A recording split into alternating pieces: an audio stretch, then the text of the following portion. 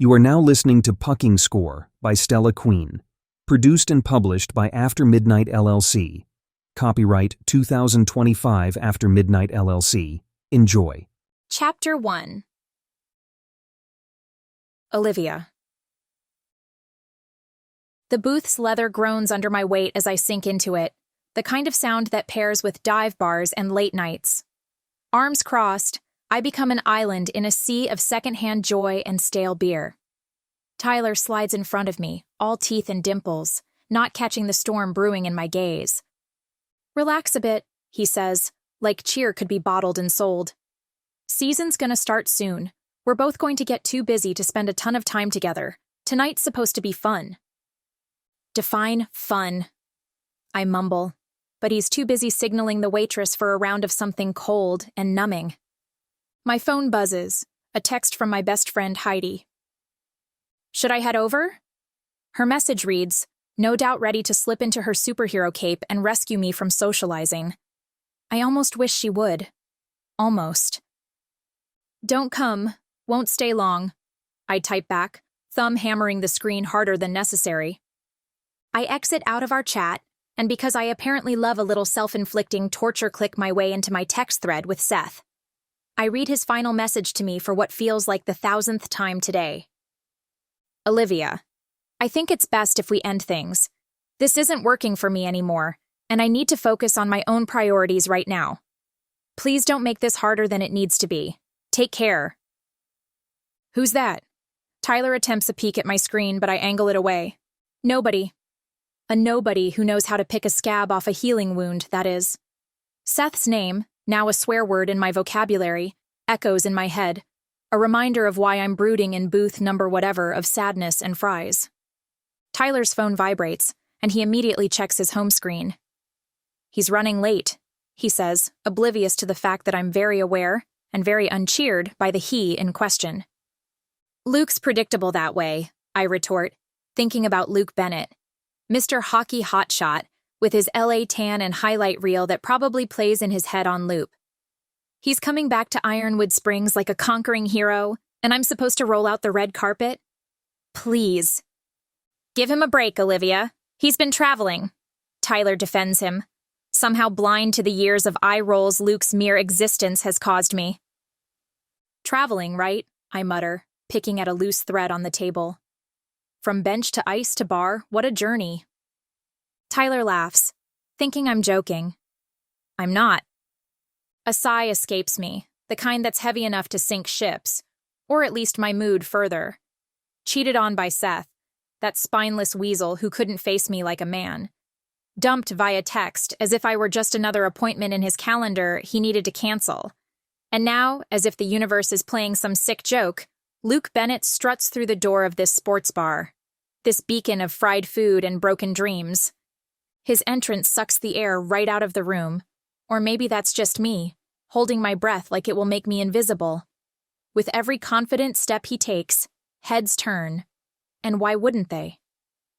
There he is, with hair you can tell has been styled to look like he doesn't care, but we all know he does, and that jawline that looks like it's been chiseled by the hockey gods themselves.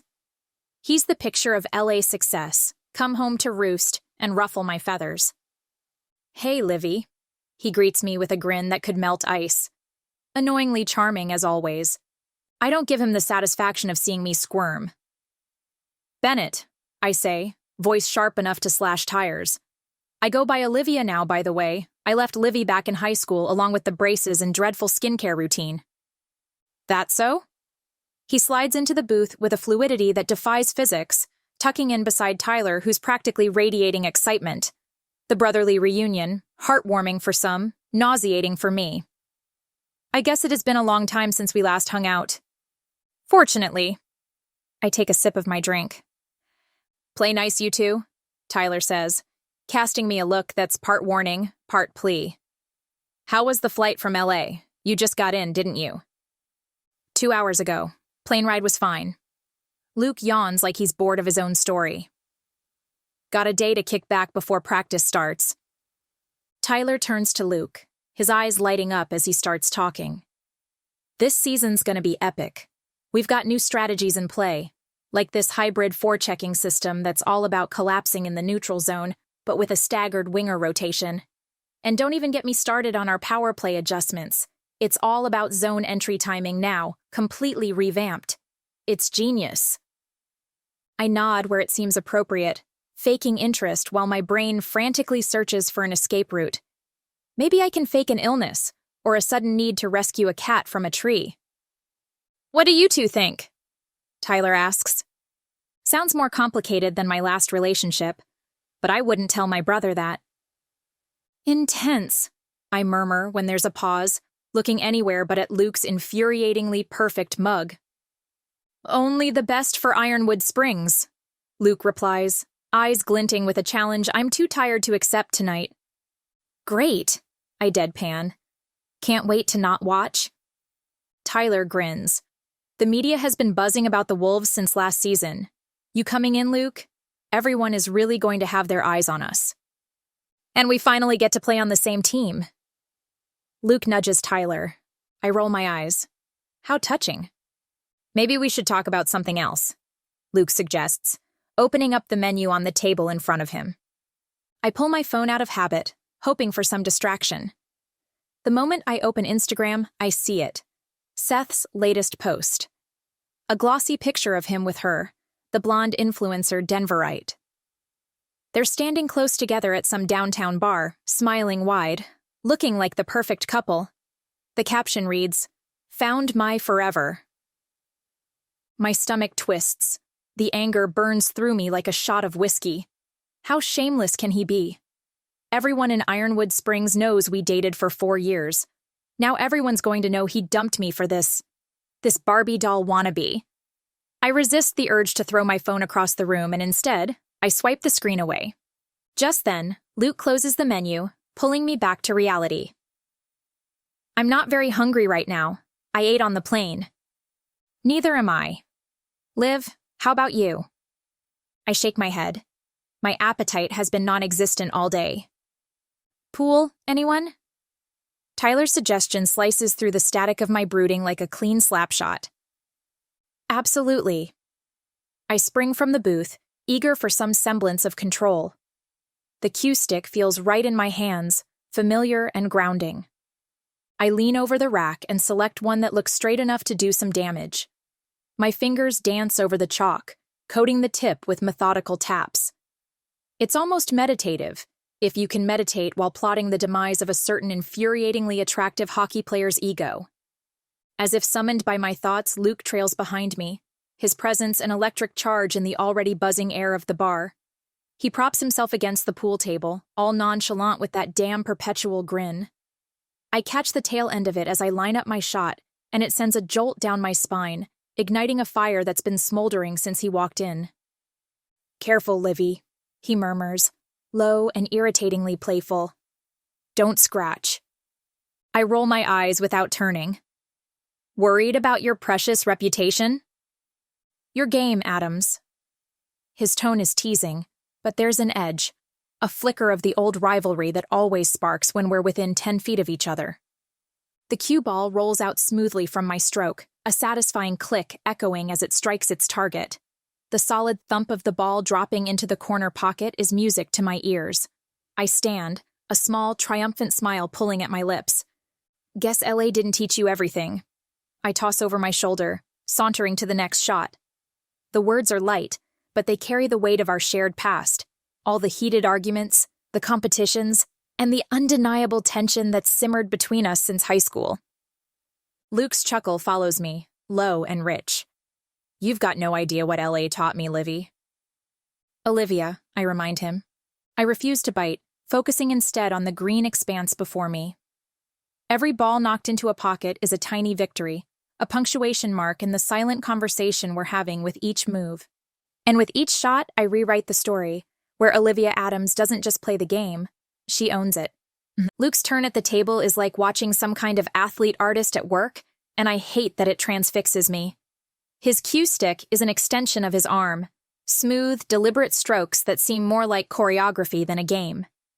The balls clatter into pockets with infuriating precision, and I feel my competitive edge sharpening with each sinking shot.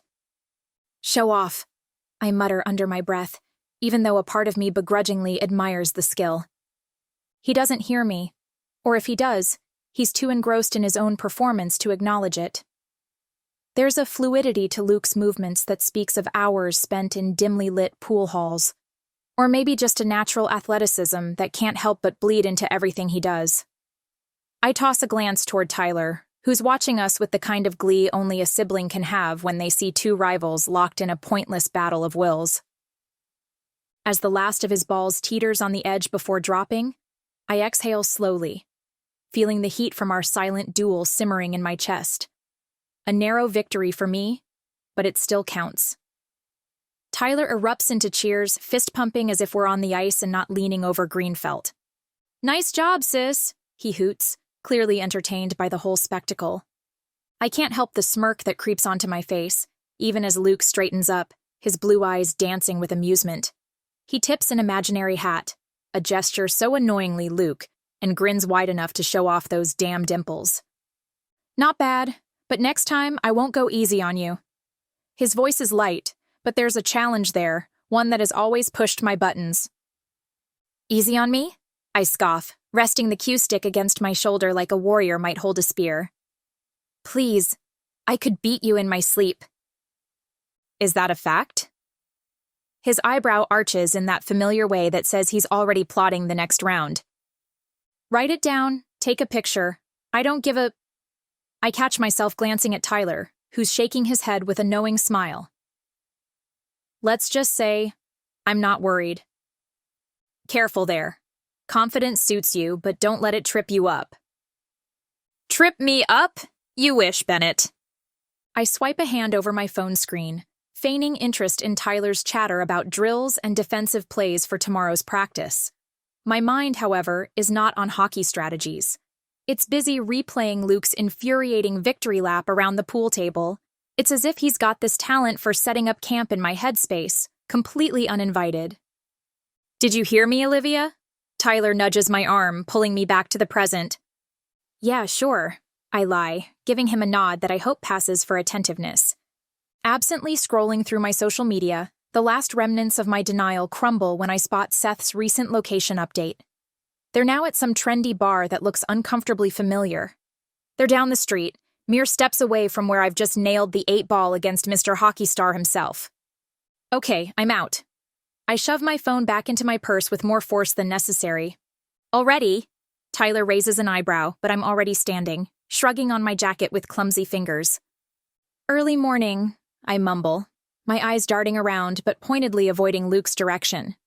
The last thing I need is another round of his cocky comments and that smile that seems to say, "Gotcha again, Livy." "All right, sis. Text me when you get home?"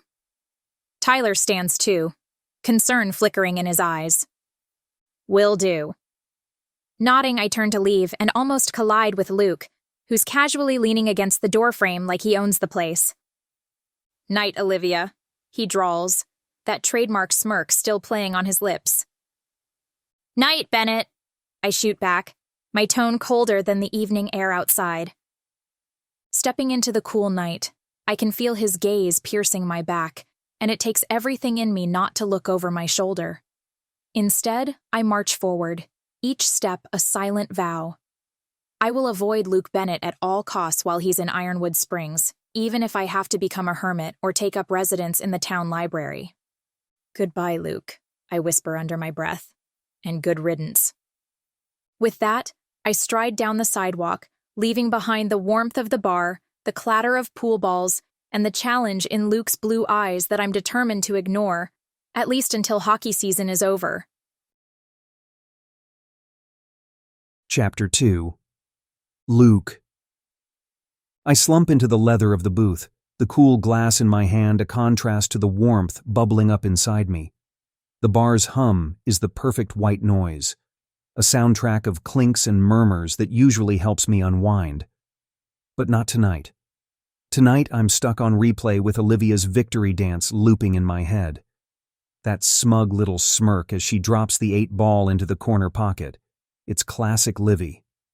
I'd even go as far as to say I missed it while I was gone, despite our endless bickering. "Cheers to your pathetic loss," Tyler quips, sliding back into our booth, his grin wide as he sets down a couple of frosty drafts. "Ha ha," I reply. "Thanks for the beer." "Drink up, superstar," Tyler chides, lifting his own glass in a salute. "You're getting rusty." "Never," I declare. But even as the cold beer hits my tongue, I can't fully drown out the nagging thought. Why is Olivia's smirk suddenly under my skin? I slide my gaze over to Tyler, whose fingers are idle against the glass, making the ice cubes dance a slow waltz in the amber liquid. "What's the deal with your sister? She's normally pissed around me, but she seemed upset about something else too." "She got dumped by her ex, Seth Collins." I raise my brows. "Didn't they date for a few years?" "4, to be exact. About time they broke up," he muses, as if he's commenting on the weather and not his sister's capsized love life. Guy couldn't hold a job if his life depended on it. I can't help but silently agree. Seth was about as stable as a house of cards in a tornado, but voicing that feels like breaking some kind of bro code. "Apparently he cheated," he adds. "Seriously?" Tyler nods. "Yep, and Olivia had to find out from her girlfriends who caught him meeting up with some influencer out in Denver." "Geez, that's low." My jaw clenches at the thought. Sure, Olivia and I have never been each other's cheer squad, but damn, nobody deserves to get played like that. He probably hung around just to mooch off her, considering how her event planning gig is skyrocketing. At least, that's what I've heard from Tyler. "She deserves better," Tyler says. And for once, the guy isn't just blowing smoke. He's right. She does. And it bugs me more than it should. I take a swig of my beer, trying to wash down the bitter taste of involuntary concern. It's not my place to care about Olivia Adams and her train wreck of a love life. But here I am, knuckles white around my glass, feeling the ghost of a punch I never threw at Seth Collins for being such a lowlife. "Luke, what's up?" Tyler's voice cuts through my silent fuming, and I realize I've been glaring at a knot in the wooden table as if it personally offended me. "Nothing," I lie smoothly, or as smoothly as one can when they're mentally bashing the ex of a woman they claim to loathe. "Just thinking about practice." "Right," Tyler says, giving me a look that says, "Pull the other one, it's got bells on." Pushing back from the table, I stretch my legs and lean into the booth, feeling the weight of the night press against my shoulders. "Man, the Wolves are looking sharp this year," Tyler says, his words slicing through my broody haze. He's hunched over the table now, hands animatedly sketching out formations in the air like he's conjuring up a game right here between our pints. "New plays?" I ask, trying to anchor my thoughts to the conversation. The beer bottle in front of me sweats onto the wood, forgotten collateral in the wake of strategy talk. "Absolutely. Coach Daniels is pulling no punches. We've got a few tricks up our sleeves." Tyler grins, eyes alight with the kind of fervor only hockey can ignite in him. "And word on the street is, we're the team to beat." "Is that so?" I say, the corner of my mouth twitching upwards. I lean in, elbows on the table, my brain doing its best to latch onto the lifeline Tyler's throwing me. Hockey, something I'm good at, something that makes sense. "As if you don't know. The media wouldn't stop talking about your choice to come to the Wolves. No one expected it. Everyone figured I'd plant my roots in LA. "I thought so too. What changed?" For a moment, I glance away, the words hanging in the air. The memory of my dad's hospital bed flashes in my mind, the sterile smell of the room, the faint murmurs of the machines, and my mom sitting silently by his side until his final breath. She tries to act like she's fine now, but I know better. "Sometimes home is where you need to be," I say finally, my voice quieter than before. Tyler studies me for a second, his easy grin fading into something softer. He doesn't press. He doesn't need to. If anyone gets it, it's him. "Practice is going to be brutal," Tyler warns, but there's an edge of excitement to his voice. We both live for the challenge, the thrill of pushing limits.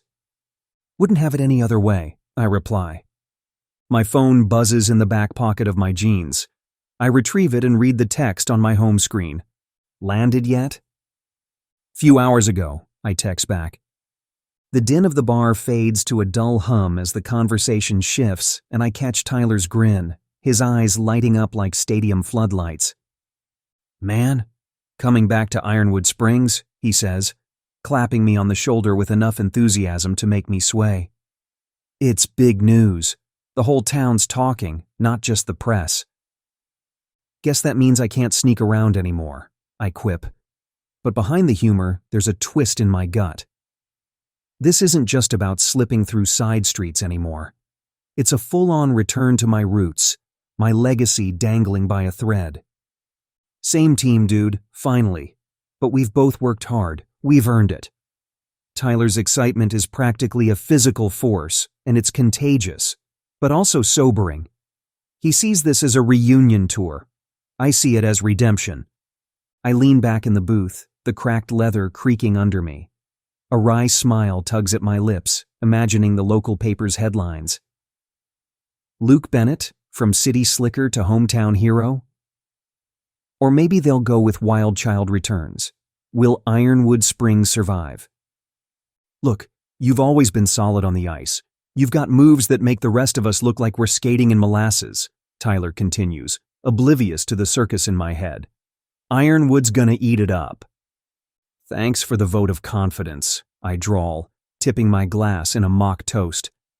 My reputation, though, it's like a jersey that's a size too small. It fits, but damn, does it pinch in all the wrong places. LA was a dream drenched in neon lights.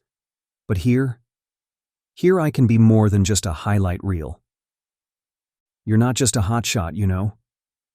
The corners of Tyler's mouth lift in a knowing smirk. You've got heart and grit.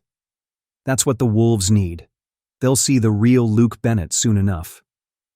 Real Luke Bennett. Now there's a character I haven't played in a while. I let out a low chuckle, savoring the irony. Tyler's optimism is like an old familiar play, one you hope still works when the game's on the line. Ah, time, I muse, swirling the remnants of my drink. That fickle friend. Guess we'll see if it's generous or just loves a good laugh at my expense. Always the drama queen, Tyler teases, but his tone is warm, reassuring. There's iron in his belief, something unshakable that makes me want to believe it too. Maybe this is where I turn things around, trade the cocky facade for something genuine. Hey, no promises, but I'll try to keep the theatrics on the ice, I say, raising an eyebrow. I might be playing a part, but the stage feels different here, the spotlight less blinding, more like the soft glow of twilight over Ironwood Lake. Good, because if you start wearing a cape, I'm personally checking you into the boards, Tyler jokes, and I laugh. A real one this time. Deal. But if I score the winning goal, I'm expecting a parade, with a marching band and a float.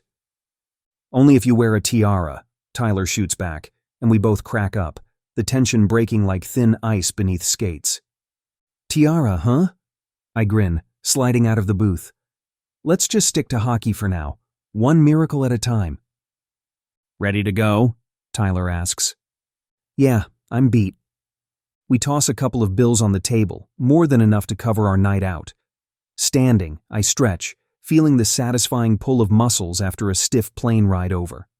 I catch myself staring blankly at the Wolves logo on a poster across the room. While I'm excited to finally be joining a team with my best friend, the weight of what this season represents presses on my chest. The Wolves are my shot at redemption, and I can't afford to blow it. As we push through the door into the brisk night, the cool air wakes me up in more ways than one. Tyler's still going on about the new play we need to perfect, his excitement contagious. Just then, my phone buzzes again. I pull it out, glancing at the screen. Got any dinner plans this week? A small smile tugs at my lips as I type back a quick reply. Come by any time. My passcode is...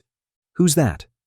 Tyler leans over my shoulder, making an exaggerated grab for my phone. You've been in Ironwood Springs, what, 5 minutes? And you're already texting someone?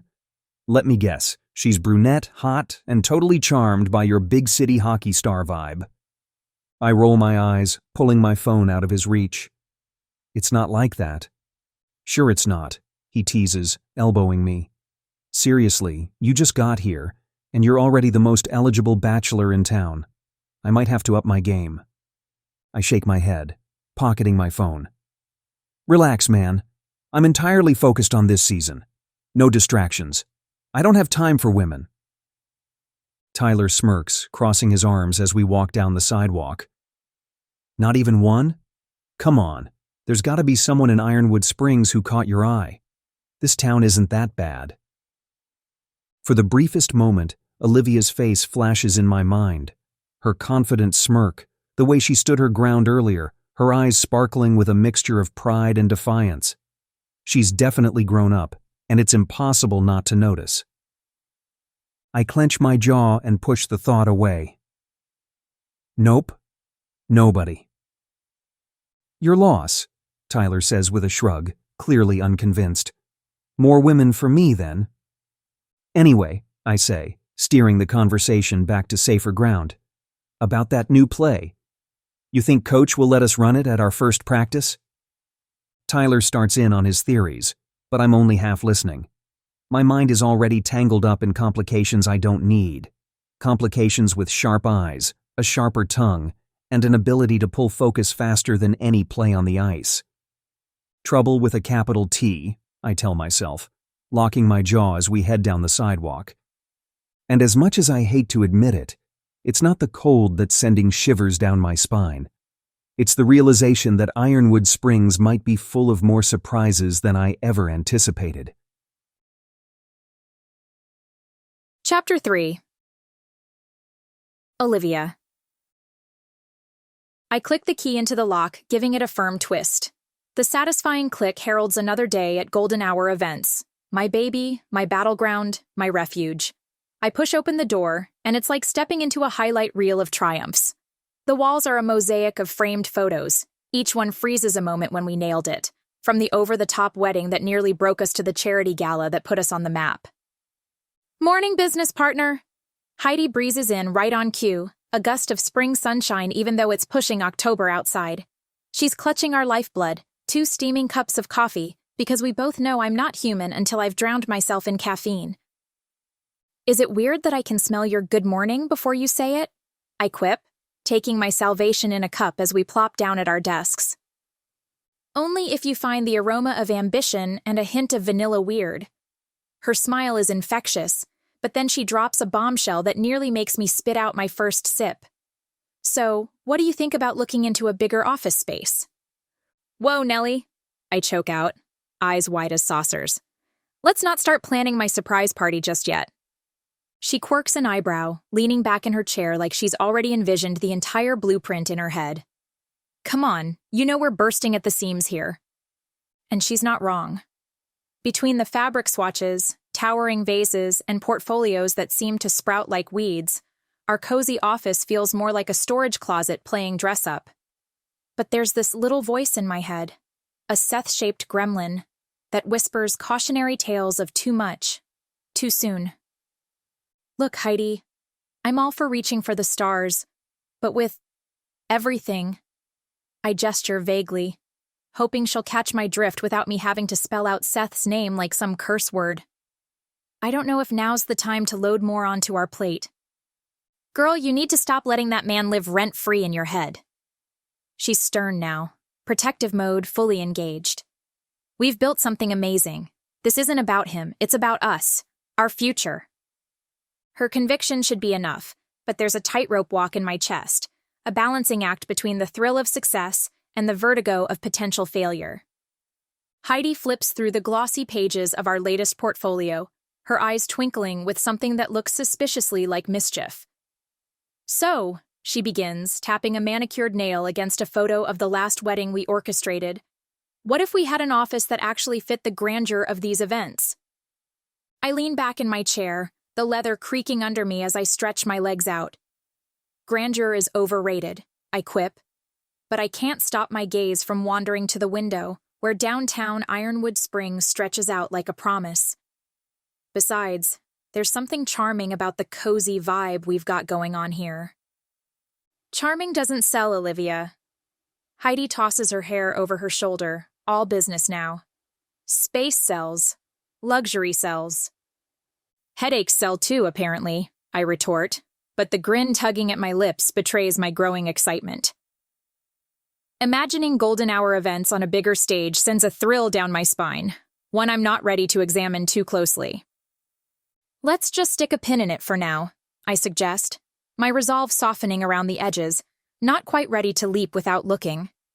After all, it's not just about square footage.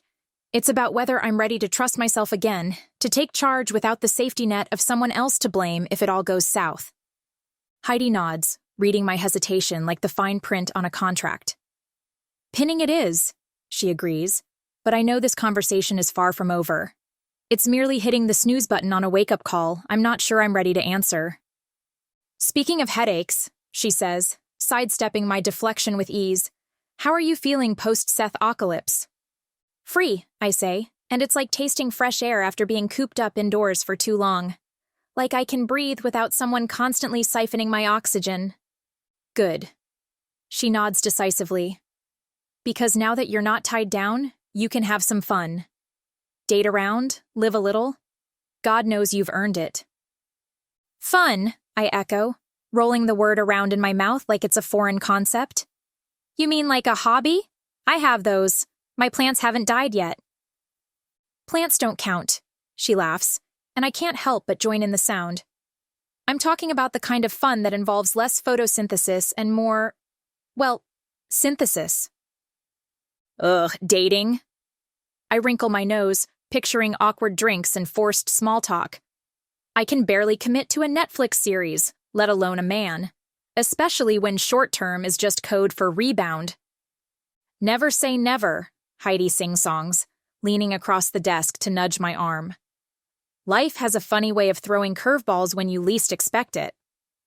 Then I'll invest in a helmet, I shoot back, but her words plant seeds of curiosity in the soil of my mind. Not that I'd ever admit it. Stubborn as always, she teases, but her gaze softens, and I'm reminded of how lucky I am to have her in my corner. Standing at the edge of what could be a new beginning, I'm grateful for her unwavering faith in me even when mine wavers.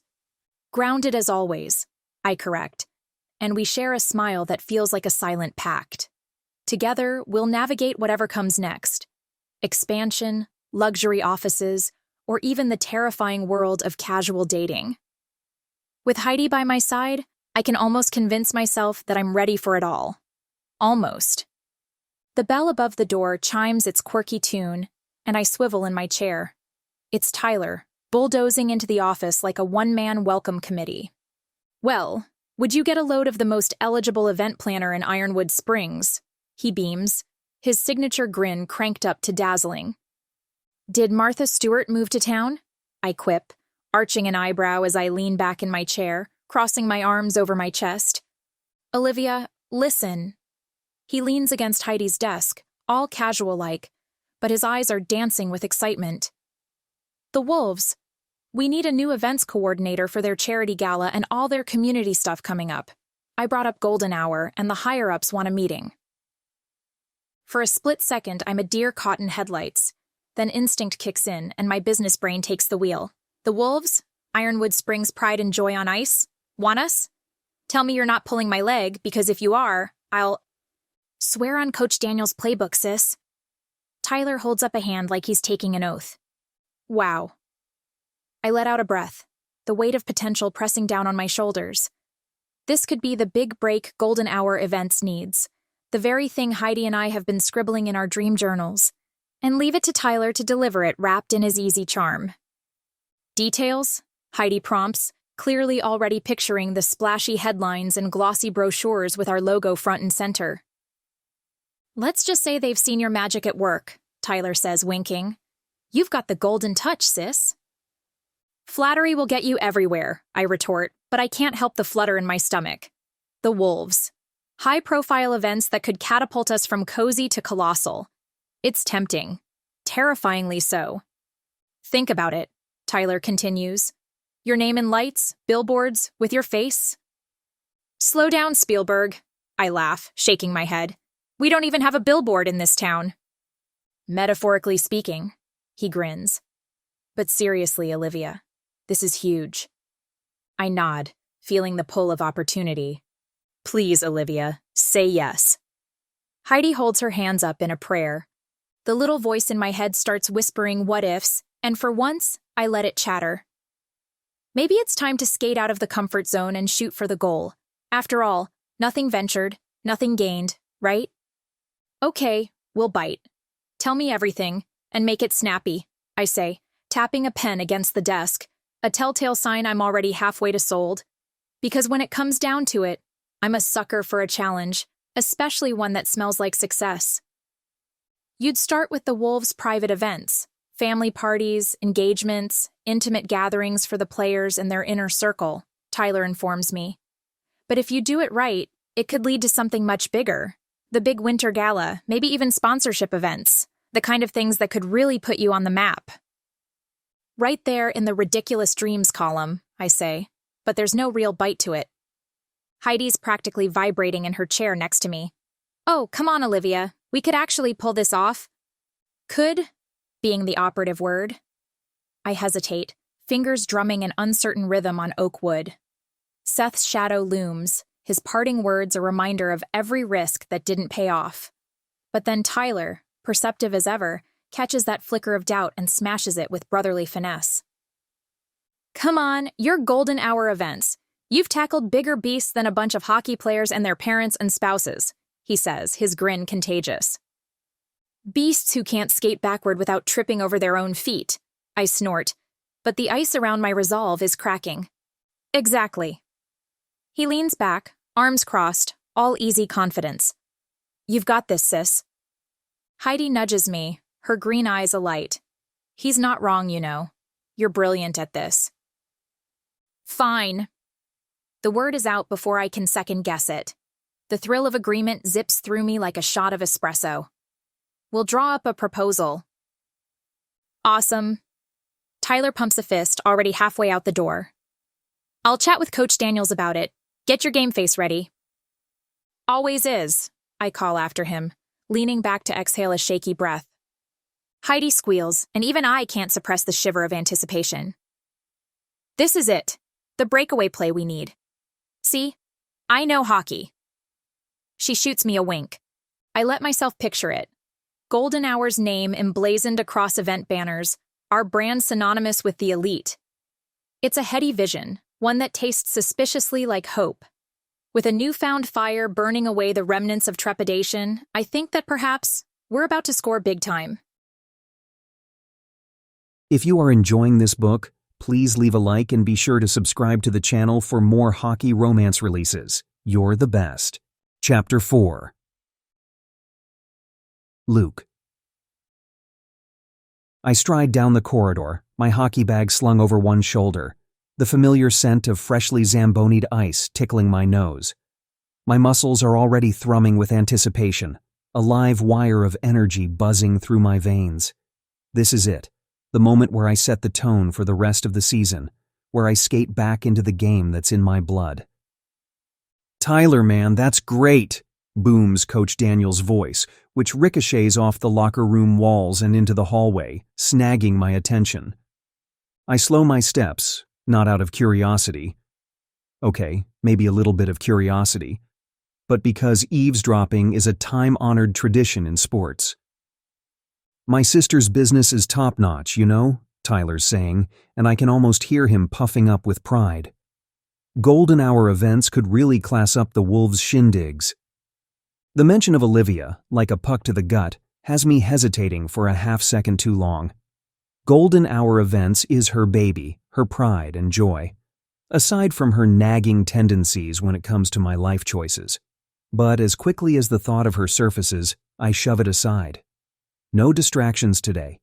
Impressing the team is the only goal on my mind right now. Absolutely. We'll be in touch with her and set something up, Coach replies, and the group of staff around him nods like one of those dashboard bobbleheads. I shake my head, chuckling under my breath, because Tyler's selling pitch sounds more like a brother hyping up his sister's lemonade stand than a professional partnership. And yet, Here he is, lining up deals like he's got shares in the company. But then again, that's Tyler, always the family man, always looking out for Olivia. "Luke, you made it!"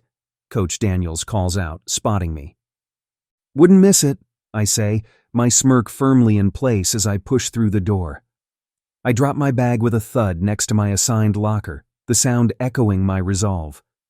"Good to have you, Bennett," one of the staff members says, tipping his head my way. "We've heard good things." "Only the best, I hope," I quip, cracking my knuckles. "Let them hear it. Let them see it. I'm here to play, and I play to win." I head out to the rink and plop onto a bench to lace up my skates, pulling each loop tight. Eyes on me, the chill of the rink biting through my jersey, I push off into a smooth glide. The blades of my skates bite into the ice, carving a clear path ahead.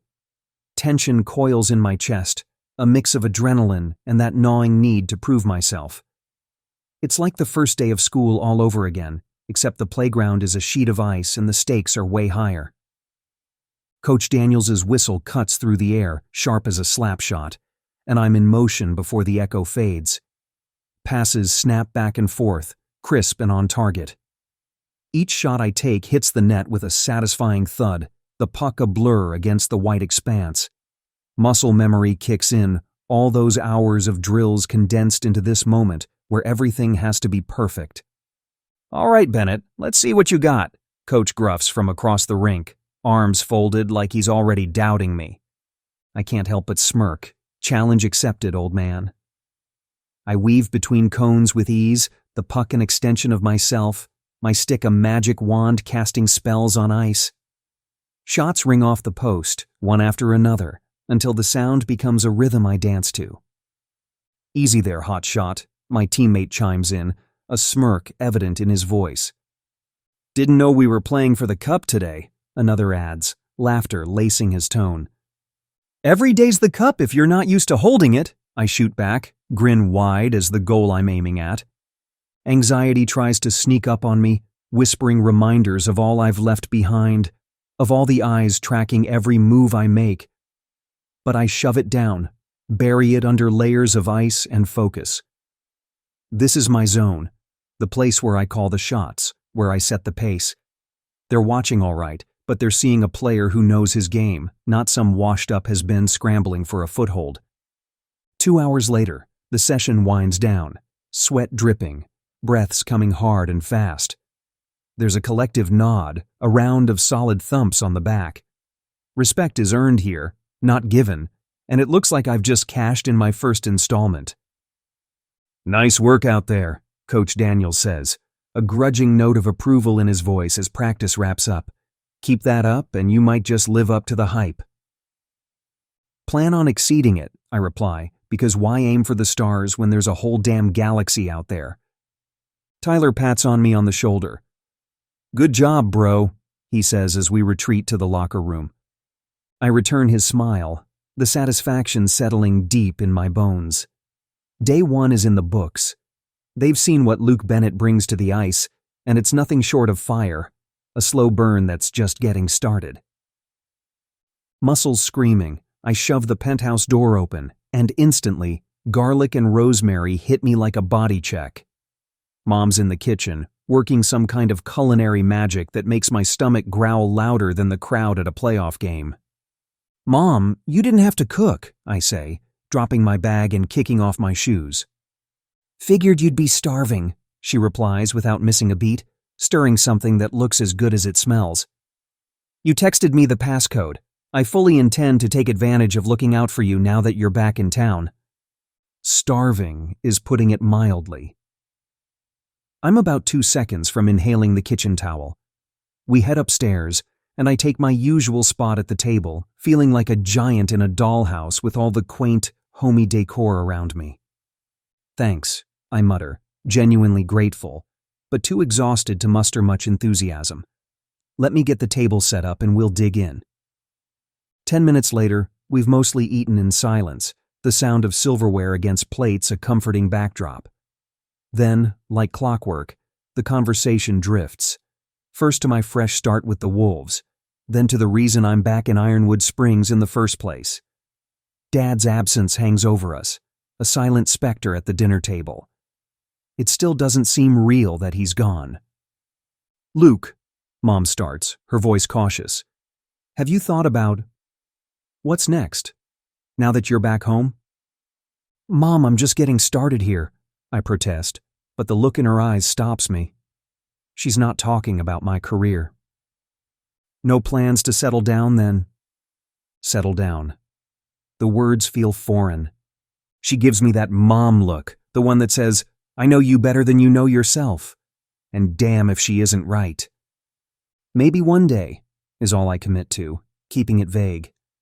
The idea of tying myself down, starting a family when I've still got so much to prove on the ice, seems as likely as scoring a goal from the other side of the rink.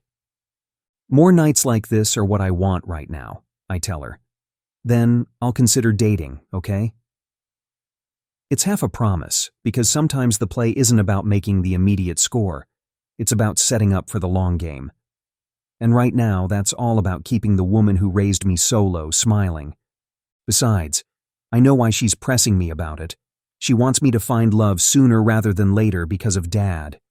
Because if I want too long, I may not get to spend as much time with the love of my life. But if the woman I love has to suffer the same way Mom did when Dad died, do I even want to find her? I couldn't imagine putting someone through that. I know it isn't Dad's fault, but if I can prevent someone from hurting as badly as Mom is, I'll take it. Good, she says. And there's that blend of love and sadness again, wrapping around us like a heavy team jacket. But it's warm, despite everything. And for now, that's enough. Let's focus on what we're having for dessert, I quip, trying to lighten the mood. Please tell me you brought something back from the bakery. Don't I always? I've got an apple pie in that bag on the counter. Made it this afternoon. She rises to retrieve it from the kitchen. Ah, the perks of being the only son of the best baker in Ironwood Springs.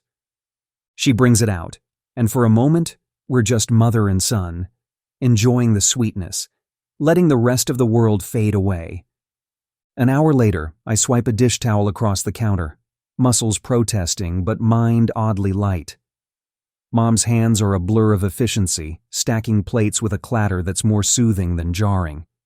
I can't help the sideways glance her way, the half grin that tugs at my lips.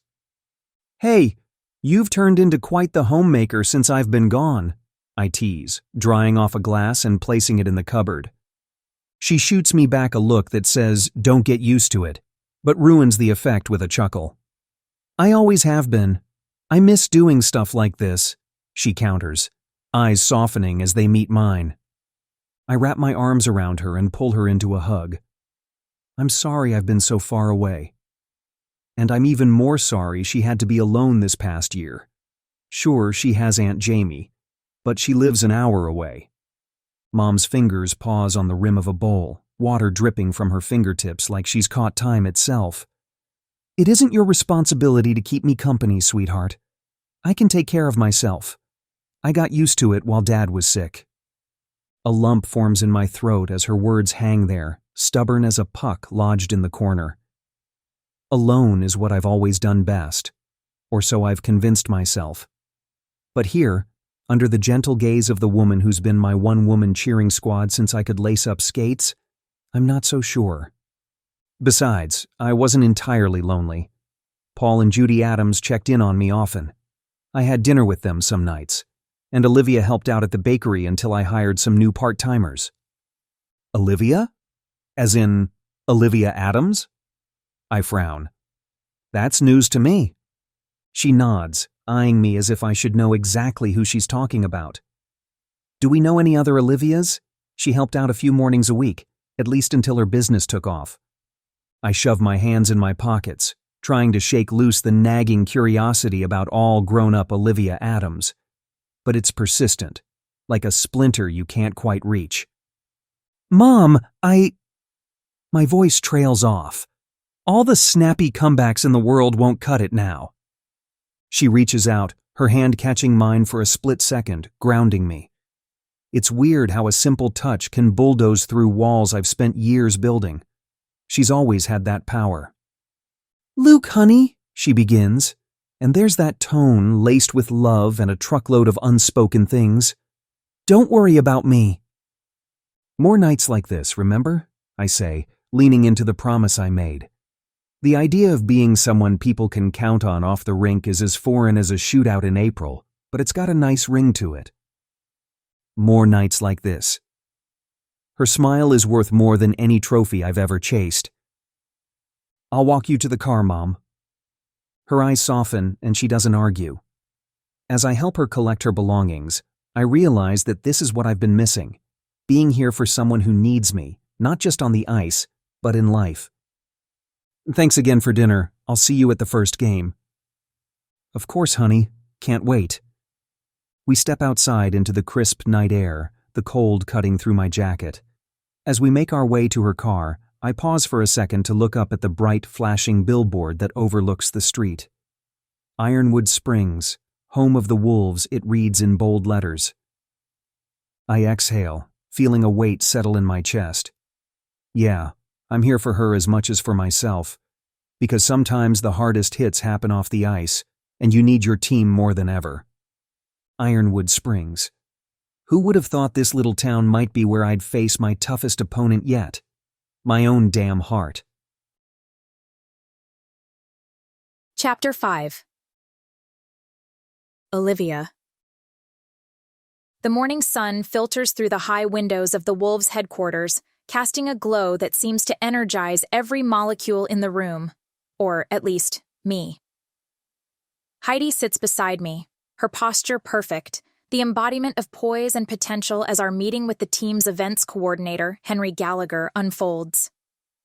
Imagine this, I begin, leaning forward. A family day where the kids can skate with their favorite players. Autograph sessions, face painting, the works.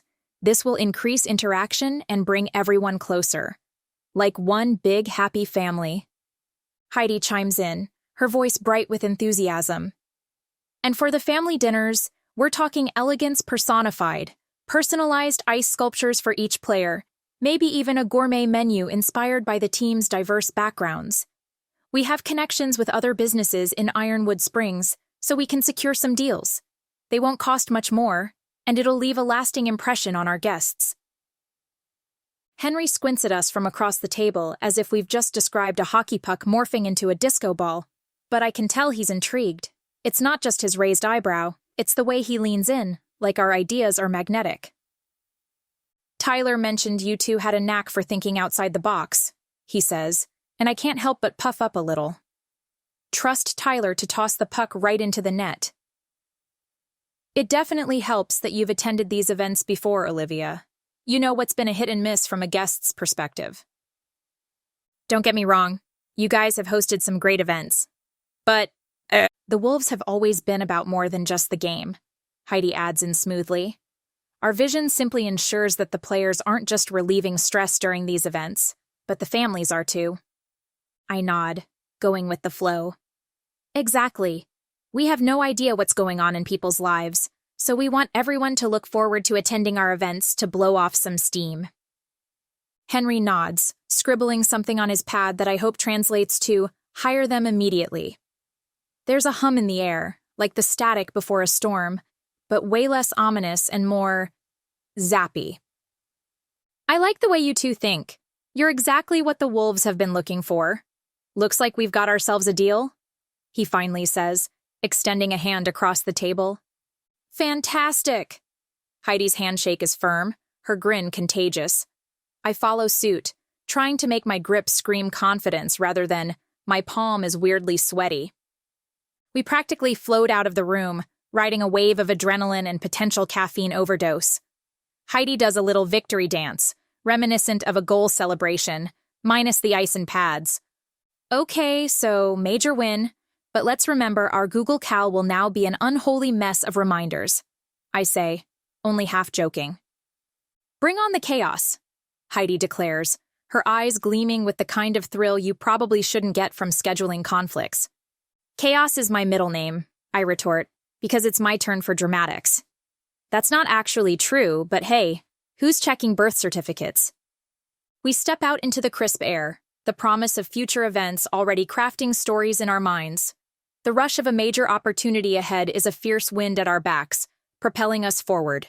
And okay, part of me knows we're going to be busier than a one-legged goalie in a shootout, but isn't that what life's all about? Skating hard, shooting for the stars, and scoring big time. Should we call the girls up to celebrate? Heidi suggests. I'm in. I smile, and for the first time all week, I mean it. An hour later, I elbow my way through our favorite restaurant, Maple and Sage, the clinking glasses and raucous laughter a welcome soundtrack. At a table near the back, a familiar chorus of cheers erupts as we approach. There they are.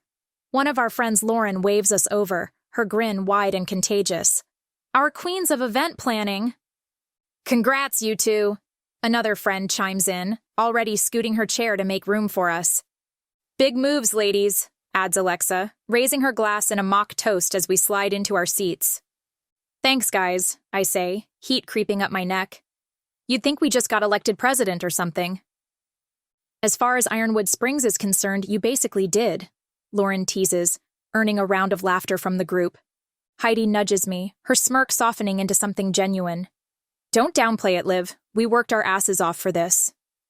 Fair, I admit, lifting my glass in response to Alexa's earlier toast. To us, I declare, raising my glass with a flourish that's maybe 1 part too dramatic, 2 parts just right for the occasion. Heidi mirrors me, her smile wide enough to light up the dimly lit corner we've commandeered in our favorite dive bar. Here's to event planning queens and hockey gods, she cheers, and our table erupts in agreement, glasses chiming like church bells. If church were a place that served alcohol and hosted trivia nights. The evening rolls on, a blur of cocktails and anecdotes, but as everyone chatters away, my phone feels like a lead weight in my pocket, an anchor dragging me down. I'm itching to check it, to see if Henry has sent any follow-up emails already. Professionalism is my excuse, but deep down I know it's something else, something less career-driven and more masochistic. Olivia, you gonna drink that or just baptize it with your thumbprints? Heidi nudges my untouched mojito closer, her eyebrow quirked in challenge. Sorry, was just... I start, but my attention snags on the buzzing device I've finally surrendered to. I swipe open the screen, and there he is, Seth, looking annoyingly unbothered by life, with his arms slung around the girl who's probably heard all about how I gave up on him. Hey, what's up? Heidi leans in, her voice low, the sharpness of her eyes cutting through the fog of my surprise. You look like you've just seen a ghost, or worse, an ex. Is there a difference? I manage a grimace that's meant to pass for a grin, but even I'm not convinced. Before I can say anything else, Alexa leans over, eyeing my phone. Oh my God, did you hear about the promise rings? Heidi and I exchange a glance. Promise rings? How old are we, 13? Alexa nods. Seth's been gallivanting all over Ironwood Springs about how he's never met anyone like her, and he plans to spend the rest of his life with her. For a moment, the world seems to tilt on its axis. Heidi's jaw drops. You're joking. Wish I was, Alexa says, shaking her head. She must think he's got his family's money, Heidi whispers in my ear. Wait until she finds out he was cut off 5 years ago. But I'm not listening. I stare at the photo. The air feels heavier, like it's pressing down on my chest. I never expected Seth to propose to me. Marriage wasn't what I wanted. But knowing he's declaring long-term with her, the woman he cheated on me with, feels like some cruel cosmic joke. In the 4 years we were together, he never bragged about me. It's not jealousy. It's something colder, sharper, and harder to define. The unfairness of it all stings, like salt rubbed into an open wound. Let's bounce, I tell Heidi, suddenly not in the mood to be out. I'm pretty sure my bed is calling me, and when my bed calls, it's usually something important. Sure, she says, though I can tell she's not buying it. She's always been good at reading the room. And me, unfortunately. Let's go be old ladies and get our beauty sleep. We make our excuses, slipping out the door while the party shows no sign of slowing down. The night air hits me like a slap, cold and sobering, and for a second, I let myself think about Seth and what could have been, before shaking my head free of the cobwebs. Tomorrow's another day, I say to Heidi, but really, I'm saying it for me. And tonight's just whatever. Exactly, she agrees, looping her arm through mine. Tonight's whatever. Tomorrow, we take over the world. Or at least Ironwood Springs, I correct, because, well, sarcasm is a language I'm fluent in. Same difference, she replies, and for the moment, it's enough to chase away the shadows. Isn't this exciting? Heidi bounces next to me. Our boys are going to crush it. Sure, I mumble, still trying to blink away the remnants of last night's mood. The stadium around us buzzes with anticipation, fans decked out in Wolves gear, faces painted with fierce loyalty. It's contagious, and despite myself, a spark of excitement lights within me. Tyler glides onto the ice, his focus palpable even from this distance. My chest swells with pride. That's my brother, the star player, the reason we've all dragged ourselves out of bed on a Saturday morning. And judging by the sea of jerseys, I'm not the only one who thinks so. Go Wolves! Mom and Dad cheer, wrapped up in team scarves despite the indoor heating. Their enthusiasm is a living thing, warm and infectious. The game starts with a jolt of movement, players darting across the ice with a grace that feels almost otherworldly. My eyes track Tyler, but they betray me, sliding toward Luke every few minutes. He's good, damn him, commanding the puck like he was born on the ice. It's annoying how much of a natural he is, Mr. Egotistical hotshot himself. Look at Luke go. Heidi nudges me, her voice laced with something I refuse to decode. Yeah, if showing off was a sport, I say, my sarcasm a shield against whatever she's implying. But there's no time for banter. The Wolves play like they're possessed, every pass and shot a testament to their hunger for victory. The crowds roar crescendos with each close call, each save, each near miss. The tension is a tangible thing, wrapping around us, drawing us in until we're all part of the collective pulse of the stadium. When the final buzzer blares, signaling the Wolves' triumph, the stands erupt. I'm on my feet, screaming with the rest of them, caught in the riptide of sheer joy. My heart races, thumping a wild rhythm that drowns out everything else. Even the sting of Seth's smile from last night fades to a dull ache. Where are we celebrating? Heidi is already planning, her voice barely audible over the fans. Anywhere that doesn't involve seeing an ex, I say, half joking. Deal, she laughs, linking her arm with mine as we make our way down the steps. Let's go toast to the first of many wins. I can't argue with that. For now, the past can wait. There's victory in the air, and for once, I'm more than happy to breathe it in. The bar post-game teems with the kind of energy that only comes from a bunch of hockey fans celebrating a win that wasn't even remotely close. Jerseys everywhere, pints clinking, and over it all, the unmistakable buzz of adrenaline that follows a game like a loyal puppy. I'm in the thick of it, my smile plastered on as I nod along to someone's play-by-play that I swear is more animated than the actual game. Did you see Tyler's assist? A voice yells over the din, and I raise my glass in agreement because, yes, I did. And it was stellar. At a nearby table, Tyler and Luke cheers to it too. Another round? Heidi asks, her eyes sparkling with unadulterated glee. Hit me, I say, because if there's a time for liquid courage, it's definitely when your ex might pop up around any given corner. I'm about to take a generous sip of the fresh pint that lands in front of me when I turn. And damn it all if the world doesn't just stop on its axis. There he is, Seth, Mr. Couldn't Careless, laughter spilling out of him like he's the happiest guy in the room. And okay, maybe he is, because the girl no, his fiancé tucked under his arm looks at him like he's hung the moon, the stars, and the sun too. My stomach executes a perfect triple axel. I tell myself to look away, but it's like passing a car crash. You know you shouldn't stare, but you can't help yourself.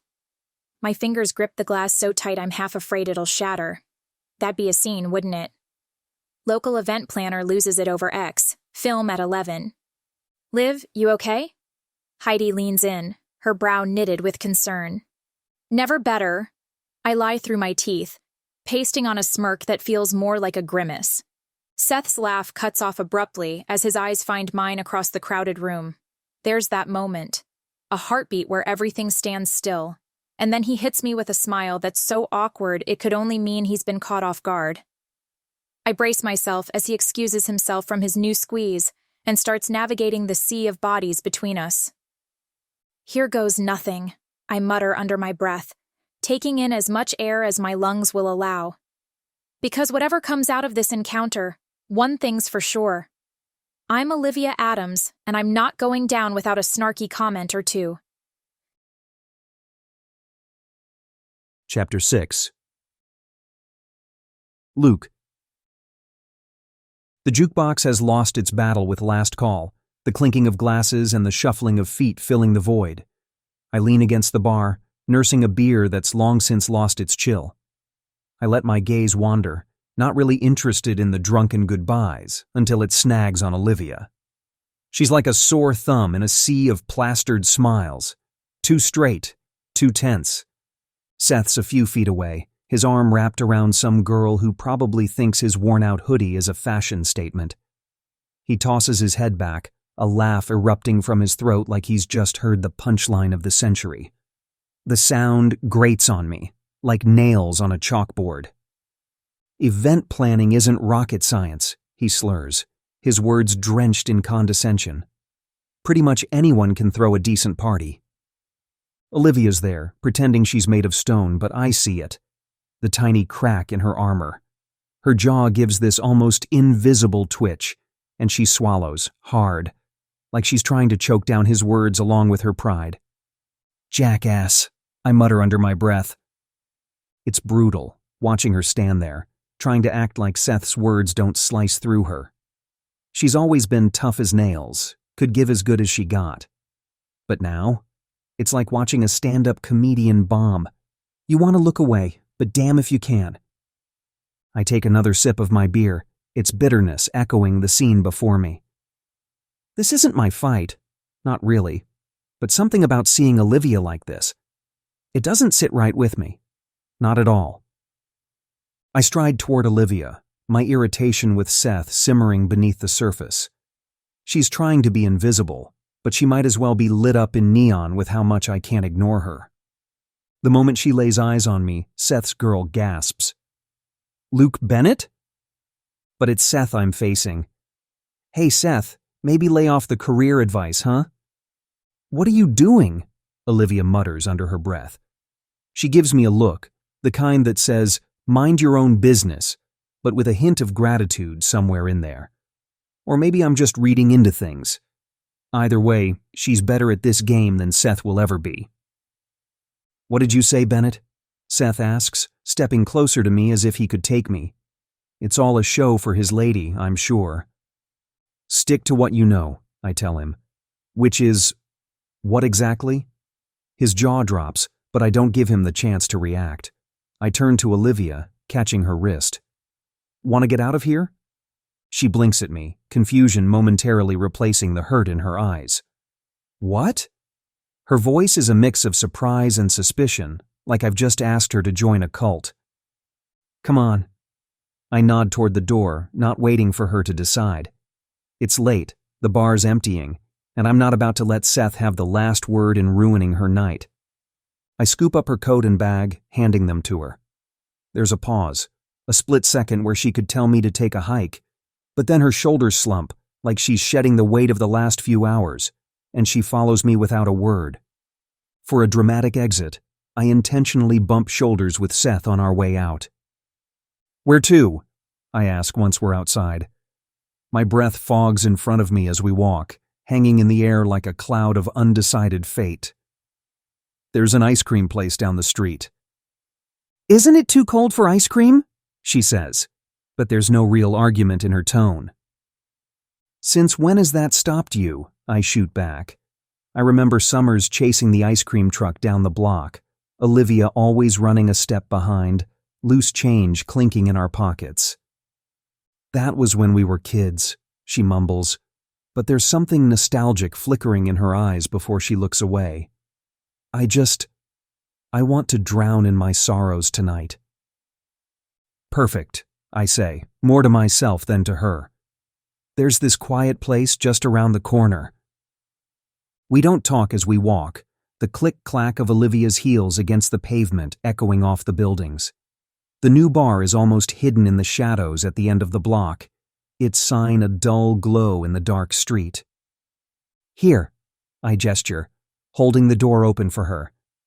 The warmth from inside spills out, wrapping around us like an invitation. Thanks, she murmurs, slipping past me. The scent of her perfume notes of peony and vanilla musk mixes with the cool night, and I wonder why I'm doing this. Why the hell am I so invested? Anytime, I reply. But I'm really thinking, for you, anytime. I order for the both of us, and a few moments later, the bartender slides 2 glasses across the worn wooden counter. I guide Olivia to a secluded table in the corner. She's wearing that guarded look again, but it crumbles a bit as she takes her first sip. Okay, listen. I lean forward, resting my elbows on the table. Forget him. Seth is a grade A jerk, and you're giving him too much real estate in your head. She snorts, a bitter laugh that doesn't quite reach her eyes. Easy for you to say. You're not the one he's pretending doesn't exist after everything. I shrug as I take a sip of my whiskey sour. Fair enough. Did you know he gave her a promise ring? Her voice breaks the quiet, a fragile whisper betraying vulnerability she rarely shows. Promise ring? Adults do that?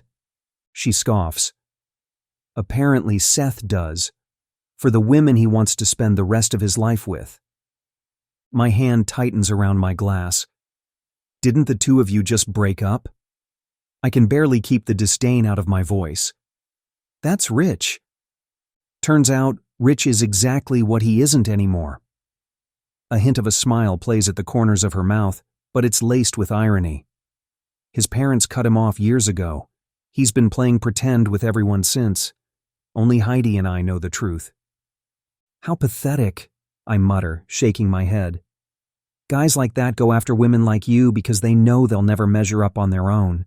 You're successful, beautiful, and way out of their league. It's the only way they can hide how small they really are. The smirk that dances across her lips tells me she appreciates the solidarity. I'm about to take the final sip of my drink when my phone vibrates against the tabletop. It's Tyler, no doubt wondering if his sister has been swallowed by the night. Hey, where'd you and Olivia run off to? His text reads. Went to get another round and you were both gone. She wasn't feeling well, so I got her a ride home, I text back. Decided to bow out myself. Everything all right? Olivia asks, catching sight of the screen. Tyler's looking for us.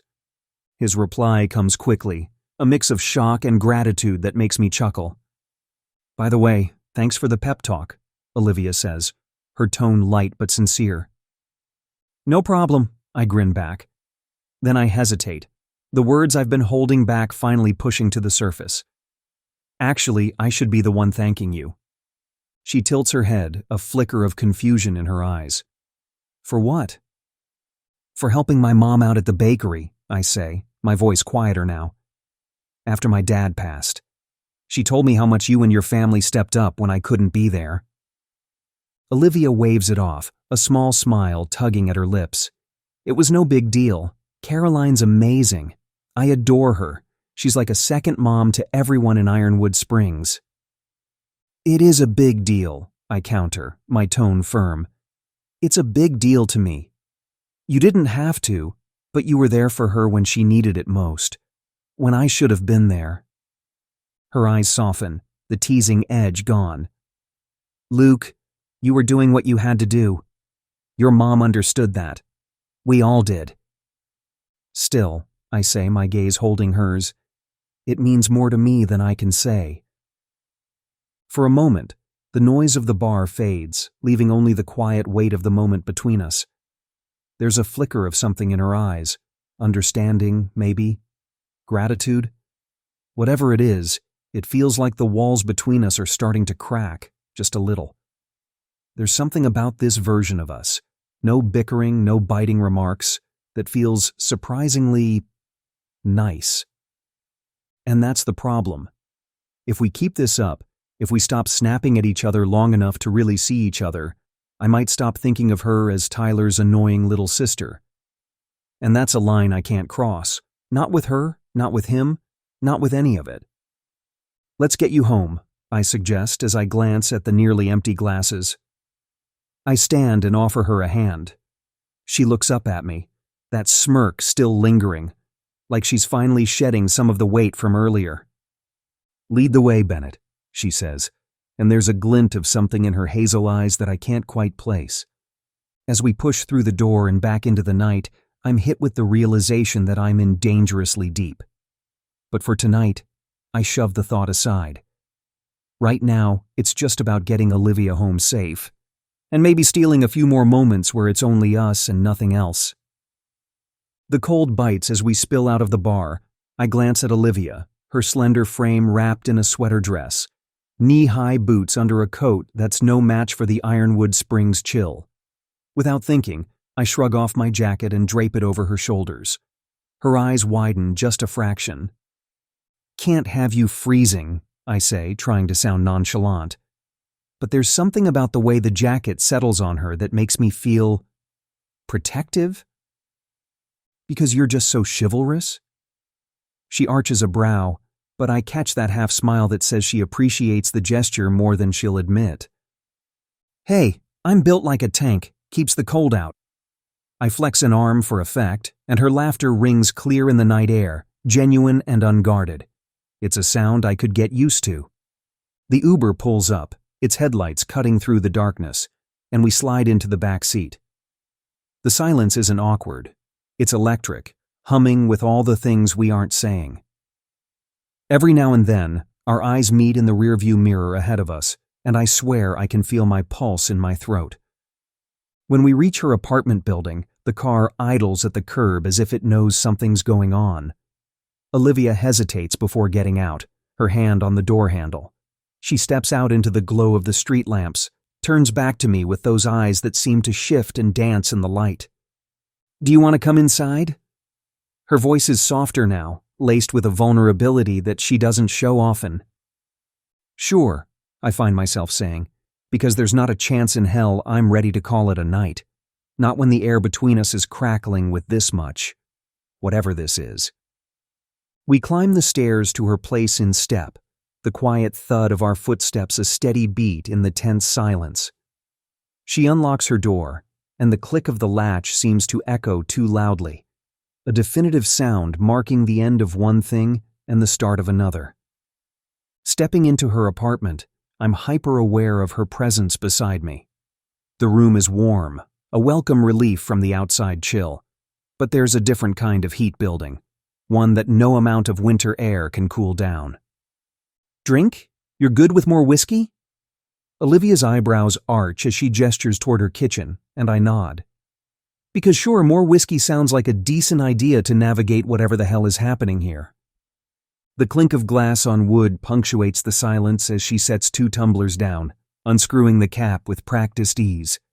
She pours, a generous amount that tells me she's not looking for sips and small talk. But neither of us reaches for the glasses. Why'd you ask me in? I'm genuinely curious, watching her movements, the way her fingers fidget with the bottle. She doesn't meet my eyes, shrugging non-committally. I don't know, she admits, and there's a hint of something like defiance in her voice. Heidi says I need to have fun once in a while. Fun, huh? I can't help but grin at that. And I'm your go-to for a good time? Olivia finally looks up, her gaze direct, challenging. It's a start. And damn if that isn't a green light if I ever saw one. You're Tyler's sister, I remind her. And I'm his best friend. He'd kill us if anything happened between us. He doesn't have to know, she whispers, her empty promise too certain for her own good. I won't even tell Heidi. Livy, I start, but she doesn't let me finish. When she leans in, it's deliberate. There's no mistaking the intent behind the tilt of her head, the parting of her lips. And when we kiss, it's like someone lit a match in a room full of fireworks, sudden, intense, and completely out of control. Rules? What rules? At this moment, they're non-existent, just like any semblance of restraint I thought I had. Because kissing Olivia? It's reckless, it's madness, and it's the only thing I want to do for an endless stretch of time. The following scene contains material that is too spicy to include in this version. If you would like to listen to the uncensored, steamy version, please visit stellaqueenbooks.com or follow the link in the description. Thank you. Chapter 8. Luke. The moment I lace up my skates, it's like last night starts playing on a loop in my head. The chill of the ice beneath my feet usually clears my mind, but today it's just a cold reminder that I bolted from Olivia's bed like the place was on fire. I shake my head, trying to dislodge the memory of her tousled hair and sleepy eyes staring up at me this morning. But it's no use. "Focus, Bennett," I mutter under my breath, as if scolding myself will make any difference. I'm supposed to be Mr. Ice in his veins, the guy who doesn't get ruffled by anything or anyone, especially not girls. But here I am, sweating bullets before practice even starts, all because of a few hours tangled up with the one girl I shouldn't have touched with a 10-foot pole. As I glide onto the ice, every stride feels heavier than the last. I can almost hear Olivia's soft moans echoing off the arena walls, and damn it, I have to bite down on my mouthguard to stop myself from groaning out loud. It's insane how just thinking about the way she felt underneath me has turned my legs into jelly. "Hey Luke, you planning on joining us anytime soon?" Tyler's voice cuts through my fog of guilt and lust, bringing me back to the present, a very embarrassing and complicated present. "Sure thing, Cap," I shoot back, the sarcasm dripping from my tongue. I zip past him, pretending like I've got my act together, when in reality, I'm about 2 seconds from face-planting right into the boards. Every drill is a mess. My shots fly wide, my passes miss their mark, and it's like my stick has been replaced with a pool noodle. I catch Tyler smirking at me from across the rink, and I know a chirp is coming before he even opens his mouth. "Got a case of the preseason jitters, Bennett?" "Something like that," I say, keeping it vague. Let him think it's nerves about the game. That's easier to deal with than admitting I might have royally screwed up by hooking up with Olivia.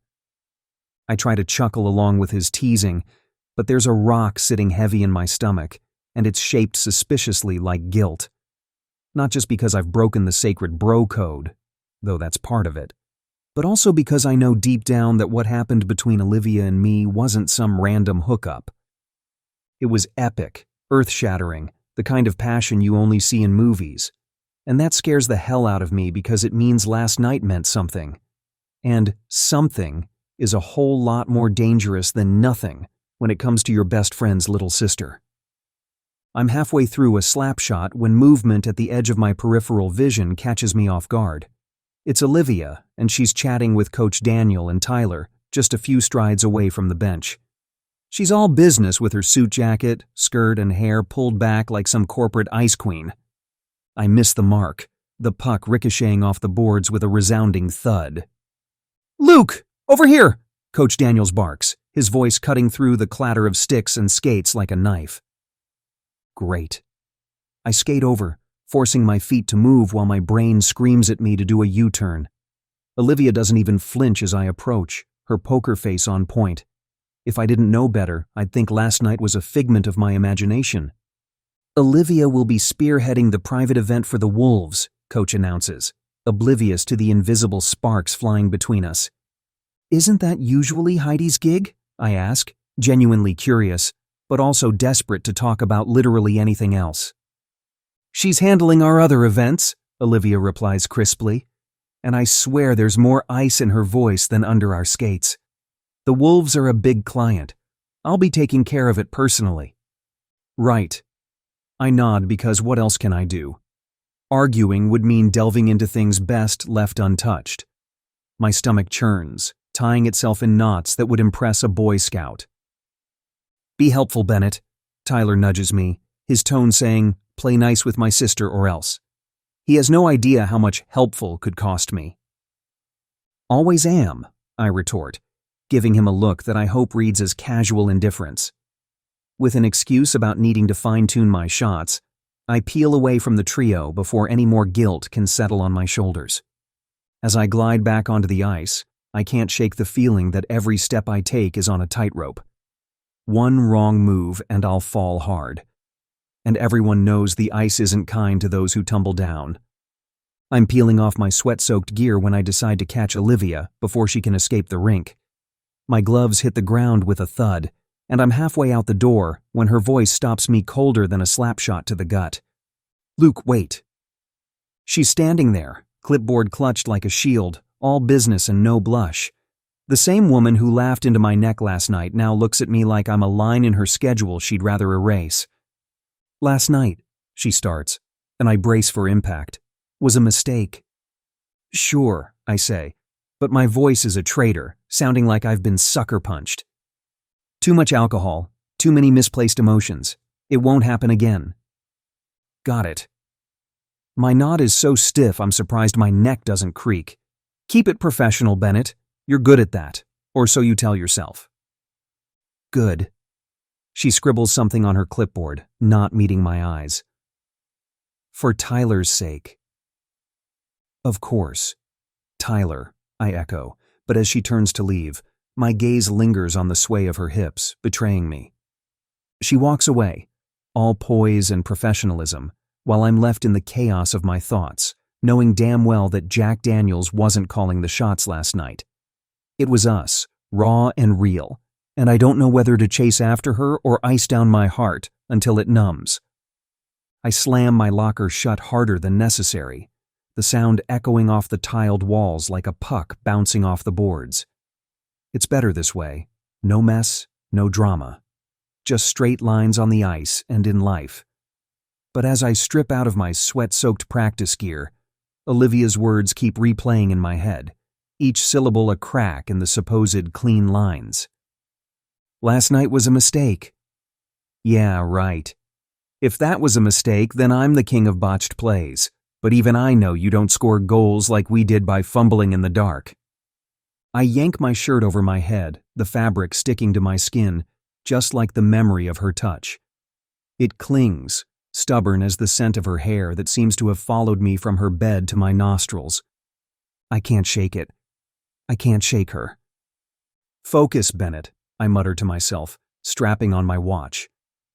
"You've got an event to help plan, remember?" Because that's what professionals do. They work with people they've seen naked without turning into a walking, talking hormone. But something gnaws at me, something beyond irritation or bruised pride. I'm not used to regret. It's a useless emotion in hockey. You miss a shot, you take another. End of story. But this, I can't just skate around it and hope for a better angle next time. Protecting herself or protecting Tyler, I muse aloud, no one around to hear my thoughts spill over. Because if she's throwing up walls to guard her heart, then maybe... No. Stop there, champ.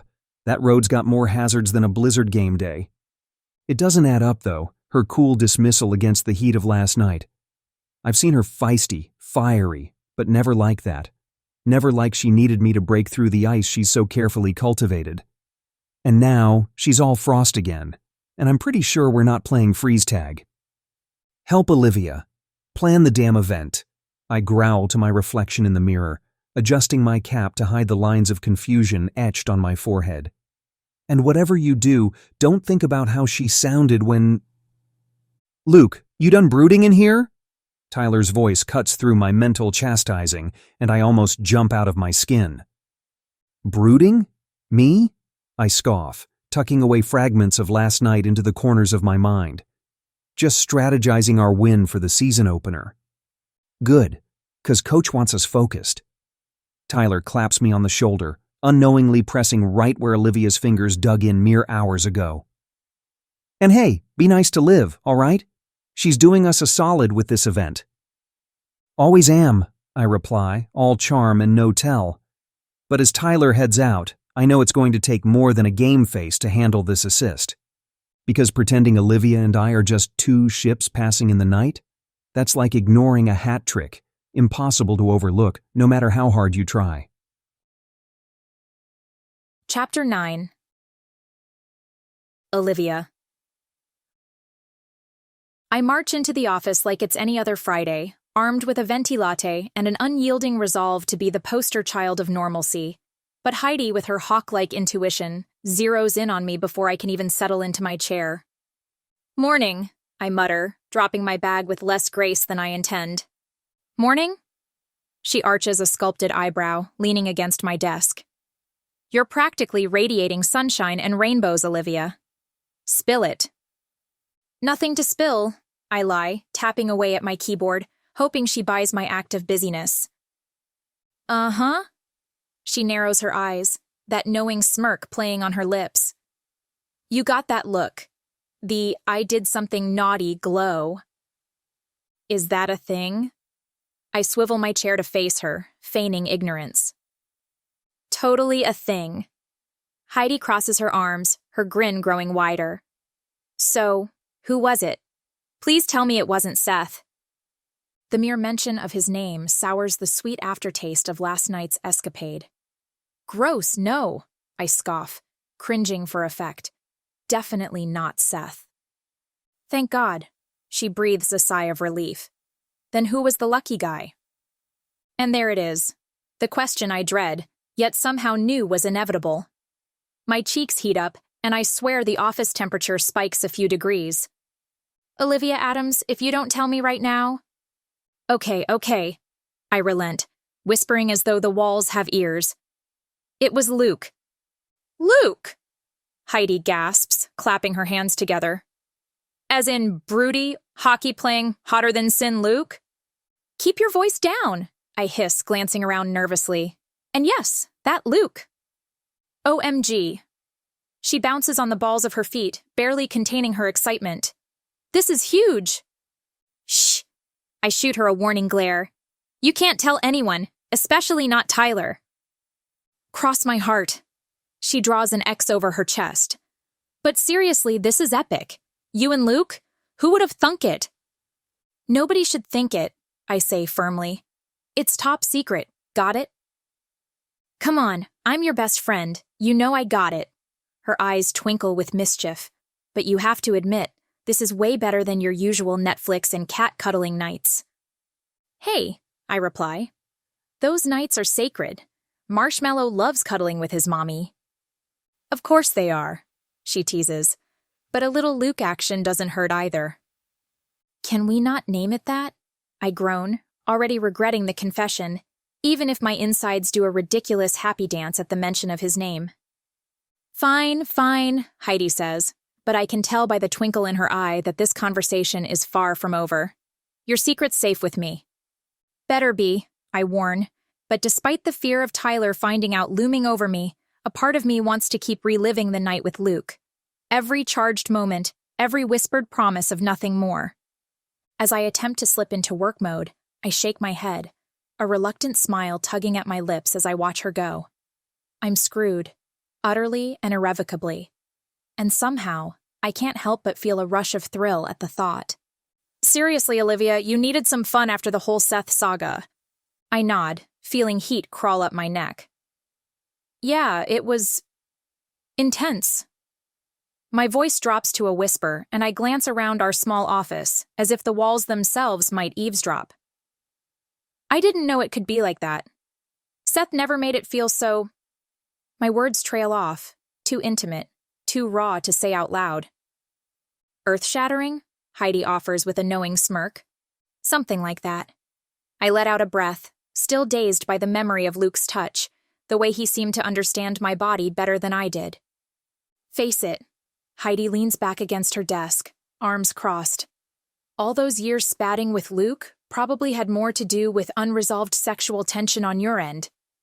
She raises an eyebrow, daring me to disagree. "Unresolved what now?" I scoff, rolling my eyes. "Please, I couldn't stand the guy." "Uh-huh." She nods slowly, unconvinced. "And yet, here you are, glowing like someone who just discovered the joys of a multi-speed vibrator." "Stop it," I hiss, though I can't help the laugh that bubbles up. "It was a one-time thing, okay? Just a blip. Sure, Jan, she says, using our favorite line whenever one of us is blatantly in denial.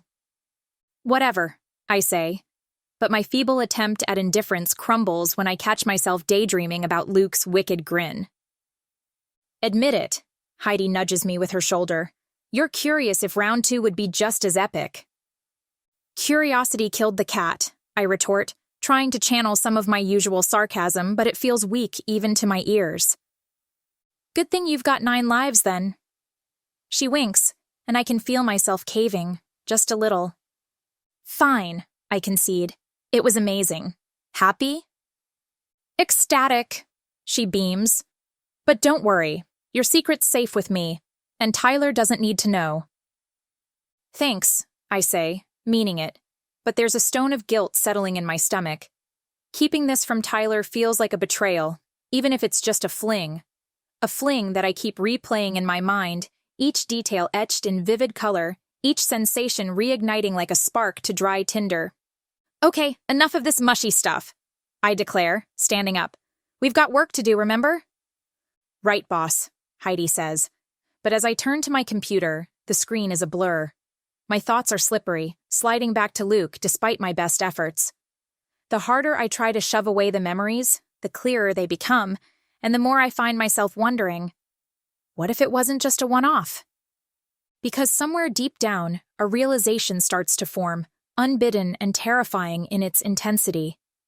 This thing with Luke, whatever it is, it's not over. Not by a long shot. My phone buzzes on the desk, the screen lighting up with Luke Bennett's name, 2 words that send an electric jolt through my otherwise mundane Tuesday morning. I swipe to read his text, and it's all business. Food and allergy preferences for the Ironwood Springs Wolves team dinner. Nothing to get worked up over, just a standard work query. Except my pulse disagrees. There's only food preferences. No allergies mentioned. Okay, you can do this, I whisper to myself before dialing his number. Professionalism is my armor, and I clutch it tight as the line clicks and his voice, smoother than I remember from our call last night, greets me. Hey, Olivia, he says, and I'm grateful he can't see how just those 2 words make me fight to keep my voice steady. Hi, Luke. About the allergies? I start, but somehow we tumble into logistics like old friends or maybe something more. It's dangerously easy. Right. I was just wrapping that part up to send next. Make sure there's nothing with peanuts. Our defenseman, Richards, swells up like a balloon. He chuckles, and I jot it down, smiling despite myself. Got it. No peanuts, no balloon defenseman. I quip back. There's a comfortable pause, and then Luke's tone shifts to something less formal, more personal.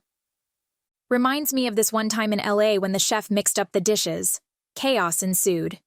His laughter is infectious, and I find myself leaning back in my chair, caught up in his storytelling. Sounds wild. Anything other missteps happen while you were on the Thunderhawks? I ask, my curiosity piqued. Luke chuckles, a low, warm sound. Oh. There was this one time at a team charity event. We were out in this big open park, and someone thought it was a good idea to leave the mascot costume near the food table. A raccoon climbed inside when no one was looking. My eyebrows shoot up. What? Yeah, he says, the amusement clear in his voice. The thing just strolls out of the tent in full mascot gear, like it owns the place. At first, we thought it was one of the rookies messing around, until it started raiding the snack table. I'm already laughing. Wait, you're telling me the raccoon actually tore through an entire tray of sandwiches before anyone could catch it, Luke finishes, his tone brimming with humor. The team photographer even got a picture of it holding a soda cup. It became the unofficial team photo for the rest of the season. Only in LA, I mutter, shaking my head but unable to fight the smile tugging at my lips. The sound of his laughter through the speaker is a melody I didn't know I'd been missing. Man, so many of the players' girlfriends were freaking the hell out over it. It was hilarious. I sit up and clear my throat. Did you ever bring a girlfriend to these events? Someone to witness the madness?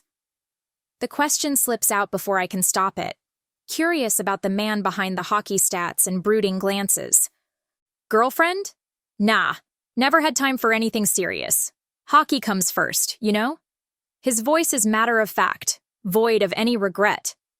Always the career man, I note, scribbling doodles on my notepad instead of taking actual notes. Guilty as charged, he admits, and there's a vulnerability in his candidness that tightens something in my chest. We're not talking about food anymore, and I'm not sure when the shift happened. It's weird. Talking to Luke feels like sliding into a pair of well-worn jeans, comfortable, familiar, unexpectedly perfect. But then, my brain does this annoying thing where it reminds me who I'm laughing with. Luke Bennett, Mr. Hockey Star, my brother's best friend and the bane of my existence for, well, forever, basically. Olivia? His voice turns softer, laced with something that sounds suspiciously like concern, or is it curiosity? You still there? Uh-huh, I respond too quickly. I just texted over the allergy list for you. Oh, thanks. Hey, did I ever tell you about the time?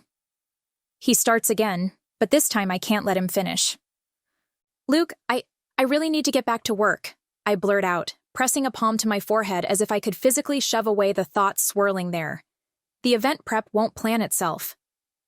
Of course, he replies, and there's a hint of reluctance that makes my heart do an uncomfortable somersault.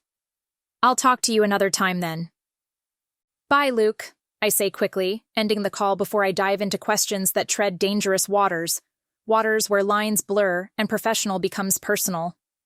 I stare at my phone, the screen now dark, reflecting a woman who's more confused than she'd like to admit. The phone clicks, signaling the end of the call, and I drop it onto my desk like it's suddenly made of lead. It lies there, innocuous and silent, yet it feels like it just broadcasted my inner turmoil across the entire office. My chest tightens, a mix of relief and regret wrestling under my ribcage. Yeah, I'm in trouble. Big, hockey player-shaped trouble. Chapter 10. Luke. I'm sprawled on the couch, one hand mindlessly swiping through my phone, the other wrapped around a cold beer when the familiar ringtone for my manager buzzes from the speaker. I pick up without enthusiasm. Hey, Jeff. Luke, how's it going? Jeff's voice is all business, and I know this isn't a social call. Living the dream, I reply, sarcasm lacing my tone as I mute the series playing on TV. A silence hangs in the air before he dives into the real reason for his interruption. Listen, we've got a situation. He doesn't beat around the bush. Paparazzi got snaps of you leaving an apartment looking like you've been through a hurricane last week. Ring any bells? A flash of Olivia's tousled hair as I left her place crashes through my thoughts. I sit up straighter, my nonchalance knocked right out of me. Yeah, I remember. So what? It's not a good look, Luke. The warning is clear in his tone. You're not some rookie anymore. You're the face of the Wolves now, and every move you make is under the microscope. Great, just what I need. My own personal big brother. I grumble, rubbing a hand over my face. The last thing I want is to be known for off-ice scandals, rather than my slap shot. Cut the crap, Bennett, Jeff shoots back. You're lucky I stopped them from looking into any gorgeous tenants who might live there. I sigh. I wasn't trying to cause any trouble. I was drunk, and a friend let me crash at their place. You know the deal. Keep it clean, or we'll both be dealing with more than just a few lousy tabloid headlines. Understood. I clench my jaw, the taste of frustration bitter on my tongue. I'm used to skating on thin ice, but this is something else. Be more careful, all right? There's a hint of concern there, almost fatherly, which only makes me feel worse. Got it, I say, though the words feel like a puck lodged in my throat. We hang up, and suddenly the penthouse feels too tight, the walls closing in like defensemen ready to check me into the boards. I toss my phone aside, the echo of the conversation haunting me. Olivia's image floats through my mind, her sardonic smile and those damn eyes that can read my plays before I even make them. Get it together, Bennett, I mutter to myself, standing to pace the length of the room. It was just one night, nothing more. But why am I dying for a round two? My phone buzzes again, pulling me out of my thoughts. It's a text from Tyler. You still good for tonight? Shit. I completely forgot about our plans. I quickly type back, yeah, I'll be over in a bit, ordering a couple of pizzas now. I try to shake off the unease that's creeping up on me as I hit send. An hour later, the elevator dings, and I step into the familiar hallway of Tyler's place, my hands occupied with culinary peace offerings. Who says you can't buy happiness? 2 large pepperoni pizzas and a 6-pack argue otherwise. I rap on the door with my foot, no free hands, and brace for the sound of Tyler's booming laughter or some chirpy sports commentary blaring from his TV. Instead, the door swings open to reveal Olivia, barefoot, popcorn bowl as her shield, hair all tangled up like she wrestled with her pillow and lost. Tyler didn't mention you'd be here, I manage, keeping my voice level while my heart throws a few body checks against my ribcage. My gaze snags on her eyes for a half second before I remember I'm supposed to be unaffected. She steps back, granting me entry without a word. He didn't mention you'd be here either. Didn't think you needed a warning just because she's around. You don't hate her that much, do you? There's Tyler, amusement lacing his tone as he comes into view. A muscle twitches in my jaw. I don't hate her, I say, a little too quickly, eyes darting away from Olivia's unreadable expression. And it's true. I don't hate her. It's more like she's a puzzle I can't quite solve, and it's frustrating. Right. Tyler's chuckle is a slapshot to my composure. Whatever, man. I sidestep Olivia, who has the audacity to smell like that vanilla musk perfume she always wears, or something equally distracting. I focus on finding space on the coffee table for our feast. The 3 of us sink into the couch, a cold war of personal space keeping Olivia and I on opposite ends. Tyler's in the middle, surfing channels like he's looking for a life raft. I'm hyper-aware of Olivia, her knee bouncing like she's got a nervous energy she can't shake. I can relate. Beer? Tyler offers, already halfway through his own. The crack of the can is almost as sharp as the tension here. Thanks, but I'll just stick to the pizza, I decline, trying not to think about how alcohol tends to blur lines, ones that I'm already treading dangerously close to with Olivia. Plus, Jeff told me to be good. I'm just here for the food, Olivia says, her voice light but her eyes avoiding mine. I smirk despite myself. It's a reflex, one I wish I could check at the door with my ego. The room fills with the low murmur of a brand new episode of a courtroom drama series the 3 of us love. But it's background noise compared to the silent conversation Olivia and I are having. Every time our gazes threaten to collide, we both veer away like we're opposing magnets. Man, what we need is a double date, Tyler declares out of nowhere, killing the laugh track with his remote. My head snaps up to meet Olivia's gaze, and there's something like panic dancing in her hazel eyes. What you mean? I ask, even though I know exactly what he means. Let's mix things up. You and me, Luke, with a pair of dates. Keep it interesting. Tyler's grin is all teeth, like he's scored the game-winning goal. Oh, thanks, but I'll pass, I say, my voice flat. Come on, man, it'll be fun, Tyler insists, as if fun is what I need right now. Sure, if you find someone who's got beauty, intelligence, and wit, I throw back, knowing full well that's a hat trick Tyler's not landing anytime soon. Since when do you care about the last 2? He laughs, but it's Olivia's reaction that catches me off guard. Unbelievable, she mutters under her breath, rolling her eyes so hard I'm surprised they don't get stuck. But there it is, the faintest curl of a smile at the edge of her lips. It's gone as fast as it appeared, but I saw it. And damn if it doesn't shoot a zing right through me. Right? Tyler says, oblivious to the charge he's set off between Olivia and me. Right, I echo, but I'm not agreeing with him. Before the show's even reached its end, Tyler's snores fill the room, a low rumble that seems to echo off the walls. But my attention is on Olivia as she rises from her seat, her movements slow and deliberate like she's trying not to wake the sleeping giant sprawled across the couch. Guess I should get going, she murmurs, voice so soft it almost gets lost in the space between us. Once Tyler's out cold, there's no waking him. Dude sleeps like a rock. I'm on my feet before I can think better of it, trailing her to the door like some lovesick puppy. But I'm no puppy. I'm a full-grown man with instincts that are practically roaring at me. Olivia, I say, and it's like my voice decides to drop an octave just for dramatic effect. She halts, hand frozen on the doorknob, and there's this moment, this electric heartbeat of time, where everything seems possible.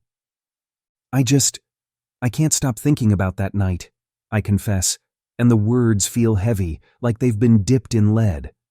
I hold her gaze, willing her to understand the chaos she's spun inside me. Can we please talk about it? What's there to talk about? Her eyes search mine, flitting with hesitation, with questions, with maybe a touch of desire. The chemistry between us, it's insane. And it's true. It's like someone took every rule in the playbook and set it on fire whenever she's around. We don't have to make it anything serious, I continue, each word carefully measured. But we shouldn't let something like that go to waste. Luke, I don't know. Besides, neither of us are looking for anything more than this, right? It's half question, half plea, and all kinds of reckless. She nods slowly, lips parting in silence, and there's a flicker of something in her eyes, a reluctant agreement or maybe the same wild curiosity that's gnawing at me. I reach out for her hand. Come on, Livy. But it's also okay if you say no. If you do, I won't pressure you. Tyler never has to know? The question is out before I can reel it back in, but it hangs there, bold and unapologetic. Never, I promise with a grin that feels as natural as skating on fresh ice. It's the thrill of the game, the adrenaline rush of the chase. Deal, she whispers, and suddenly she's stepping closer, close enough that I can see the golden flecks in her hazel eyes, close enough that I can almost taste the what-ifs dancing on her breath. And just like that, we're teetering on the edge of something dangerous, something exhilarating, something that could very well blow up in our faces. But what's life without a little risk, right? I turn around to make sure Tyler really is sleeping like a rock. I'll walk you to your car, I tell her, grabbing my coat before stepping out into the hall with her. We walk in silence out of the building until we reach Olivia's sleek little coupe. The night's chill lingers in the air, but it doesn't come close to matching the heat that's been simmering between us since we made our little deal. Thanks again, she mutters, but my eyes dart around the dimly lit street, hunting for prying lenses, for the flash of a camera that could turn this charged moment into tomorrow's headline. But there's nothing, just the silent hum of the sleeping city. She stands there, close enough that I can see the subtle shift in her eyes, the battle between her common sense and the spark we both feel. It's like she's a heartbeat away from spinning on her heel and calling it off.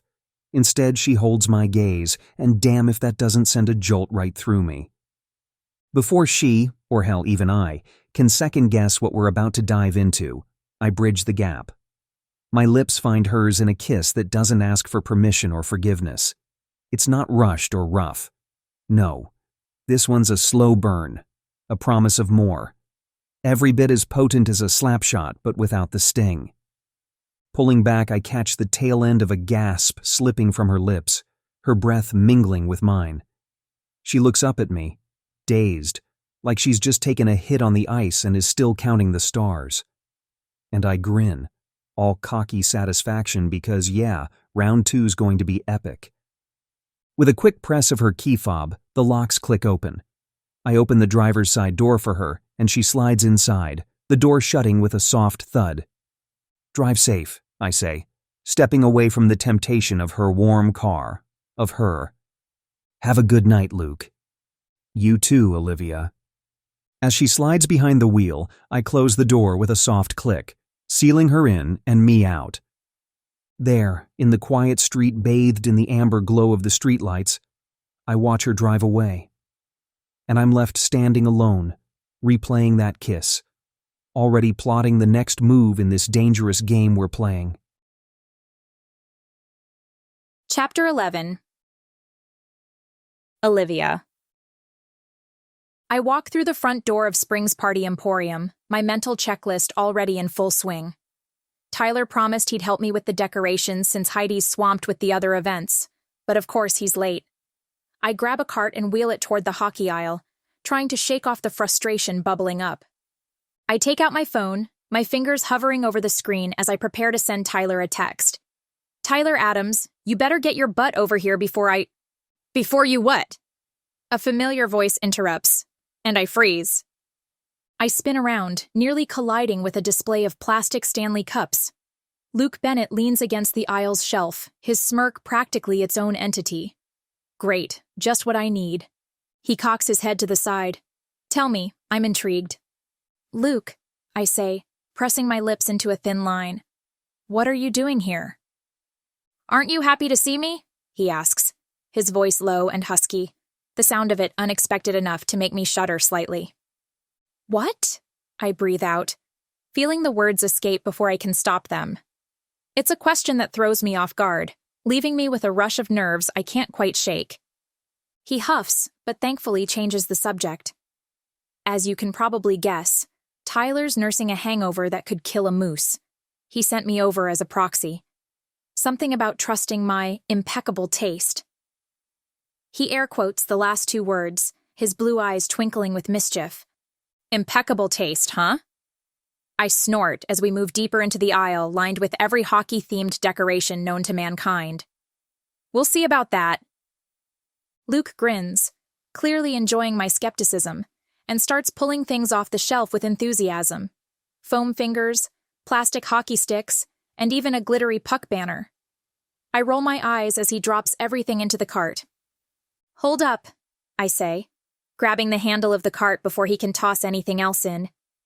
I already have a list. You can't just add whatever you want. This has to look somewhat tasteful. He raises an eyebrow but shrugs, tossing in a sparkly hockey helmet anyway. Can't hurt to make it more fun, right? I shake my head, pulling the list out of my bag to double-check. Fun's one thing. Tasteful is another. Stick to the list, Bennett. Oh, come on, Liv, he chuckles, picking up a sparkly snowflake that would make Elsa cringe. All of these decorations look like they belong at a 5-year-old's princess party anyway, not a hockey event. Those are for ambiance, I retort, rolling my eyes but unable to suppress a smile. And put that down before you blind someone. Ah, yes, because nothing says tough hockey players like blinding glitter, he teases, tossing the offensive snowflake back onto the shelf. Okay, then, Mr. Taste, how do you explain this? I grab an inflatable hockey player, easily taller than both of us, and waggle it in front of him. Planning to scare off the opposing teams with this monstrosity? Hey, that guy has potential, Luke defends, poking the inflatable with a finger. Could double as a goalie in a pinch. Or triple as a circus attraction, I shoot back, trying to ignore the ease of our banter. This is Luke, the man I've sworn to tolerate only because of Tyler. But here we are, laughing over absurd party supplies like old college buddies instead of frenemies. Speaking of attractions, how many of these oversized pucks do we need? Luke asks, gesturing to a bin overflowing with foam discs. Enough to keep the kids entertained and away from the ice unsupervised, I reply, my tone businesslike again, though the corners of my mouth betray me, twitching upwards. Kids? Right? He nods solemnly, but I catch the twinkle in his eye. Because heaven forbid they disturb the sacred family bonding time of their hockey-playing fathers. Exactly. I can't help but laugh, and it feels strangely liberating. I notice the way his gaze lingers on me a second longer than necessary, the laughter softening his usually sharp features. There's something dangerously comforting about this back and forth with him. All right, enough fun, I announce, even though a part of me disagrees. Let's get serious. We have an event to prep for. Lead the way, boss, he says with a mock salute, but I can tell he's not finished with the jokes. Try to keep up, Bennett, I reply, pushing my cart forward, feeling lighter than I have in weeks. And for once I wonder if perhaps Luke's presence isn't the worst thing in the world. Seriously, Luke, What are we, a disco on ice? I grumble as he waves those blinking lights in my face, the red and green flashing like we're about to call Santa's sleigh into a crash landing. You can't tell me these don't scream celebration, he counters, that cocky smirk plastered across his face. I roll my eyes and sidestep him, but not before grabbing the nearest, most ridiculous decoration I can find, a giant foam hockey stick that would be more at home at a carnival than our event. And what about this? Planning to beat the festive spirit into our guests? Only if they don't cheer loud enough, he says, and his laugh echoes through the aisle, genuine and warm. It wraps around me, comforting yet unsettling all at once. I let out a huff, but I'm caught off guard by how natural it feels, how each time our hands brush while reaching for the same garish snowflake or tinsel strand, it's like a spark. Not just static cling from the plastic packaging, but a real charge that zips right through me. Whoa, careful there, Luke teases when our fingers collide over a packet of shiny confetti. Wouldn't want you getting electrocuted by your own good taste? Ha, I say flatly, though I can't suppress a smile. This is strictly professional. My heart does a little skip at the notion. Professional? Yeah, right. Of course, he agrees, but the twinkle in his eye tells a different story. Purely business. Is that all our arrangement is to you, Olivia? Purely business? What? I breathe. Just then, Luke steps closer, his gaze softening, as though he's considering something he shouldn't. I feel the tension shift, and before I know it, he's leaning in, the warmth of his breath almost brushing my lips. I clear my throat and pull my head away before our lips meet. We should, go check out now, I say, voice a little breathless as I step back and grab the cart. Luke smirks, clearly amused, but not deterred. Always in a hurry, huh? Right behind you. I ignore the fluttering in my chest and quickly start moving toward the checkout, Luke following me with that same damn grin playing on his lips. But as I set the items on the checkout belt, I know we're kidding ourselves. There's an energy here, one that's been simmering beneath every encounter, every accidental touch and shared laugh. I've known Luke Bennett long enough to expect arrogance, the swagger of a man who knows he's got the world watching. But this side of him, this playful teasing without the edge, it's disarmingly charming. I catch myself glancing at him, wondering for the first time if maybe this is something I can handle, or if it's going to be the thing that unravels everything. The clang of metal goalposts resonates like a quirky symphony as I weave through the maze of tables draped in blue and gray. The ironwood spring's wolves' colors drape every surface, screaming team spirit in a way that's impossible to ignore. I adjust a crooked banner with the team logo, a snarling wolf that looks more like it's yawning, and suppress a smirk. If only setting up an event were as easy as slapping some signs on the walls and calling it a day. Olivia, where do you want these? Heidi calls from behind a mountain of boxed-up centerpieces. Go ahead and start placing them on the tables. Dinner's gonna start soon, I shout back, my fingers deftly tying a knot on a helium bouquet that seems hell-bent on escaping to the rafters. When I glance up, the sight of players skating with their kids makes me pause, a tableau of laughter and wobbly ankles that adds heart to the cold ice below. Music check, lights check. I mutter to myself, ticking off the mental list that's been my constant companion since dawn. There's comfort in the rhythm of it all, the cadence of chaos turned order that's become second nature over the years. Hey, careful with those snowflakes, I call out as an assistant nearly topples a stack of the glittery monstrosities Luke and I had fought over earlier. I catch myself smiling at nothing in particular, shaking my head slightly. It's the adrenaline, I tell myself, not the company. Not the way Luke's blue eyes crinkle when he's genuinely amused, or the infuriating charm that seeps through his cockiness when he's less guarded. Definitely not that. When I finally secure the last bunch of balloons, I take a moment to absorb the scene before me. The rink transformed into a festive space that sings of camaraderie and celebration. Looking good, Adams, a familiar voice drawls behind me, and I don't have to turn around to know who it is. Thanks to your impeccable taste in blinking lights, I reply, turning to face him with a raised eyebrow.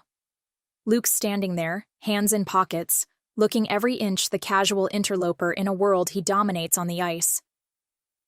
"Couldn't have done it without you," he says, his tone somewhere between playful and earnest. I roll my eyes but can't help the grin that threatens. This should be just another event, just another success chalked up to meticulous planning and a stubborn refusal to fail. But with Luke watching with that look, that annoyingly endearing mix of pride and mischief, it feels like so much more. Like maybe, despite myself, I'm glad he's here. "Efficiency is sexy, you know," Luke's voice growls into my ear. I face him. "Keep your thoughts PG, Bennett," I say, though a chuckle escapes me despite my best efforts. "This is a family event." "Can't help it if you're nailing this whole thing," he replies, pushing off from the wall to saunter closer. Nothing turns me on more than a woman with a vision who knows how to execute it. "Is that so? A new quirk to add beauty, intelligence, and wit?" I reply, though the flutter in my stomach suggests otherwise. "Oh, come on, Olivia." His hand clasps around my wrist. Our eyes lock, and for a suspended heartbeat, the noise around us dims. I'm caught in some sort of tractor beam, the space between us crackling with this tangible energy that neither of us has the guts or stupidity to acknowledge. "Keep up the good work, Adams," he says, his voice carrying a note of genuine admiration that makes me want to take another look at those stupid blinking lights he picked out. As much as I want to brush it off, tell myself it's nothing. It's not nothing. It's Luke freaking Bennett looking at me like that, and if I'm being honest with myself, I don't want him to stop. He inches closer, and I'm acutely aware of the warmth of his body near mine. For a moment, just a beat in time, everything else fades away. It's just Luke and me, standing in our own little bubble while the rest of the world becomes background noise. His blue eyes lock onto mine, heavy with all the things we've never said out loud. My heart does this irritating little skip-jump thing, and I have to remind myself to breathe. "Thanks, Luke," I manage, my voice steadier than I feel. His gaze doesn't waver, and I swear there's a whole conversation happening in the silence between us. Then, like he's made a decision, he asks, "Want to get out of here? Somewhere less public?" I blink, the idea sending a rush of adrenaline through me. "Are you suggesting I've been dying to get you alone all night." At his words, images flood my brain, tangled limbs, stolen kisses, and the risk of getting caught. But Tyler and everyone. Luke lets out a low chuckle. "Relax. I'll be good. Promise." Good is relative, especially when it comes to Luke Bennett. But then he gives me this look, this devil-may-care tilt of his lips, and gestures toward the exit with a nod. Come on, make it look natural. And damn it if I don't find myself pushing away from the barrier, following him as casually as if we're just two friends heading out for a late-night snack. Except my heartbeat feels like it's drumming out a rhythm for a different kind of hunger altogether. The following scene contains material that is too spicy to include in this version. If you would like to listen to the uncensored, steamy version, please visit stellaqueenbooks.com or follow the link in the description. Thank you. Chapter 13. Olivia. 10 weeks later. "Olivia, you actually made it!" Mom exclaims, her voice warm but tinged with surprise, as if she'd half expected me to bail at the last minute for family dinner. "Good to see you, Mom. Hey, Dad." I step into the foyer, shrugging off my coat and trying not to let their subtle guilt trip get under my skin. "Honey, great to see you too," Dad chimes in, setting down his glass of wine. "You've been so busy, we weren't sure if we'd see you before next Christmas." "Haha," I reply, deadpan. Leave it to Dad to throw in a playful jab. "Tyler's already here," Mom adds, gesturing toward the dining room. As if on cue, Tyler strolls in, grinning from ear to ear. "Sis, you decided to make it. Mom and Dad were waiting." I roll my eyes. "I'm right on time. You're the one who showed up early." "Only teasing." He pulls me into a quick hug, his grip firm but affectionate. "How are you? I feel like I haven't seen you these last few weeks." I hesitate, my mind flashing to the real reason for my absence. Spending nearly every free moment with Luke has become second nature, but how could I explain that without opening a Pandora's box of questions? I push the thought aside, plastering on a smile. These events can't plan themselves, I say lightly, hoping the deflection works. Dinner's already done, Mom announces, her voice laced with pride as she ushers us toward the dining room. Why don't we all dig in? Just as I'm about to follow, the doorbell rings, cutting through the cozy hum of family chatter. I pause, furrowing my brows. Expecting more company, Mom? Mom doesn't answer right away, instead hurrying to the door with the kind of enthusiasm she usually reserves for surprise guests. I exchange a curious glance with Tyler, but nothing could prepare me for the moment she opens the door. Standing on the front porch, looking annoyingly casual and confident, is Luke. My eyes widen, a mixture of shock and panic coursing through me. What is he doing here? Luke? Tyler grins. What are you doing here? Luke steps into the foyer with that easy confidence, his grin lighting up the room like he's got stock in the electric company. Ran into Judy at the market today, Luke announces, casual as someone commenting on the weather. She insisted I join for dinner. Mom beams, Dad chuckles, and I'm standing there trying to remember if normal people's hearts are supposed to pound this hard over a simple invitation. And you didn't bother to tell us? I ask as we head into the dining room together, like one big happy family. Since when does he need permission to come by for dinner? Tyler fires back. I scoff and take my seat. Luke pulls out the chair beside me, taking a seat with that smirk on his face like he personally enjoys watching me squirm under pressure. Hope you like garlic butter salmon and rice, Mom tells Luke, who waves her off. I'll take whatever you're serving, Mrs. Adams. Oh, Luke, you flatter me. You can just call me Judy. Mom giggles and passes a plate over to Luke. Watching Luke charm the pants off my parents should be illegal, for my sanity's sake. The ease with which he slides into our family tableau is like watching an expert card player shuffle a deck. Smooth, effortless, and slightly mesmerizing. Pass the salt, will you, champ? Luke winks at Tyler while stealing the shaker from right under his nose. My brother rolls his eyes but can't hide the twitch of his lips that suggests he's amused. As we each add salmon, rice, and asparagus to our plates, Luke takes a bite and immediately lets out a low hum of approval. Mrs. Adams, this is incredible, he says, his voice filled with genuine admiration. You've outdone yourself. Mom practically beams, brushing off the compliment with a modest wave of her hand. Oh, it's nothing special. Just a little family recipe. Nothing special? Luke leans forward, his expression earnest. I'd pay good money for this in a restaurant. Seriously, you're a culinary genius. Mom chuckles, clearly flattered, and I watch as her cheeks take on the faintest pink hue. My chest tightens at the sight, the warmth of the moment wrapping around the room like a cozy blanket. I catch him smiling at Mom, and it knocks the air right out of me. It's disconcerting how good he looks doing it. Impressive game last week, Dad says, his eyes alight with that sports fanatic gleam.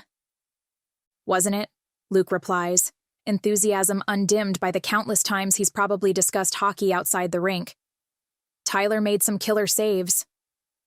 Don't inflate his ego any more than it already is, I interject, tossing my brother a smirk. Tyler rolls his eyes but grins back at me, and something about the exchange feels like home, cozy and familiar. Then there's Luke, effortlessly woven into this tapestry of teasing and fondness.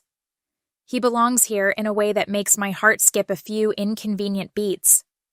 And this whole scene plays out like something from a feel-good family flick. Too perfect? Too comfortable? I poke at my food, thinking about how we're tiptoeing around the elephant in the room, or in this case, the table. The thought creeps up, mischievous and daring. What if we could ditch the charade, go all in on us? But no, I mentally snap at the idea as if it's a nosy squirrel raiding my emotional bird feeder. We're casual. No strings. That was the deal. And deals are meant to be kept. Not fantasized into some grand romance. I settle into the background noise, let their laughter wash over me, and pretend the knot in my stomach is just from eating too fast. Olivia, you've been quiet. Mom's voice cuts through my musings, gentle concern etched into her features. Just savoring the food. I lie smoothly, offering a smile that I hope doesn't look as brittle as it feels. You made it extra buttery today. I like it. Luke's head turns slightly toward me, and I'm acutely aware of every inch of space between us. It's a chasm filled with unspoken words and stifled emotions. The air feels thick with it, and I'm pretty sure if I tried hard enough, I could pluck our secret out of the atmosphere and hold it up to the light for everyone to see. But that would be madness, wouldn't it? So, Luke, Tyler tells us you've been seeing someone, is that right? Dad asks in between bites of his salmon. I freeze, fork halfway to my mouth, breath hitched in my throat. Glancing at Luke, I brace for his answer, praying it's something vague enough to slip under the radar. He grins, wide and unabashed, and there's a flash of mischief in those piercing blue eyes as they dart my way. You did? I mutter under my breath, pressing my lips together until they're white. Nothing serious, just casual stuff, Luke admits, and even though his voice is steady, I hear the hesitation. It's so faint, like a whisper of discordance in an otherwise perfect melody, but it's there. Tyler squints at him, unimpressed. Just casual, huh? He snickers, kicking the interrogation up a notch.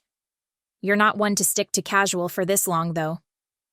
She drives me insane, he says, and my heart hammers against my ribs. But it's worth it. We have a lot of fun together. The room spins a little, or maybe it's just me losing my balance in this bizarre dance we've been doing. My cheeks burn with a heat that rivals the pan-seared salmon we're eating. Fun? Mom echoes, her voice lilting in that motherly tone that suggests she's fishing for more. Yep, lots of fun, Luke continues, oblivious, or maybe all too aware of the tightrope he's walking above our heads. More fun than I've had with anyone. I force down the lump in my throat along with the potatoes, which now taste suspiciously like cardboard. The words play on repeat in my head, a broken record scratching at the corners of my resolve. Fun together. As if fun can encapsulate the way my stomach knots up every time he looks at me like that. Must be quite the girl, Dad says, nodding approvingly. Definitely one of a kind, Luke agrees, and I swear there's a secret tucked away in his smile meant only for me. My gaze flickers to the window, the night pressing in, and I wonder if the darkness outside is enough to hide all the things we don't dare bring into the light. I laugh along with another of Dad's stories, sipping water to wash down the dryness that's settled in my throat. All the while, Luke's words linger, leaving me wondering if our definition of fun might be more complicated than I thought. The fluorescent lights in the office feel like they're drilling into my skull, amplifying the offness I've been carrying since I woke up. It's only been 2 days since Luke joined family dinner, and I'm still replaying his words in my mind. She drives me crazy, but it's worth it.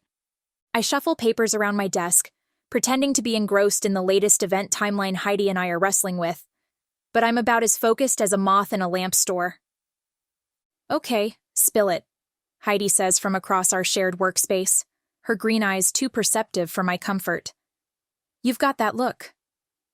What look? I deflect, my voice coming out flatter than a pancake under a steamroller. The Luke and I have definitely tangled sheets last night, look. She smirks, tapping her pen against her notepad like she's conducting an interrogation. I roll my eyes. For your information, it's the I wish this was just about Luke look. Trying to keep my tone breezy is like trying to hold water in a sieve. It's casual, remember? Right, casual, she drawls, clearly not buying it. Because casual totally explains why you're greener than my eco-friendly grocery bags. Very funny. I force a chuckle, but nausea is bubbling up, and I press a hand to my mouth as if I can physically push it down. Olivia, seriously, go home or see a doctor. It's probably just food poisoning. You've been like that all morning. Concern laces Heidi's words, and I know she's right. The stubborn part of me wants to argue, to brush off the queasiness as nothing, but the rational side, that annoyingly sensible voice, nods in agreement. Fine, I say, standing up so fast the room tilts on its axis. I steady myself on the edge of the desk. I'll see if my doctor can squeeze in an appointment today. Otherwise, I'll go to urgent care. Pulling out my phone, I shoot a quick text to my doctor. Any chance you can fit me in today? Not feeling great. The reply comes almost instantly. Come by in an hour, we'll squeeze you in. Relief washes over me as I type back a quick, thanks so much, before slipping my phone into my pocket. Dr. Keller's got me booked. I shoot an appreciative look at Heidi, then collect my things. Good. And text me after, okay? Heidi's maternal side surfaces, her brows knitting together in worry. Will do, Mom, I tease, but the humor doesn't quite reach my eyes. 10 minutes later, the waiting room at the doctor's office is a symphony of sniffles and the rustling of outdated magazines. When my name is finally called, I follow the nurse through the sterile-smelling hallways, each step heavy with dread. The small exam room smells faintly of antiseptic and lavender. Dr. Keller always keeps one of those calming diffusers running in the corner. It doesn't do much to settle my nerves, though. I fidget with the strap of my purse, my eyes flitting to the certificates on the wall as the door clicks open. Olivia? Dr. Keller greets me with a warm smile, clipboard in hand. She's a petite woman with sharp hazel eyes that always seem to notice everything. It's been a while. How are you holding up? Hi, Dr. Keller, I reply, forcing a small smile. I'm okay, just not feeling great lately. She takes a seat on her rolling stool, her kind but no-nonsense demeanor already putting me at ease. Well, let's get to the bottom of it. Tell me what's been going on. I exhale slowly. I've been feeling off for a couple of weeks, nauseous in the mornings, headaches, and I'm just so tired all the time. It's like I can't get enough rest no matter how much I sleep. Dr. Keller nods thoughtfully, jotting everything down on her clipboard. Any changes in your diet or stress levels recently? Big life events? I hesitate, thinking of the tangled mess my life has become. Not really. Well, unless you count the whirlwind of Luke Bennett storming into my life and turning everything upside down. But I'm not about to share that. She looks up from her notes, studying me carefully. How long has it been since your last period? My stomach twists. A little over a month, I think. Maybe closer to 2 now that I think about it. But that happens when you're stressed, right? Dr. Keller raises a brow. It can. And when was the last time you were sexually active? The question hits me like a dart, but I keep my face neutral. I've been sexually active recently, I admit, my voice faltering slightly. But we're always careful, birth control and condoms. Good to hear, she says, making another note. But even with protection, nothing's 100%. I'd like to rule out pregnancy as a precaution. Pregnancy? My voice jumps an octave. I mean, I don't think that's it. I've been really diligent. No, it's standard to check when someone reports your symptoms, she explains gently. Nausea, fatigue, even the headaches. It could be a lot of things, but it's always good to be sure. I blink at her, stunned. Okay, I murmur, my heart pounding as she hands me a sterile cup and directs me to the bathroom down the hall. The few minutes waiting for the results feel like hours. When I finally return to the exam room, Dr. Keller is already sitting there, her expression unreadable as she glances at the test. I'm expecting her to tell me it's a bug, maybe stress-related, something manageable with rest and fluids. So when she says, "You're pregnant," the words don't compute. Pregnant? It comes out as a strangled whisper, my mind scrambling to catch up with the reality that's splintering the illusion of control I thought I had. Yes, congratulations. Dr. Keller's voice is buoyant, but it feels distant, like she's talking through water.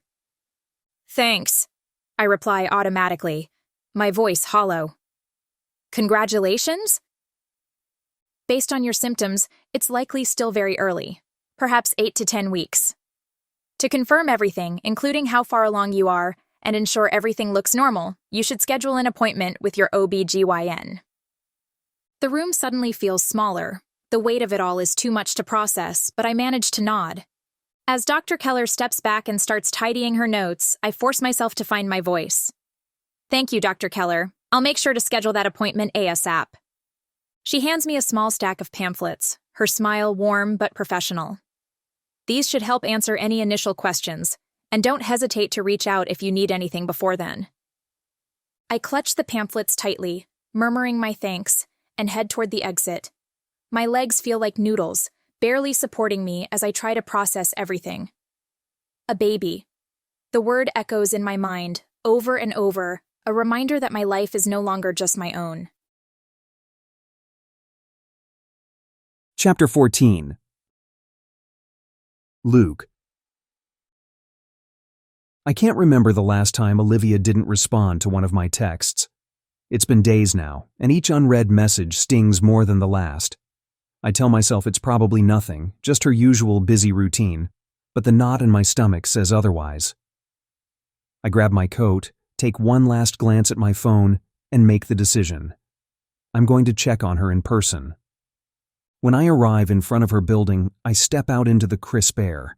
It does nothing for the heat crawling up my neck, and make my way to Olivia's door. My feet might as well be lead, every step heavier than the last. Maybe it's guilt over popping in unannounced, or maybe it's that nagging feeling that something's off. I'm banking on the latter. "Hey Liv, just wanted to check if you," I start, my fabricated casualness dying in my throat when she swings open the door. She looks like she's seen a ghost, or worse, like she's about to become one. Pale doesn't begin to cover it, she's practically translucent. "Olivia?" I say, more question than greeting. Before I can channel my inner Oprah, she darts past me, hand clamped over her mouth. I blink at the empty space where she stood a second ago. So much for greetings. I step inside and close the door behind me. Immediately, the sound of her getting sick hits me hard, and damn it, my chest does this weird lurch thing. I stride toward the noise, heart lodged firmly in my throat. "Olivia?" I call out again, softer this time, hoping I sound like I've got a handle on things. Spoiler, I don't. I pause at the bathroom door, a brief battle between give her space and what if she's dying raging in my mind. Spoiler number 2, what if she's dying wins by a landslide. "Hey, I'm coming in," I announce, because barging in on a puking woman needs forewarning. Stepping over the threshold, I find her hunched and shaking, and something protective surges through me, fierce and unexpected. "Luke?" Her voice is a hoarse whisper, barely audible over the chaos. "Right here, Liv!"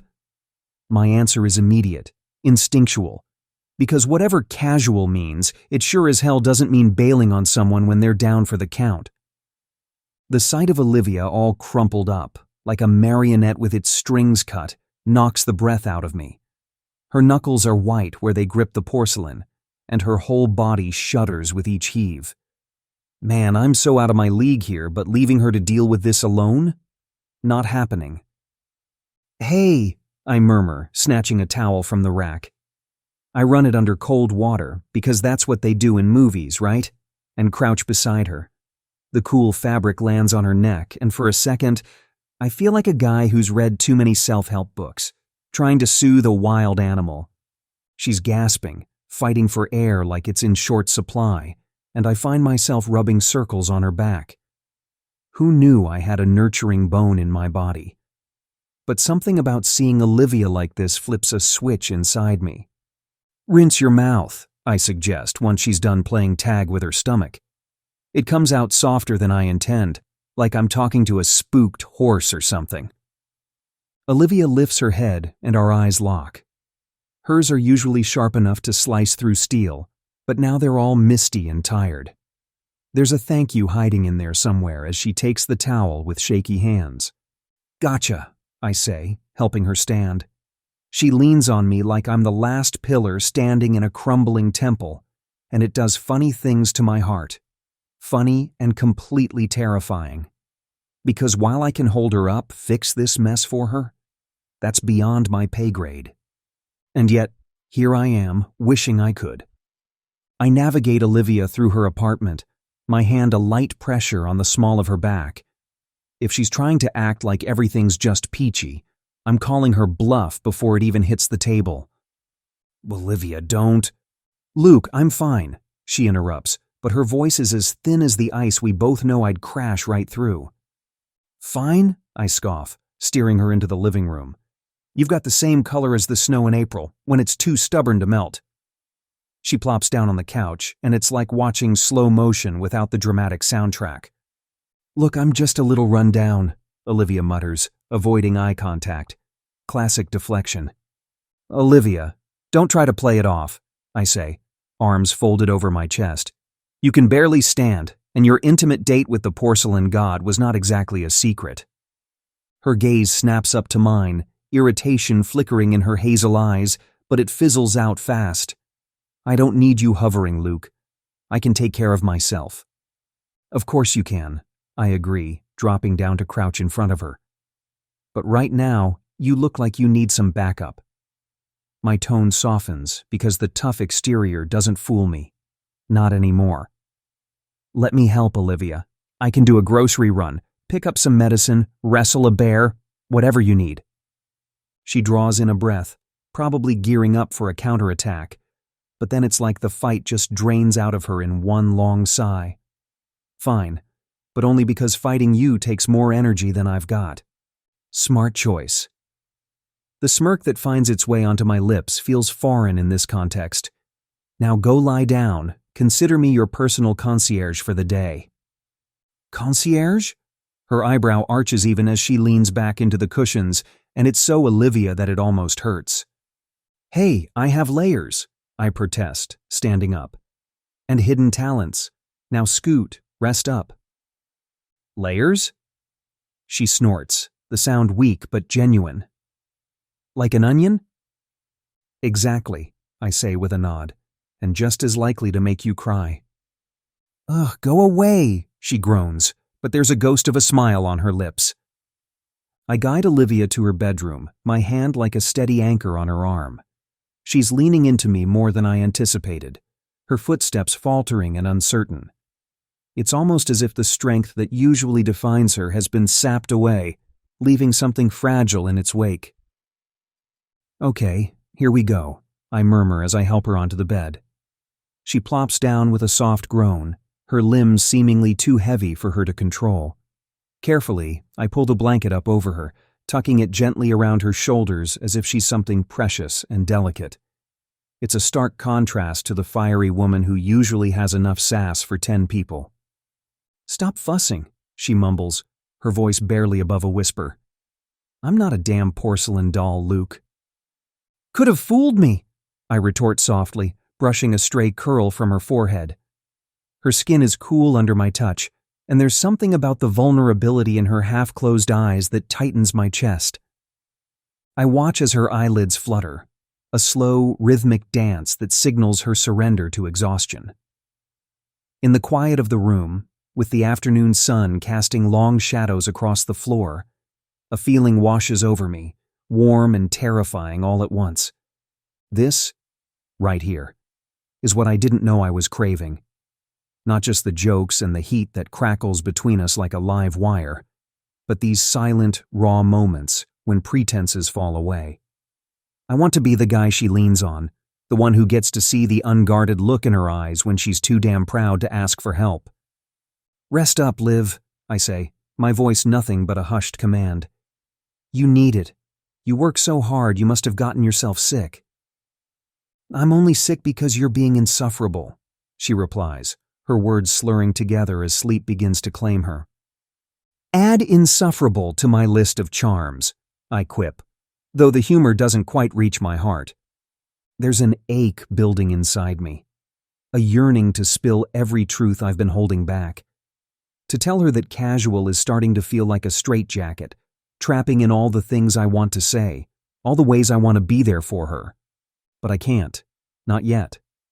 Because Olivia signed up for fun, easygoing Luke, not this guy who's suddenly dreaming of picket fences and shared toothbrush holders.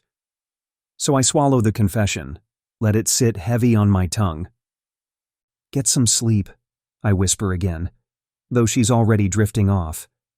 I'll head to the store and get some medicine for you. I rise, but stand by the door for a moment longer, memorizing the way the light plays across her face, the way her breaths come slow and even. Maybe we could be something more, I think, my gaze lingering on her relaxed features.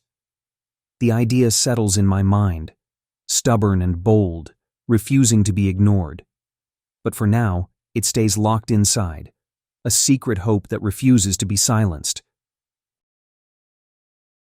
Chapter 15. Olivia.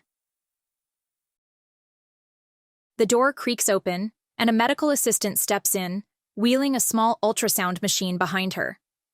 The sterile scent of the room sharpens my senses as she sets it up beside the exam table. Beside me, Heidi squeezes my hand, her grip warm and reassuring.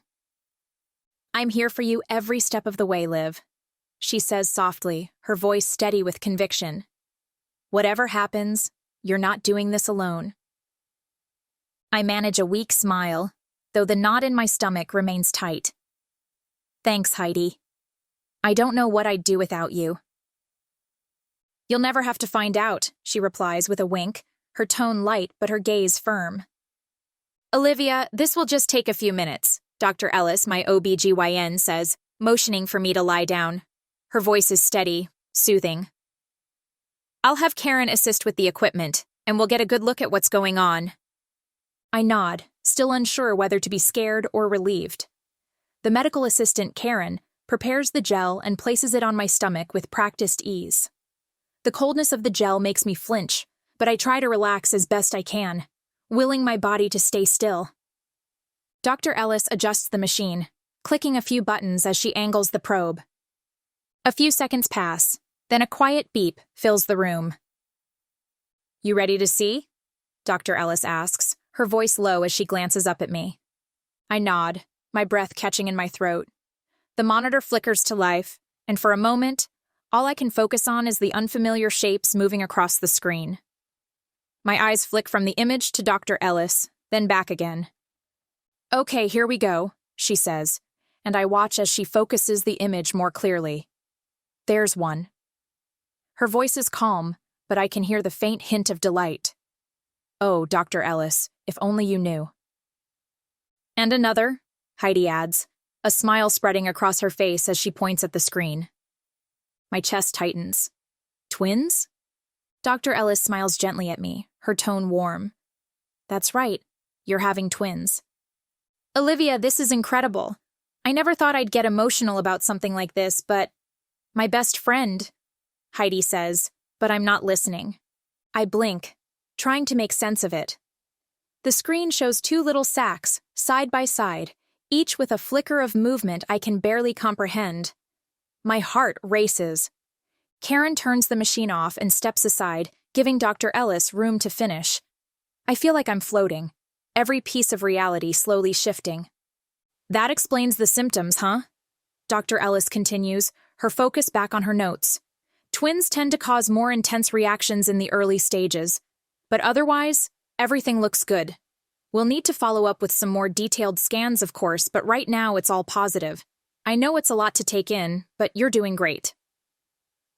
I'm still trying to process the reality of it all. Twins. 2 babies. I've been trying to keep everything under control, but now it feels like all my plans have been ripped from under me. Dr. Ellis pats my arm comfortingly. "Just try to rest and take it easy. Do you have any questions?" I shake my head, though I feel like a million more are bubbling up, desperate to escape. But none of them seem to matter right now. I just need to figure out how I'm supposed to handle this new reality. All I can think of is Luke, confident, cocky Luke, with his piercing blue eyes and that smile that does things to me it has no right to do. How am I supposed to tell him that our casual arrangement has just taken a turn into lifelong commitment territory? Things are about to change in ways I can't even fathom. And as I sit there, adrift in a sea of uncertainty, the weight of the secret we've been keeping feels like an anchor dragging me down. 2 anchors, actually. It's clear now more than ever. Messi doesn't even begin to cover it. I prop myself up on the couch, my fingers poised over the keyboard like a pianist with stage fright. The cursor blinks mockingly on the blank email, the one that's supposed to detail an event proposal that I'm nowhere near completing. But it's not the tick-tock of the looming deadline or the queasy flip-flops of nausea that glue me to the spot. Nope. It's Luke Bennett, Mr. Hotshot on Ice, who's successfully body-checked my concentration into oblivion. He's texted me twice today. "How are you feeling?" And, "Can I come by?" Messages that would make any girl with a functioning heart swoon. But all they do is send my thumb hovering over the ignore button like it's a lifeline. I tell myself it's for his own good, that I'm being the poster child for health and safety by not wanting him to catch my germs. That excuse was MVP material at first, but now it's about as convincing as a referee claiming he didn't see the puck cross the line. I close the laptop with a sigh, letting it rest against my knees before setting it aside. The stakes are sky high, and I'm not about to gamble my carefully constructed world on a guy who's probably allergic to commitment. So I keep shuffling around my apartment, trying to shake off the anxiety like a bad defender. I know the game can't go on like this forever. Sooner or later, I'll have to face him. Face off with whatever we're doing or not doing. But not tonight. Tonight, the fear of losing control is the only opponent I'm letting near the net. My bed is calling. It's practically serenading me with promises of oblivion when the knock comes. I freeze, a weary sigh trapped in my throat, and cast a wary glance at my phone. Luke's name isn't flashing on the screen, which means only one thing. He hasn't launched a sneak attack visit. At least not yet. I shuffle to the door, each step heavy with reluctance, and swing it open. Tyler stands there, all casual confidence and easy smiles, a plastic bag dangling from his fingers like some sort of peace offering. "Luke told me you were sick," he announces, breezing past me before I can so much as cobble together a defense. "You look perfectly fine to me, though." "It comes and goes," I mutter under my breath. "Figured you could use some chicken soup," he says, oblivious to my sarcasm. "Mom's recipe, sort of." He places the bag on the counter with a flourish that suggests he's just scored the winning goal in overtime. "Thanks." I muster a smile that feels as genuine as a $3 bill. That was thoughtful. It's an effort to keep my voice level, to not betray the tightrope walk happening inside me. Tyler gathers a couple of bowls and utensils for us, gesturing for me to take a seat at the kitchen table while he gets some water for both of us. "So how's work been?" Tyler asks, placing 2 glasses of water down before having a seat himself. "I take it it's been rough with being sick and all." "I can hardly get anything done," I reply, grateful for the neutral topic. But since the Wolves are doing well this season, Henry's already talking about planning events to celebrate the season's victory. "Should we lose so you can get some rest?" I narrow my eyes on him. "As if you would." He shoots me a wink. "Sorry, wouldn't dream of it, sis." I smile faintly, appreciating the normalcy of our exchange. For a moment, it feels like I can breathe, like everything is fine. But then Tyler shifts in his seat, his brow furrowing slightly. "You know, Luke's been acting weird lately." My spoon freezes midair, the soup suddenly losing all its appeal. "Weird how?" I ask, trying to keep my voice steady, but my heart has other plans, hammering away in my chest. Tyler shrugs. Cagey. Distracted. I think he might be serious about the girl he's seeing. I nearly choke on my sip of water, coughing as I set the glass down. "Serious?" "Yeah," Tyler says, tilting his head thoughtfully. "I mean, he doesn't seem interested in anything else. The guy's always on his phone, texting or calling her, but from what I can tell, she's ignoring him." My stomach twists with guilt, but I manage to keep my face neutral.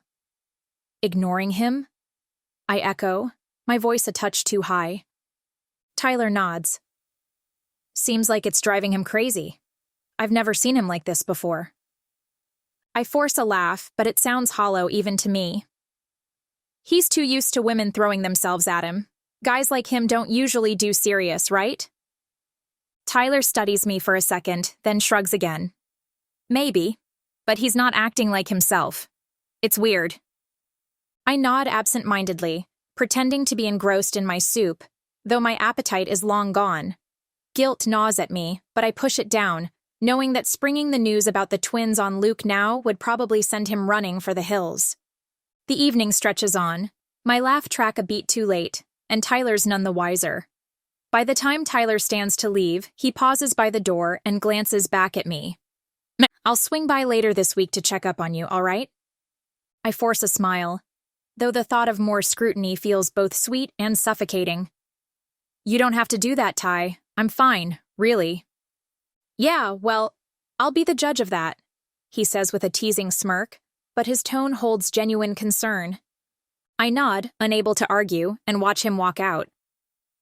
Thanks for the soup, I call after him, the words hollow in my own ears, because right now, guilt is the only thing simmering in my stomach. The moment the door clicks shut behind him, I sag against it, emotionally spent. I lean on the door, chest tight as if my ribs are playing tug-of-war with my lungs. Breathe, Olivia. Just breathe. Inhale, exhale. Don't pass out. It's just life, not a penalty shootout. And yet, here I am, scared to even tap the puck. I flick the bedside lamp on, the dim light throwing shadows across the room, turning my bedroom into a stage where I'm both the star and the audience of one. I sit cross-legged on the bed, the comforter bunching beneath me, creating uneven terrain in this suddenly too small world. Before me, the ultrasound photo sits like an uninvited guest at a dinner party, its grainy black and white image too loud in the quiet space. I've tried playing the ostrich, head buried deep in work and denial, but there's no ignoring the reality printed on that glossy paper.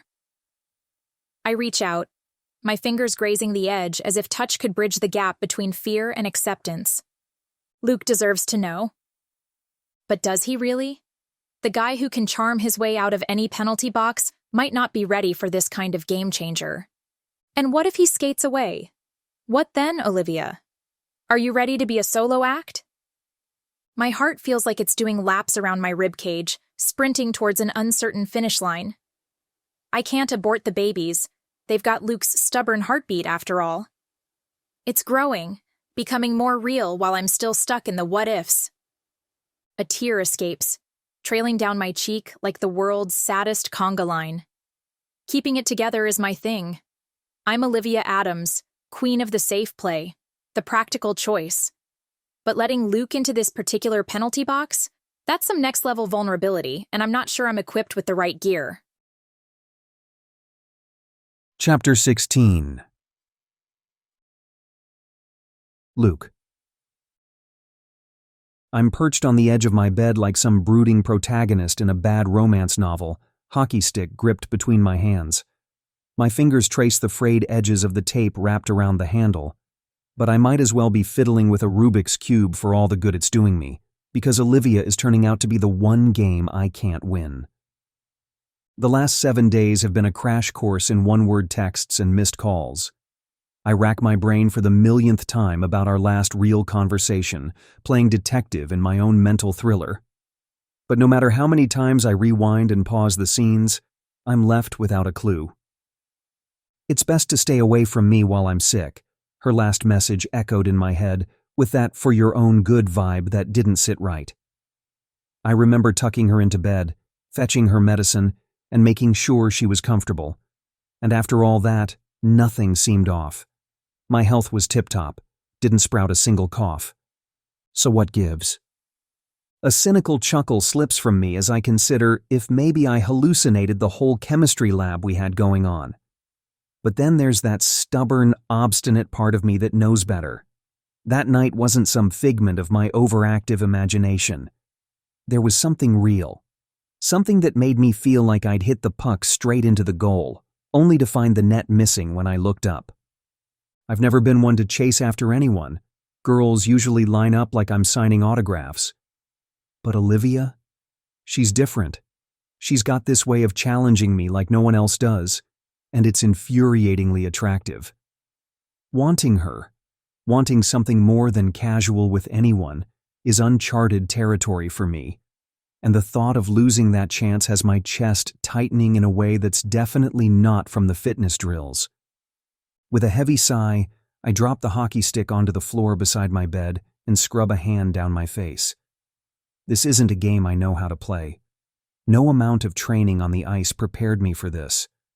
The uncertainty, the waiting, It's like being stuck in the penalty box, watching the clock tick down with no power to change the outcome. Olivia Adams, what the hell have you done to me? A few moments later, I'm pacing the length of my living room, wearing a path into the linoleum floor. My phone feels like dead weight in my hand, heavy and demanding action I can't seem to muster. I thumb Olivia's number into the screen, my finger hovering over the call button, but my resolve crumbles and I drop my arm to my side again. Come on, Bennett, you're not some rookie, I mutter to myself, though the pep talk sounds hollow even to my own ears. In an impulsive snap decision, my thumb jabs the call button. It's ringing. 1 ring, 2 rings, and then I chicken out, pressing end before her voicemail can even kick in. Agitation swells up, blending with frustration, and my phone flies onto the cushion. It bounces once, mockingly. This is ridiculous, I growl, the words feeling as prickly as my 5 o'clock shadow. I rake a hand through my hair, a familiar restless gesture of mine when my brain is skating circles around itself. I need advice, a plan. Tyler's out of the question. He'd have my head if he knew this was about Olivia. No, I need someone with a fresh perspective. Someone who understands navigating tricky situations and isn't afraid to call me out when I'm in the wrong. Keys. Shoes. Out the door. I stride across the parking lot to my truck, throwing a sharp glance at the silent phone resting on the passenger seat. 10 minutes later, I pull up to Mom's cozy little house, the one with the wraparound porch and a garden that's always in some state of wild bloom. Before I can even knock, she's there, door swung wide open, and her arms enveloping me in a hug that smells like cinnamon and comfort. "Come on in, Luke," she says, ushering me into the kitchen where a pot simmers on the stove. "I'm trying out a new broccoli and cheese soup recipe for the bakery's lunch menu." Lunch menu? Since when does the bakery receive such luxury as my mother's home-cooked meals? She shoots me a wink. Just something I'm experimenting with. Experimental, huh? I say, easing onto a stool by the counter. Maybe it's time to spice things up, serve some homemade food made with love, make the bakery into something a bit more, don't you think? She tastes the soup, her face scrunching thoughtfully. Sounds like a game changer, Mom. I force a smile, watching her stir. But I'm not really seeing the soup or the kitchen. I'm seeing Olivia's guarded eyes, the way she's been icing me out without explanation. "What's up, honey? You seem a bit lost," Mom observes, always quick to notice when my head's stuck in the penalty box. Yeah. I scratch at my neck, a telltale sign of nerves. It's this girl I've been seeing for a few months. She's been different lately. Mom gives me a look, eyebrows raised, a silent invitation to unload. I exhale, the words tumbling out. She's been distant, cold, and I can't figure it out. Is she not interested, or just scared? Scared of what? Mom asks, leaning against the counter, her maternal instincts switching into high gear. Scared of whatever this is between us, I say, my heart thumping against my ribs like it's trying to break through the boards. I want more with her, Mom, more than casual. More? She echoes, her voice soft as a snowfall. And what would be wrong with that? Nothing, except it's complicated. The word tastes bitter. Because it's Olivia Adams. Adams? Her smile slips, concern etching her features. Oh, Luke. Yeah, oh, Luke, indeed. I manage a chuckle, but it's hollow, because as much as I try to play it off, I know I'm skating on thin ice, and the water below is frigid. This is serious, she adds. Serious, echoes in the kitchen, and I find myself unable to look away from the concern knitting Mom's brow. She's studying me, like she used to when I'd come home with bruises from a game, trying to gauge just how deep they went. Yeah, I know, but for the first time, I want to be serious. I'm laying it all out on the line, and the vulnerability of it makes my skin crawl. Mom releases a heavy sigh. She wanders over to the window, her gaze lost in the small town quiet of our street. where the most action you get is Mr. Johansson walking his three-legged dog. Luke, Tyler isn't just your line mate or your wingman at the bar. He's your brother in every way but blood. I know where this is going, and for a moment, I wish I could just stick handle around it. But life's not a highlight reel. You can't edit out the parts that might hurt. If things with Olivia don't pan out, it could mean trouble for you two. Her words are softer now, but hit harder than any check into the boards. That's the reality check I didn't want to cash. Tyler's been there through every rough game, every bad call. He's the guy who knows which beer to slide across the bar without asking, the person who has my back when the gloves drop. And here I am, coveting the one thing he told me in no uncertain terms was off limits: his sister. Even if it's just for a while, you can't take that lightly. Mom, I start, but the rest of the sentence is playing keep away with my tongue. I can't deny the truth in her words. But then there's Olivia, her laugh that sounds like victory after a double overtime win, her eyes that hold more depth than a playoff run. She's the breakaway I didn't see coming. You have to be certain if Olivia's worth the risk, I affirm, feeling stubbornness lace my words. I've faced down defensemen twice my size, so why does this feel like the most daunting opponent yet? If you're certain, then you know what must come next. All I hope is you're making the right decision. Now, help me set the table, honey. She breaks the tension with a task as natural to her as breathing. We'll have some dinner. Sure, Mom. I grab plates from the cupboard, each one clinking like the final buzzer of a game. As I lay them out, I can't help but think about what's at stake. Hockey's taught me a lot about taking hits and shooting your shot, but nothing in the rulebook ever covered how to play the game of love without losing your most valuable players. Pass the forks, will you? Mom asks, pulling me out of my thoughts. I hand them over, but deep down, I know I'm bracing myself for something bigger. In the pit of my stomach, there's this gnawing feeling, warning me that whatever's coming next isn't going to be easy. After dinner, I'm cruising through Ironwood Springs, the town I always thought was too small for my dreams, but apparently is just big enough for a love I didn't plan on. My grip on the steering wheel tightens as I navigate the streets, the leather groaning under the pressure of my white-knuckled hold. Yeah, there's a lot on the line here, more than I want to admit. But backing down? Not my style. Not when it comes to challenges, not when it comes to life, and definitely not when it comes to Olivia. I pull into the parking lot of my penthouse building, the low hum of the engine dying as I shift it into park. The weight of the evening settles over me, my thoughts circling Olivia like an endless loop.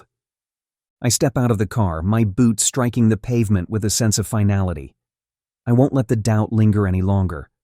If there's one thing I've learned, it's that standing on the sidelines won't get me anywhere. I need to go to her, tell her exactly what's on my mind. No more waiting, no more second-guessing. The elevator ride up to my floor is the longest part of my evening. I pace back and forth, my fingers itching for my phone, but I resist the urge to check it. This is it. Time to stop pretending I don't care. When I reach my door, I pause, my hand on the handle.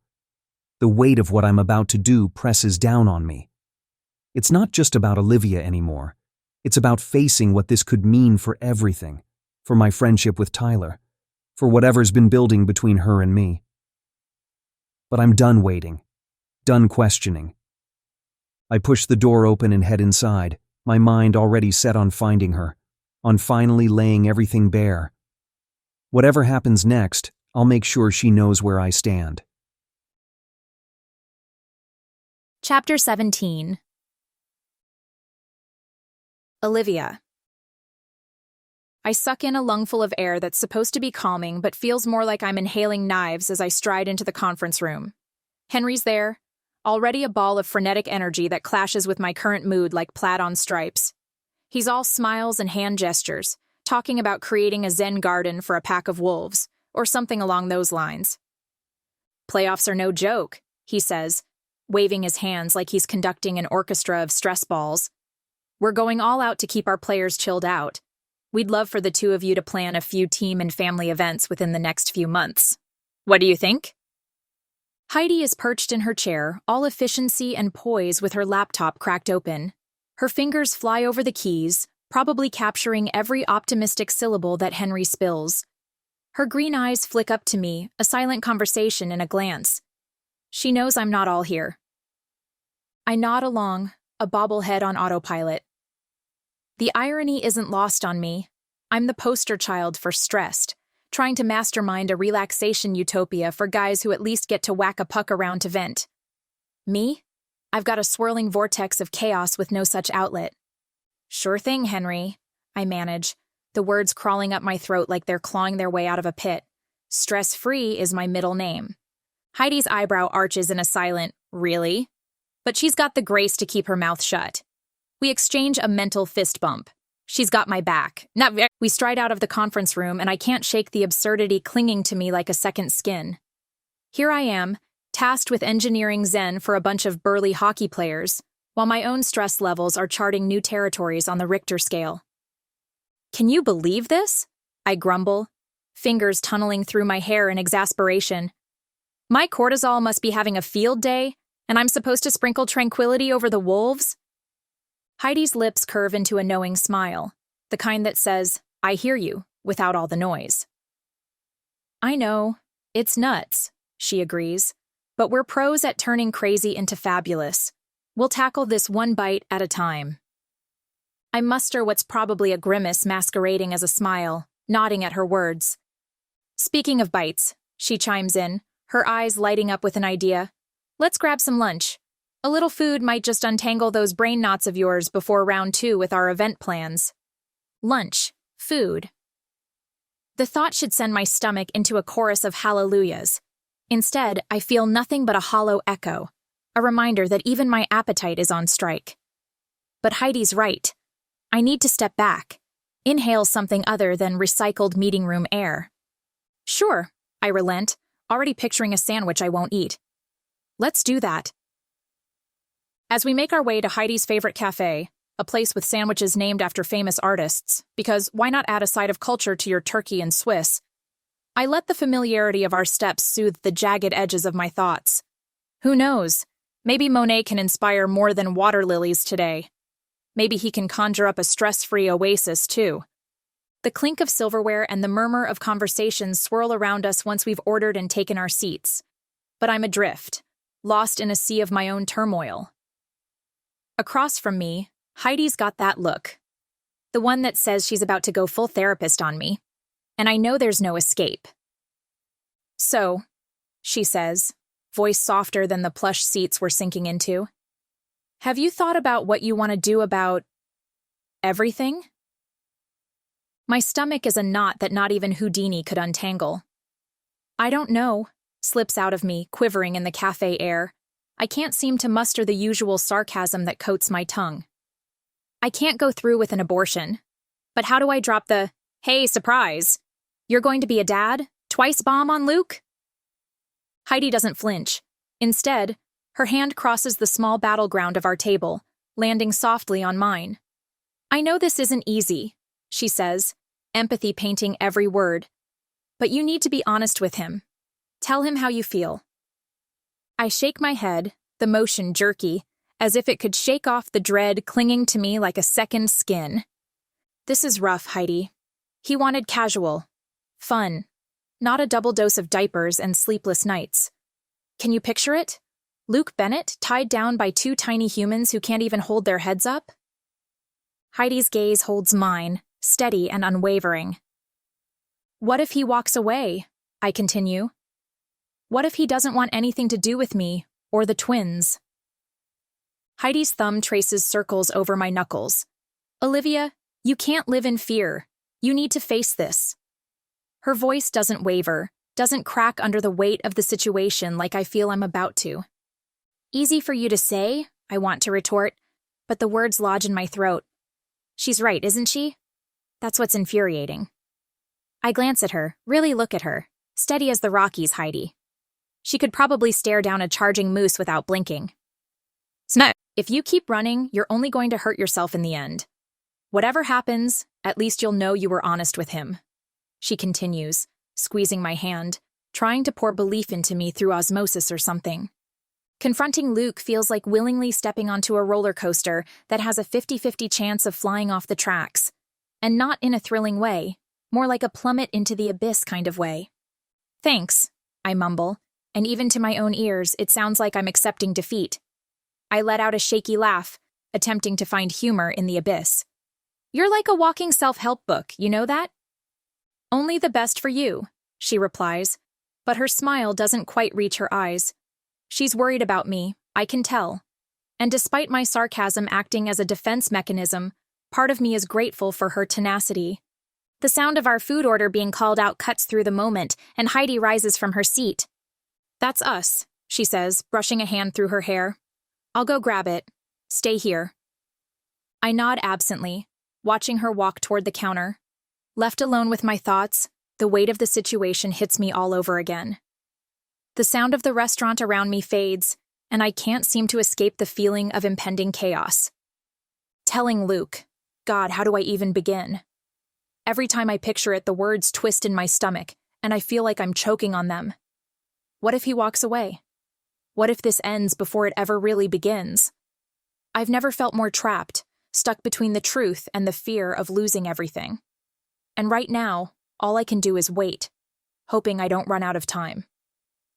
The bell above the cafe door jingles, a sound that's supposed to be cheerful, but right now it's just the prelude to my personal drama. I step out into the bright afternoon, the sun too harsh for the dark thoughts crowding my mind. Heidi's saying something about ordering a coffee to go, but her voice is like background noise compared to the internal commotion I'm hosting. Then, bam! Collision course. A lanky frame bumps into mine, and wouldn't you know it? My bag decides to have a yard sale on the sidewalk. When I peer up, it turns out I just had a run-in with the past. It's Seth. Of all the things to make an escape, it's the ultrasound slip, gracefully gliding down like it's trying to find a new owner. And of course, ever the gentleman when he's got an audience, Seth swoops in for the save. Seth? Shit, sorry. Don't worry about picking that up. The words stumble out of me as I backpedal, heart doing this crazy samba against my ribs. What's this? Seth asks, his eyebrows pulling together as he hands me the ultrasound, and I can practically hear the gears turning in that head of his. Nothing, I choke out, grabbing the paper with fingers that don't want to cooperate. I mean, it's just... Are you pregnant? I clear my throat, contemplating whether I should lie and say it's Heidi's. But if I do that, rumors will spread like wildfire, and Heidi won't have the baby bump to show for it. I am, I admit, clearing my throat. I've been seeing someone for a few months. It's gotten pretty serious. My pulse is thudding in my ears now, because lying through your teeth should definitely count as cardio. Clearly, he scoffs, trying to look anywhere but at the damning evidence of my current life mess. It's written all over his face. He doesn't buy it. But then again, Seth's never been one to linger on the deep stuff. Yep, picket fence and 2.5 kids serious, I say. Because if you're going to lie, might as well go big, right? Good for you, Olivia, Seth says. And there's that familiar twinge of annoyance at how easily he plays the cool ex. You've always wanted a big family anyway. Best of luck to you. Right, I retort. But he's already walking away, leaving me with a hollow victory and a slip of paper that feels heavier than it looks. I stand there, the lie lingering like the aftertaste of cheap wine. It burns a little, stings where it shouldn't. But hey, what's a girl to do when her baby daddy is MIA, and the last person she needs sniffing around is Mr. Responsibility is for chumps? What was that about? Heidi asks, catching up to me, her brows knitted in concern. Ghost of Christmas never, I mutter, stuffing the ultrasound back into my bag like it's a ticking time bomb. Let's just say he's not winning any Man of the Year awards. Heidi's eyes narrow, already sensing something's off. Seth? I nod, my stomach tightening. Yeah, and he picked up the ultrasound. I swallow hard, my chest feeling like it's caving in. He saw it, Heidi. He knows. Shit, she breathes, her tone now fully serious. You think he'll tell everyone? I don't know. I admit, my voice tight. But I can't risk it. If he runs his mouth, the whole damn town will know before I can even talk to Luke or Tyler. And that's the last thing I want. Heidi stops walking, pulling me to a stop too. She looks me dead in the eyes, the weight of the situation sinking in. Olivia, this isn't something you can hide for long. You need to tell them. And fast. You can't let Seth be the one to spread the news. I feel my throat close up at the thought of telling Luke. He wants casual. He's made that clear. How can I tell him that I'm pregnant, with twins no less? And how the hell can I expect him to want any part of it when we're not even on the same page about what we want from each other?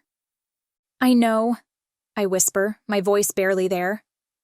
But I don't even know how to start. He's gonna run. Luke's gonna run when he finds out. Heidi's grip tightens on my arm, pulling me back into focus. You don't know that. And you can't let fear stop you from being honest. Seth is the last person you want spreading your personal business. Get ahead of it. Talk to them before they hear it from someone else.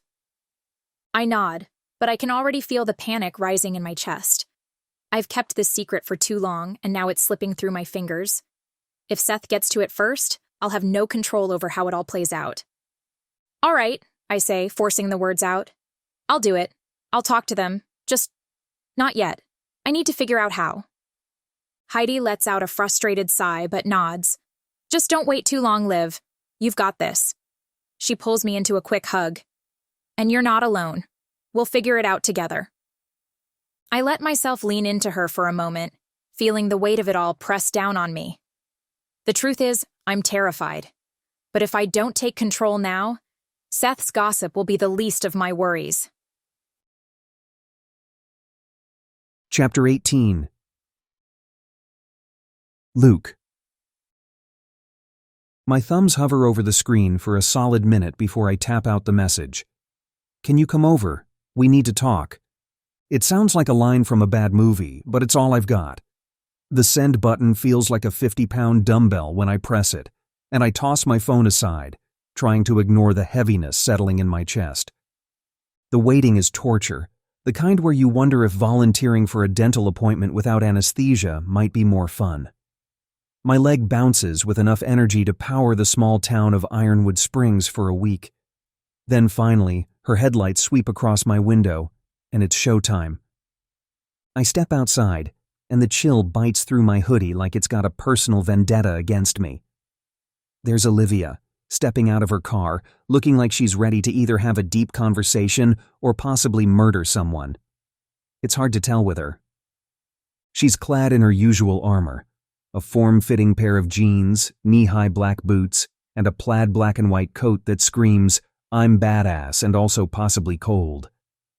But it's her eyes that get me, always flipping between hurricane and calm sea.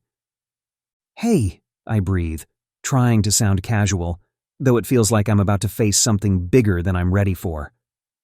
"Hey," she echoes back, her voice somehow managing to sound both soft and distant, like she's putting up a barrier without even trying. That's Olivia for you. Always keeping me on my toes, always making sure I never quite know what to expect. We stand there, just outside my building, and it's like we're both waiting for the referee to drop the puck. But instead of a puck, it's our unspoken thoughts, suspended in the night air, heavier than a Zamboni. "Nice night," I say, because apparently I'm aiming for the trophy in stating the obvious. "Sure, if you're a penguin," she shoots back, and I can't help but grin. Classic Olivia, always quick with a comeback that could put a guy in the penalty box. There's an awkward silence, the kind that feels like it's stretching its legs and making itself comfortable. I'm half tempted to crack a joke, anything to slice through the tension, but this isn't the time for deflecting with humor. "Thanks for coming," I finally manage to say, my voice sounding rougher than I intend. "Wouldn't miss it," she replies, though her guarded stance tells me she'd rather be anywhere else right now. "So, what's up?" Her question hangs between us, and I know this is my shot, maybe the only one I'll get. But words are like a puck on bad ice, refusing to glide smoothly. "I was hoping we could talk," I mutter, and it sounds like a plea.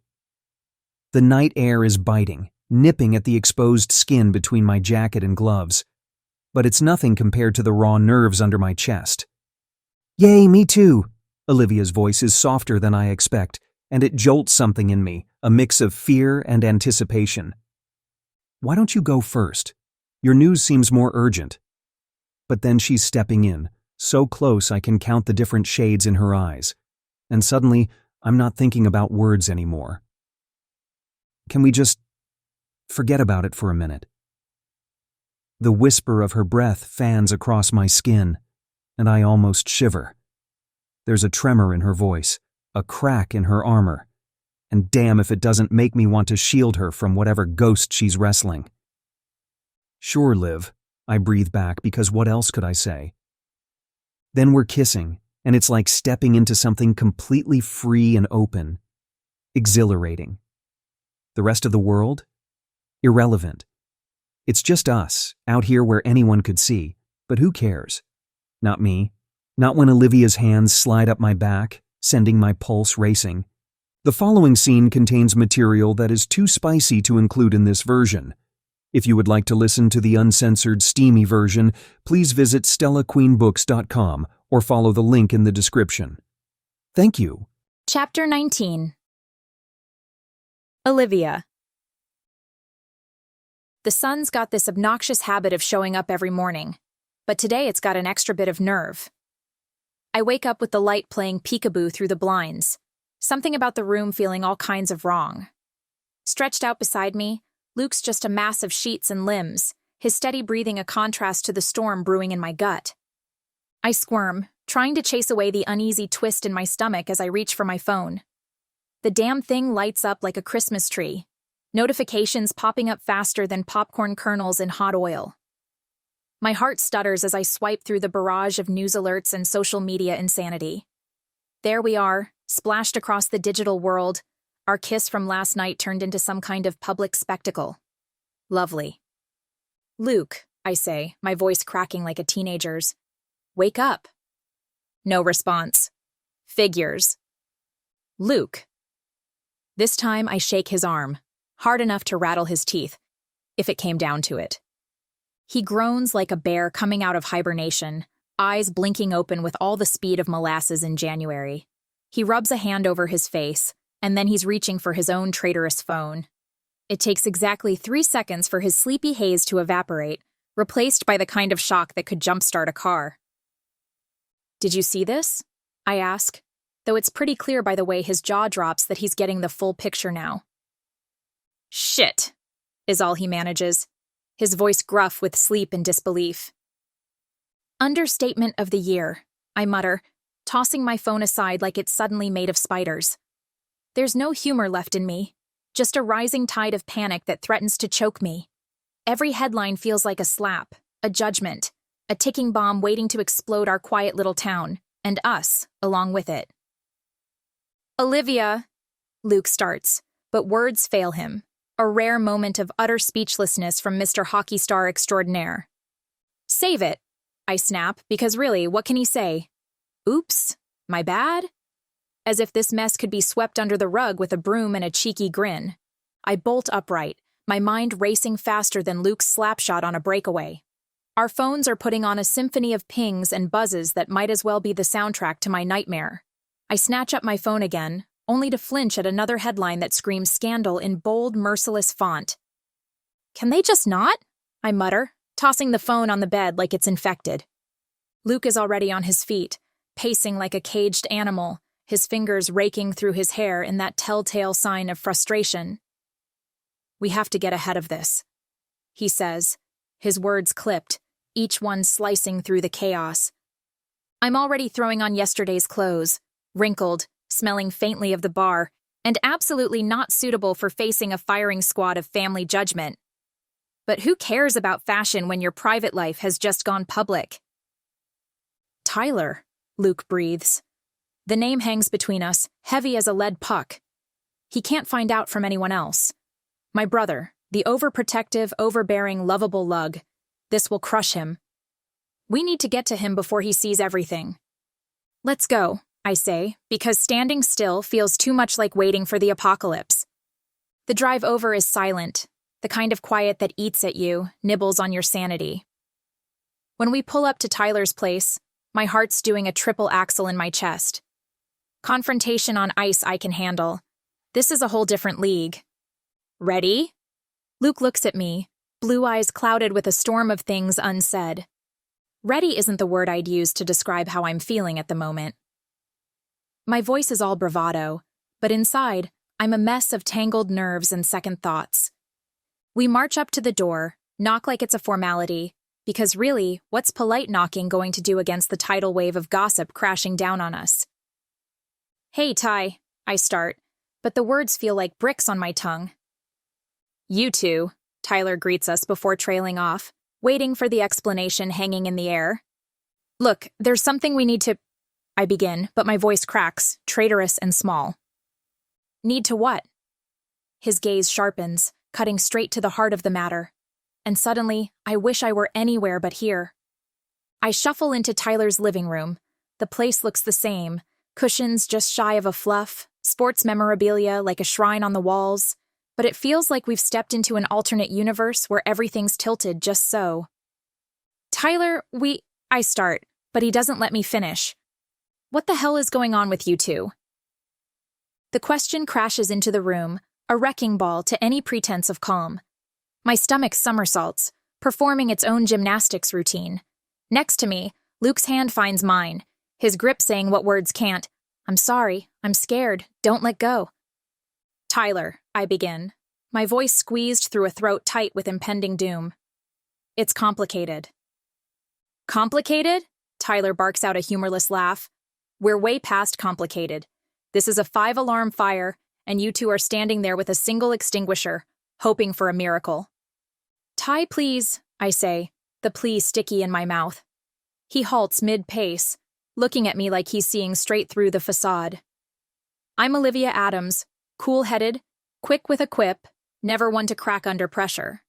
Except now the cracks are showing, spiderwebbing across my composure. My heart hammers a beat that drowns out the silence. Luke's thumb rubs small circles on the back of my hand, a silent Morse code of support. Look, it's not what you think, Luke starts, voice shaky. He's trying for casual, but lands somewhere between desperate and deer in headlights. I'm very, very serious about Why are reporters asking me if Olivia's pregnant with your baby, Luke? Tyler snaps. Immediately, Luke's face turns pale. He shakes his head. We aren't that serious. At the words, my heart clenches. I wasn't expecting it to hurt this much. I always knew what we were, but hearing it aloud right now, it's rough. It's not possible, Luke continues. Olivia isn't pregnant. The confession tumbles from my lips before I can shove it back down. The rumors are true, Luke, I whisper, the words floating between us like a fragile soap bubble. I'm pregnant. Tyler's entire body goes rigid, and his voice is a strangled gasp. Wait, what? He bolts upright, and the chair behind him crashes to the ground with a sound that seems too loud for the room. My hands twitch at my sides, desperate to claw back the revelation as his eyes widen in disbelief. The Tyler I know, the one who fends off bullies and fixes leaky faucets, looks utterly lost. You're pregnant? He spits out, and I flinch despite myself. With Luke's baby? Technically babies, I correct him, the sardonic edge of my voice slicing through the thick air. It's a weak attempt at levity, considering my heart is doing a marathon in my chest. Twins. The word hangs there, a bomb that's just detonated but hasn't quite destroyed everything yet.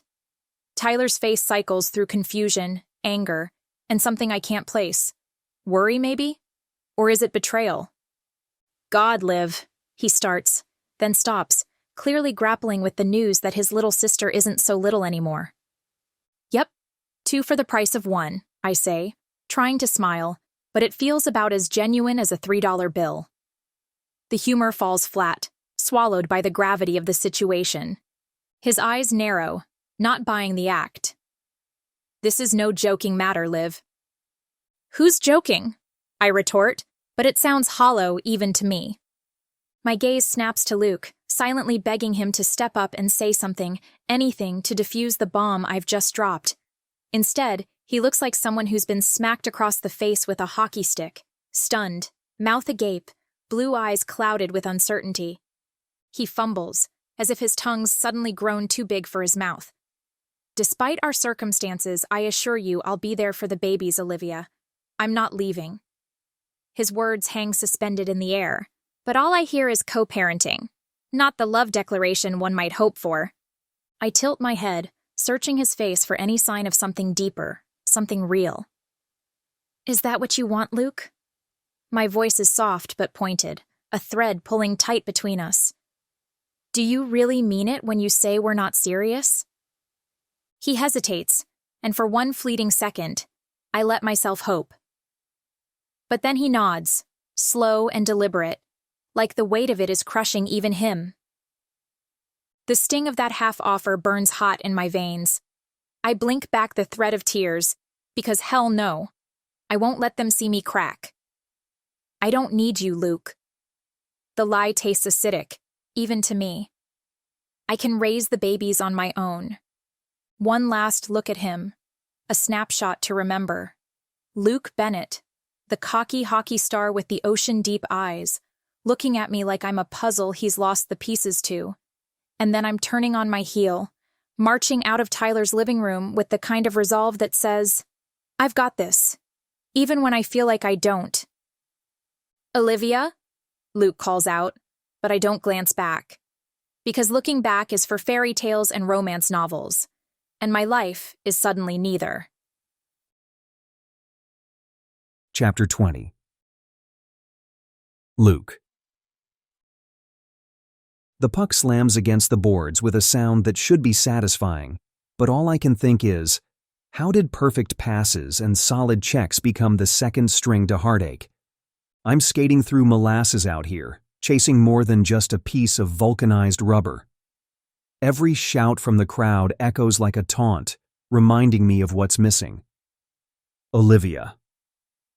It's been 2 weeks, and I still haven't heard from her. And no matter how fast I fly across the ice, I can't outrun her ghost. Great shot, Bennett, one of my teammates yells, his face splitting into a grin that's all youthful enthusiasm and oblivious joy. Must be nice. Thanks, I grunt, barely audible over the din of our home crowd. They're roaring for the Wolves, for victory, for the sheer intoxication of playoff glory. But their cheers ricochet off me. I glance at the scoreboard. Another point up, another step closer to the finals. This should be my moment, the pinnacle of everything I've sweated blood for. Instead, there's this gnawing void, expanding with every flicker of memory. Olivia's laugh, her sharp-tongued wit that could slice through my ego like a skate blade through soft ice. Luke, head in the game, Coach Daniels barks from the bench, his face as red as our jerseys. Got it, Coach, I call back. But we both know my promise is about as sturdy as a hockey stick on its last legs. I've always been good at hiding things, a quick deke here, a sly wink there, but even I can't camouflage the mess inside me. Not completely. My plays are a fraction too aggressive, my shots a smidge too wild. It's like my hockey sense decided to take a vacation, and all I've got left is this muscle memory of a guy who used to know what he wanted. Ice crunches under my skates. Tension crackles like static in the air. We're neck and neck with the clock winding down, playoffs hanging by a thread, and then it happens.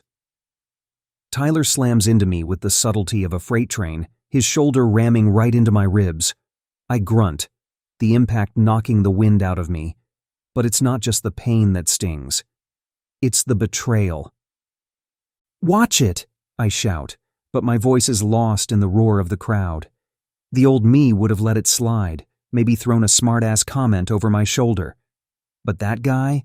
He's long gone, replaced by this raw-edged version of myself, all frayed nerves and short fuses. I retaliate before I can stop myself, giving him a shove that has him staggering back on the ice. It's reckless, stupid, but damn if it doesn't feel good for half a second before everything goes to hell. The ref's whistle screams through the chaos, but we're past the point of caring. Tyler whirls around, fire blazing in his eyes, and I glare right back. We're two rams locking horns, the game forgotten, the stakes higher than any scoreboard could show. Enough! Coach Daniels' voice booms, slicing through the pandemonium. He's a force of nature barreling onto the ice, red-faced and spitting mad. Both of you bench, now! And just like that, we're sidelined, benched in the most crucial game of the season, left to stew in our own mess. The guys are throwing us daggers for glares, and the weight of Coach's disappointment is a punch to the gut. Sort it out, he growls, and there's no mistaking the command in his tone. We both know we've crossed a line, turned a brotherhood into a battleground. And for what? Pride? Anger? Olivia? I take a seat on the cold, unforgiving bench, helmet still clutched in one hand. My chest heaves as I try to catch my breath, not from the game, but from the crushing weight of everything unsaid between Tyler and me. Great job, Bennett, I mutter to myself, sarcasm dripping like ice melt. Real smooth. Tyler sitting at the other end, a mirror image of frustration and regret. We're a sorry sight, all right. Two grown men acting like kids fighting over the last stick of bubblegum. Later, I say, because whatever's broken between us isn't a quick fix. It's not a cracked helmet or a snapped lace. It's deeper, scarred like a veteran player's face, and it's going to take more than a few stitches to heal. As the locker room empties and the sound of celebration fades into the background, I'm left with the echo of what used to be. Maybe it's time to face the damage I've done, both on the ice and off. Because if there's one thing I know about hockey, it's that sometimes you have to fight for the win, even if it means dropping the gloves with your own demons. Sweat trickles down my spine like a traitor fleeing the scene. I tug at my jersey, peeling it from my skin as if shedding the night's memories could be that easy. The clank of my shoulder pads hitting the metal bottom of the bin echoes louder than I intend, the sound ricocheting off the walls and amplifying the silence between Tyler and me. Tyler's locker slams shut hard enough to startle a rookie into fumbling his water bottle. You think you can just walk away from everything? Even with his voice low, he might as well be shouting across the rink. My head snaps up. His eyes are drilling into mine, two dark pits of accusation. Walk away? As if I know where to even start walking, Tyler. My laugh comes out bitter, a half-hearted attempt to deflect. How could you keep it a secret from me, Luke? That you were dating my sister? He steps in, closing the gap so quickly my instincts scream for a guard up. You've been hiding this from me? From all of us? And you think I wouldn't be hurt? The air's thick, and I'm choking on the words I need to say, the ones stuck somewhere between my bruised ego and the lump in my throat. I didn't want to lose your trust, I confess, voice dropping to match his intensity. It's an admission, not an excuse. I didn't know how to tell you about Olivia without making it complicated. I didn't want to lose my closest friend. Tyler's fingers rake through his hair, and I swear it looks like he's trying to pull the frustration straight out of his scalp. His expression softens for a second, and it hits harder than any check into the boards. You could have trusted me. You should have trusted me. The words come out hushed, but man, do they echo loud in my chest. It's like he took off a glove and backhanded me with the truth. Sure, I may have been pissed, but if you proved you were serious about her, the two of you would have had my blessing. The locker room feels smaller suddenly, the walls inching closer with each pounding beat of my heart.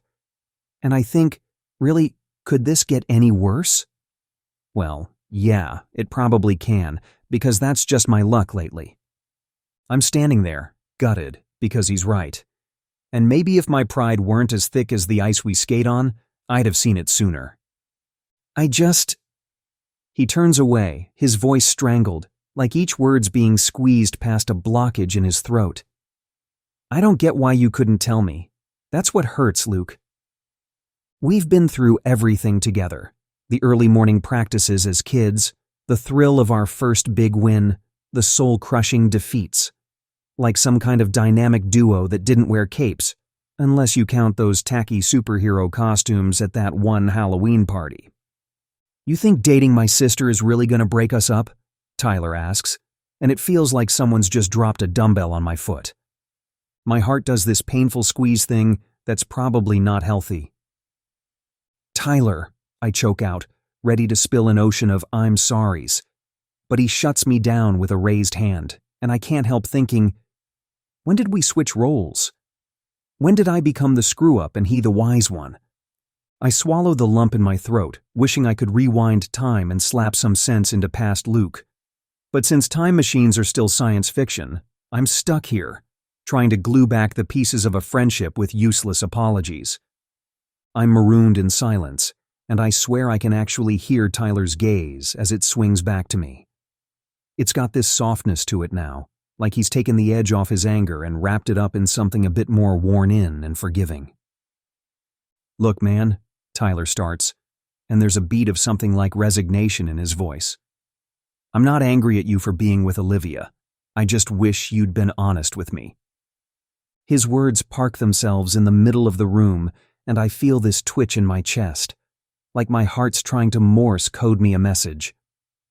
I'm serious about her, Tyler. When she asked me if I was, I panicked. I was afraid she might not believe me if I told her I wanted to commit after learning about the twins. It sounded so lame, so half-assed. It's not what I told her before either, so why would she buy it now? If she's who you want, you need to fight for her. You're both a mess right now, but if you care about her, if she's what you want, then go get her. This isn't a game. This is real life. What Tyler's serving up is more than just a side of advice. It's a full-blown buffet of get your act together kind of wisdom. What if it's too late? The words scrape out from a throat that feels like it's been through a cheese grater. Pathetic, really. Whispering like some lovesick teenager instead of the grown-ass man that I am. Tyler shakes his head, giving me that look, the one that says, "Don't be an idiot without a helmet on the ice." You won't know unless you try. There it is. That flicker. Not quite a bonfire or even a decent campfire, but the kind of spark you get when you strike a match and it stubbornly decides to catch. Hope, mixed with a dose of fear, stirs inside me. It's a cocktail that's part exhilarating, part terrifying, and all Luke Bennett. Okay, Oprah on skates, I mutter under my breath as I stand there, feet rooted to the spot, but with this new, uncharted direction tugging at me. I've screwed up royally, no crown needed, and there's no guarantee this isn't going to blow up in my face. Yet, I still feel a shift. A change in the wind, or maybe just my own stubborn will turning its sails. Time to make things right, I tell myself, though the doubt's still clinging on like a pesky burr. One foot in front of the other, because apparently that's how you start journeys, or whatever motivational poster nonsense Tyler would quote at me. With a heavy heart stumbling along for the ride, I make for the exit, determination planting itself firmly between the blades of my shoulders. Yeah, I don't have the first clue how to fix the glorious disaster I've made, but hey, figuring it out is half the fun, right? Right. Chapter 21. Olivia. Olivia, you've been staring at that wall for 20 minutes, Heidi observes, her elbow jabbing into my side just enough to pull me back from my trance. Should I be concerned? I blink, the world coming back into hazy focus as I toss her a look that's half-hearted at best. What's there to say? I retort, the words tasting like stale coffee on my tongue. I'm pregnant, I'm single, and my baby daddy is pretending like we never meant anything to each other. My voice splinters at the end, betraying the cool demeanor I'm not really feeling. I swipe quickly at my eyes, traitors of my stoic front.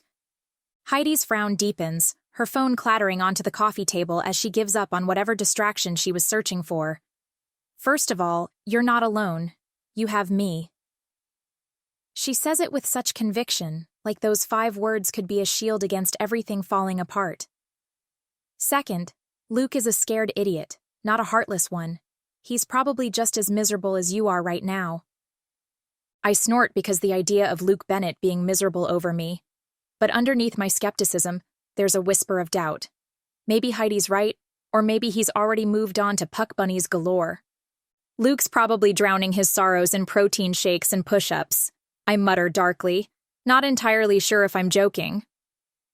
Protein shakes don't cuddle you at night, Heidi points out, her hand warm on my arm, grounding me. You're stronger than you think, Liv, and no matter what happens, you've got this. Got this feels like an overstatement. What I've got is a belly growing faster than my tolerance for maternity genes and a heart doing its best impression of a punching bag. Still, I manage a nod, though inside, my doubts are doing the cha-cha. My hand drifts down to rest on my stomach, where the twins are probably practicing their future careers as acrobats. There's no manual for this mess, no chapter titled, What to Do When Your Casual Fling Leaves You Knocked Up and Alone. Just raw, uncharted fear. Thanks, Heidi, I say, my voice steadier than I feel. For the pep talk, and for not letting me wallow in self-pity and ice cream. Anytime, she replies with a grin, but for the record, there's absolutely nothing wrong with wallow-worthy ice cream. I almost smile, but it doesn't quite reach my lips. The heaviness in my chest refuses to budge, a stubborn squatter that's overstayed its welcome. But with Heidi here, at least I'm not facing the eviction notice alone. Let's tackle this guest list, shall we? Heidi suggests, with that managerial lilt she puts on when she knows I'm about to spiral into a black hole of self-pity. She slides my laptop between us, the screen lighting up with spreadsheets and checklists, all things I normally love. But right now, it feels like trying to do calligraphy during an earthquake. Sure, I mutter, though my voice carries all the enthusiasm of a sloth on sleeping pills. My gaze keeps wandering to my phone, where the glow of notifications is like the siren song of trashy gossip forums. They're speculating about my alleged pregnancy like it's the latest plot twist in their favorite soap opera. Olivia Adams, I swear if you read one more comment, Heidi warns. But it's too late. I'm already knee-deep in the muck. Listen to this one. Pregnant at 25? Career over. I snort, bitterness seeping through. As if having a uterus is some sort of professional kryptonite. Finally, Heidi's patience snaps like a worn-out hair tie. She snatches the phone from my hand, her eyes rolling so hard I'm half afraid they'll get stuck that way. Enough internet for you, Missy. Hey, I protest, but there's no fire behind it. Instead, I slump back against the couch, feeling the fight drain out of me. What's eating you? Heidi probes, green eyes sharp as scalpels. And don't say nothing because I know you better than your own wardrobe. Sighing, I run a hand through my hair, tugging at the knots life seems hell-bent on throwing my way. It's Seth, I confess, dropping the bomb like it's a casual comment about the weather. He knew about the twins. He's the leak. Heidi's eyebrows shoot up, disappearing beneath her blonde bangs. You think he sold you out? That low-life leech? Wouldn't put it past him. I cross my arms, my mind a whirlpool of fury and hurt. I can't just sit here while he uses my life as his personal ATM. Damn straight, Heidi agrees, but then her eyes widen as I grab my phone again. What are you doing? Checking his socials, I say, thumbing through Seth's latest posts until, bingo. There he is, grinning like a Cheshire cat in the VIP section of Club Elixir, with his newest victim clung to his side. Guess who's partying it up tonight? I say, a plan hatching in my head faster than I can squash it. They allow pregnant people at clubs, right? Olivia, no. Heidi's tone is all warning bells and flashing red lights. You can't confront him, not like this. But I'm already on my feet, the smoldering coals of determination fanned into full-blown flames. Watch me. Olivia... Her protest dies on her lips as she reads the resolve etched in every line of my posture. Come on, Heidi. It's time to take out the trash. And I don't mean the kind you leave on the curb. 5 minutes later, I tug the hem of my black dress, trying to make it sit just right. It's a pointless exercise. No amount of adjusting will change why I'm suiting up for battle in this thing. Still think you're going into a gladiator arena? Heidi chimes in from the doorway, arms folded and eyebrows raised high enough to challenge her hairline. Feels like it, I mutter, meeting her gaze in the mirror. Her reflection is all caution signs and stoplights, but I've never been one for road rules. And no, he's not worth it. But my peace of mind? That's worth more than his weight in gold, and that's saying something. Gold's pretty valuable, she points out, a note of reluctance in her voice. Exactly. Snatching my purse off the dresser, I head for the door, heels clicking with a determination that says, I mean business, and maybe a little, someone's going to get it. Olivia. Heidi trails after me, sighing like someone about to watch their puppy chase a car.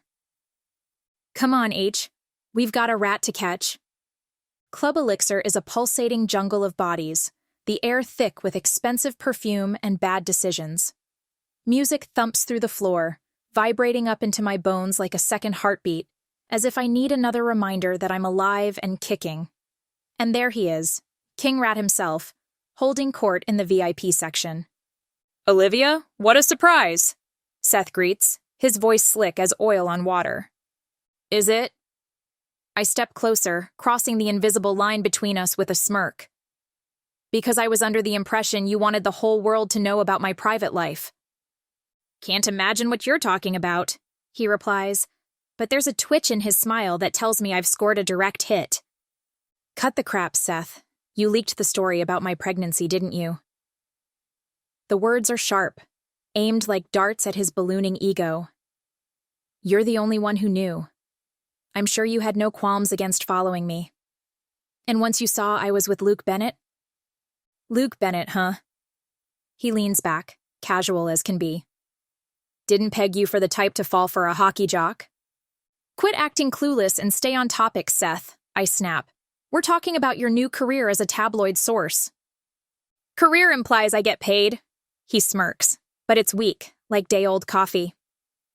Which, let's face it, isn't far from the truth since you've been cut off. Broke much? I turn to his new girlfriend, who's looking paler by the second. Enjoy picking up his tabs, because that trust fund? Non-existent. The crowd around us shifts. Eyes widen, drinks pause mid-sip. Seth's smug look crumbles, leaving behind the kind of scowl reserved for spoiled kids who've had their toys taken away. Go find some dignity, Seth. Might be a new experience for you, I finish, feeling the burn of victory as I pivot on my heel. Olivia, Heidi calls, a laugh in her voice. But I don't need to look back to know she's right on my heels, ready to ride the wave of triumph as we leave Seth to stew in his own freshly spilled secrets. 10 minutes later, I storm into my apartment, heels in hand, and collapse onto the couch with all the grace of a bag of bricks. The laughter bubbling from Heidi echoes around the room, bouncing off the walls like ping-pong balls at a frat party. Ha! That's my girl! She cheers, clapping her hands as if I've just won an Oscar for Best Dramatic Exit. I crack a smile. Can't help it. There's a strange warmth in my chest, like I've swallowed a shot of whiskey. It dulls the edges of my worry, even if just for a moment. Seeing his face? Priceless, I say, replaying Seth's scowl in my mind. But then, like clockwork, the buzz starts wearing off, and the what-ifs come knocking. But now, Luke. What if Seth got something right for once? What if Luke is done with me? Heidi plops down next to me, her eyes softening. You can drive yourself nuts with maybes, or you could find out for real. Easy for you to say, I mutter, resting my head against her shoulder. She smells like vanilla and something citrusy, like hope and sunshine had a baby. Look, Liv, she says gently. Luke would be a grade A moron to let you go, and you're too badass to live on what-ifs. Badass? I scoff, but there's a little less bite to it now. A tiny seed of something like bravery takes root deep down where the fear lives. Maybe Heidi's pep talk isn't all rainbows and unicorns. Perhaps there's some truth to it. Besides, she adds with a wicked grin, look at you, going full gladiator in that club. If you can take on Seth and his pack of weasels, you can handle one hockey player. The corner of my mouth quirks up. Does that make you my trusty sidekick or my wise mentor? Both, she declares, and we both break into giggles, the tension easing like a sigh in the wind. Okay, Yoda, I say finally, rising from my slump. But I've decided I'm going to wait until after hockey season is over to talk to Luke. That way, his head is clearer. Decent plan. Heidi nods approvingly. Now, how about some ice cream therapy? I think we've earned it. Make it double chocolate chip, and you've got a deal, I say, following her into the kitchen, letting the promise of tomorrow and the sweetness of tonight chase away the shadows. For now. Chapter 22. Luke. My hands tighten on the steering wheel as I park in front of the Adams house. I suck in a breath and rehearse my lines in my head. Because let's face it, this is one performance where I can't afford to blow it. Stepping out of the car, I shove my hands into my jeans pockets, trying to appear more relaxed than I am. I pause when I arrive at the front door, take a deep breath, something that's becoming a habit, and then ring the doorbell. It only takes a moment before the door swings open, revealing Olivia's mother, Judy. Her expression is guarded, but there's a hint of warmth in her eyes. "Luke," she says, stepping aside. "Come in. Caroline's already here." I nod, murmuring a polite "thank you" as I step inside, my stomach twisting. The living room looks like a scene straight out of an awkward family reunion. Paul Adams is perched on the couch like they're ready to leap into action at any bad news, while my mother owns the armchair like a queen, her expression giving nothing away. "Thank you for meeting with me," I say, my voice betraying a tremor I hadn't planned on. Small talk is for people who have the luxury of not being in the middle of a familial minefield. I dive right in. "I owe all of you an apology for how you found out about the pregnancy. It wasn't fair to Olivia or to any of you. I mean every word, but I'm pretty sure my track record for screw-ups is flashing in neon lights above my head." Silence stretches out, and I swear I can hear the collective heartbeat of the room. Then Paul leans forward, his hands clasped like he's praying, or maybe strategizing on how to tackle me without causing injury. "We appreciate the apology, Luke," he says, and I'm surprised to find a hint of warmth there. But then he hits me with the follow-up. "But words are one thing, actions are another. What's your plan moving forward?" And there it is. The million-dollar question, or in my case, the two tiny humans and their mother question. My mind races through plays looking for the right one. I take a deep breath, my gaze locked on Paul's. There's no room for fumbles here. My plan is to be there for Olivia and the twins, no matter what. To my own surprise, I managed to keep my voice even. Whether she and I get back together or not, I'm committed to being a present father and supporting her in every way I can. Judy's got that look, like she's trying to X-ray my soul for truthfulness. "You're an athlete, Luke. Your career keeps you on the road most of the year. How exactly do you plan to balance that with being a father?" A fair question from the woman who could possibly become my mother-in-law from hell if I screw this up. "Already ahead of you," I say, nodding. Inside, I'm mentally patting myself on the back for expecting the interrogation. I've spoken to my team about adjusting my schedule. If it means being there for my family, I'm willing to take a step back. Sure, it might mean less ice time, but my kids won't know me as just some guy in photographs hoisting a cup. The room goes quiet, and I swear I can hear the clock ticking like a time bomb. Judy and Paul exchange one of those married couple telepathic conversations before she finally breaks the silence. "Parenting is hard, Luke. It's not just about showing up when it's convenient. It's a lifelong commitment." Judy's tone is gentle now, but her words still carry weight. "I know." I lock my jaw, set my stance. "And I'm ready for it. I won't let Olivia or the twins down." My voice is firm, throwing down the gauntlet. I'm in this for the long haul. No power plays, no sudden death. Just overtime where everyone wins. Finally, my mother clears her throat and the room swivels to her like she's the center of gravity. "I raised Luke to take responsibility for his actions," she says with a voice that brooks no argument, yet wraps around us like a warm blanket. And I know my son. When he says he's committed, he means it. She gives Judy and Paul a look that's all iron while wrapped in velvet. She continues, I'll be here to help as much as I can. None of us have to do this alone. She locks eyes with me, and I feel like I've just been handed the Stanley Cup of family support.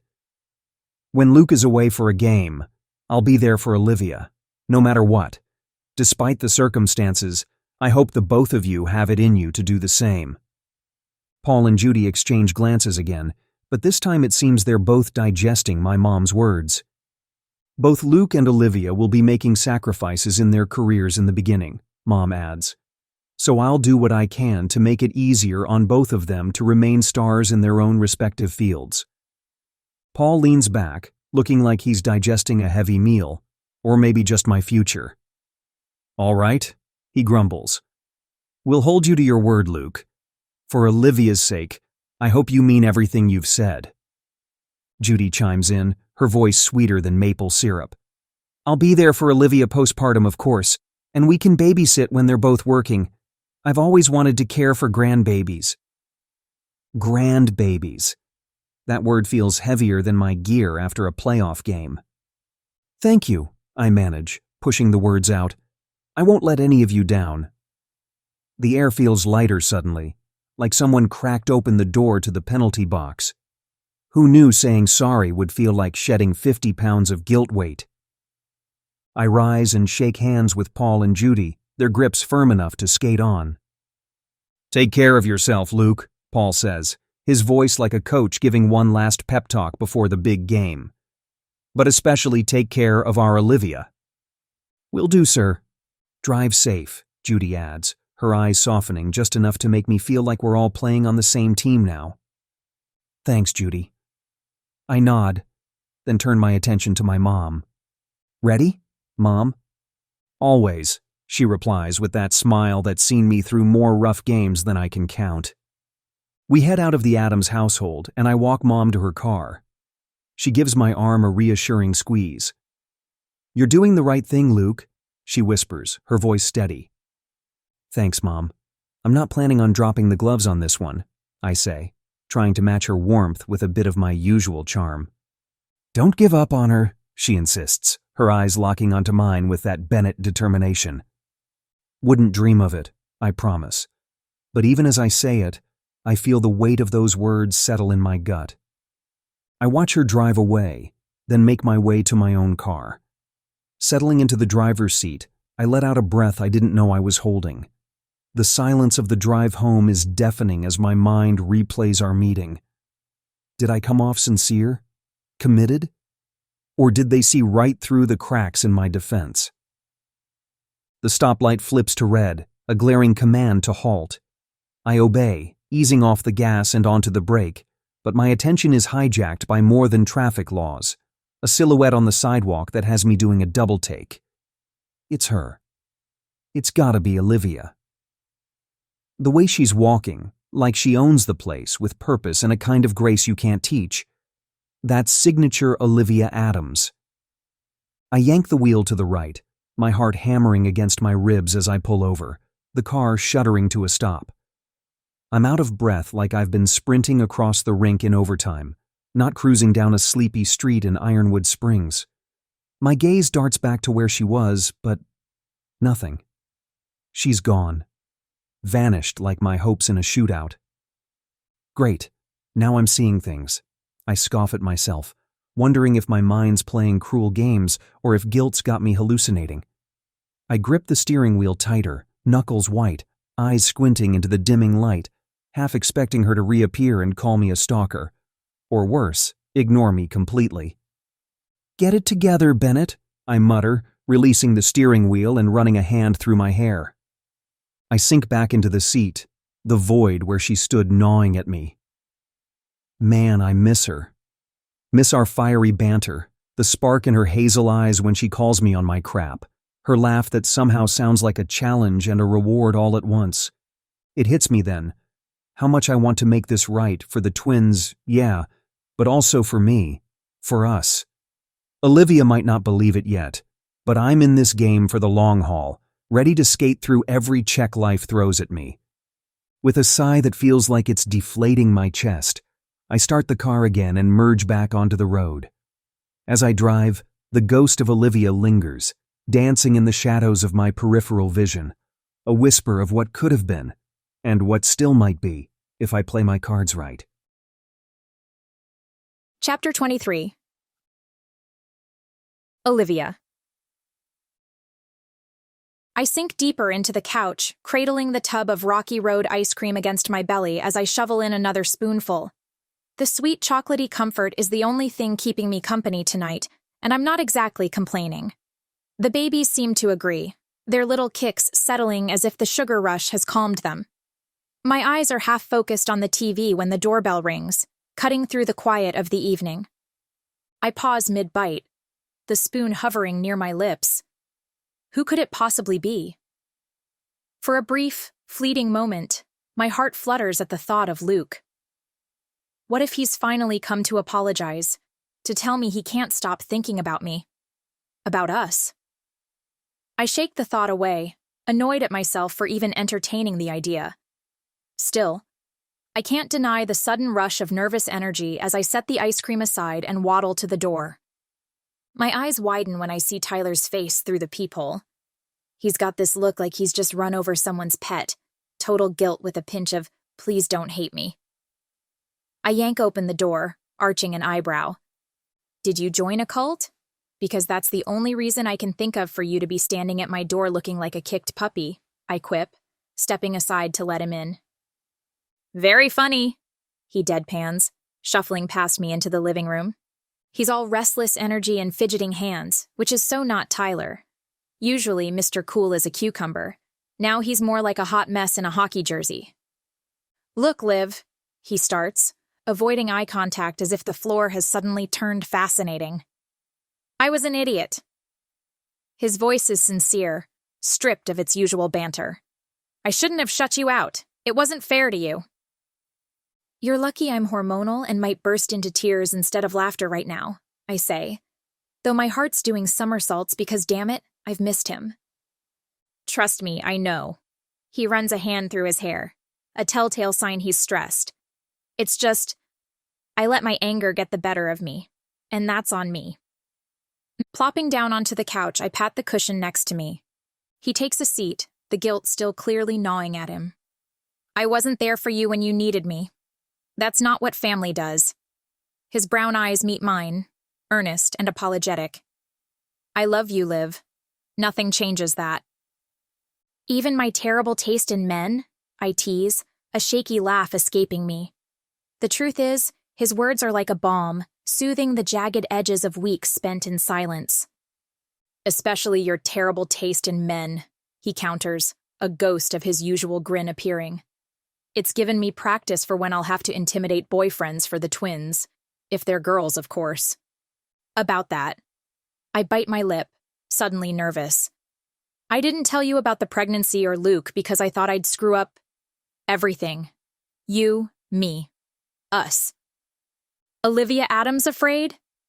Tyler feigns shock, but he nudges my shoulder gently. We're siblings. We're practically contractually obligated to be in each other's lives, messes and all. Good to know. I'll add that to the list of reasons why Tyler can never disown me. He chuckles, and the sound wraps around me like a warm hug. So, any idea if I should start buying monster trucks or dollhouses? Actually, I have the gender results, I admit, feeling a flutter in my chest. But I'm waiting to find out with Luke. Making it a big reveal? He nods, approving. Classy move. Totally classy, I agree, ignoring the fact that I bought 2 unisex teddy bears because I couldn't wait entirely. Like eating ice cream for dinner. Only the classiest for my sister, Tyler says, standing up. You got any more you haven't put your germs all over by double dipping? This emotional roller coaster has left me famished too. Freezer. Help yourself, I say, watching him go, an unexpected warmth spreading through me. For the first time in weeks, I feel like maybe things could start looking up again. Tyler opens the freezer and pulls out the tub of vanilla bean ice cream, squinting at it like he's trying to decide if it's worth the effort. This is it? Vanilla? Vanilla bean. Don't knock it. It's a classic, I reply, walking over to the cabinet to grab him a bowl. I slide it onto the counter along with a spoon, and he shoots me a grateful look. Thanks, he mutters, scooping a generous portion into the bowl. He's quiet for a moment, too quiet for Tyler, and it sets me on edge.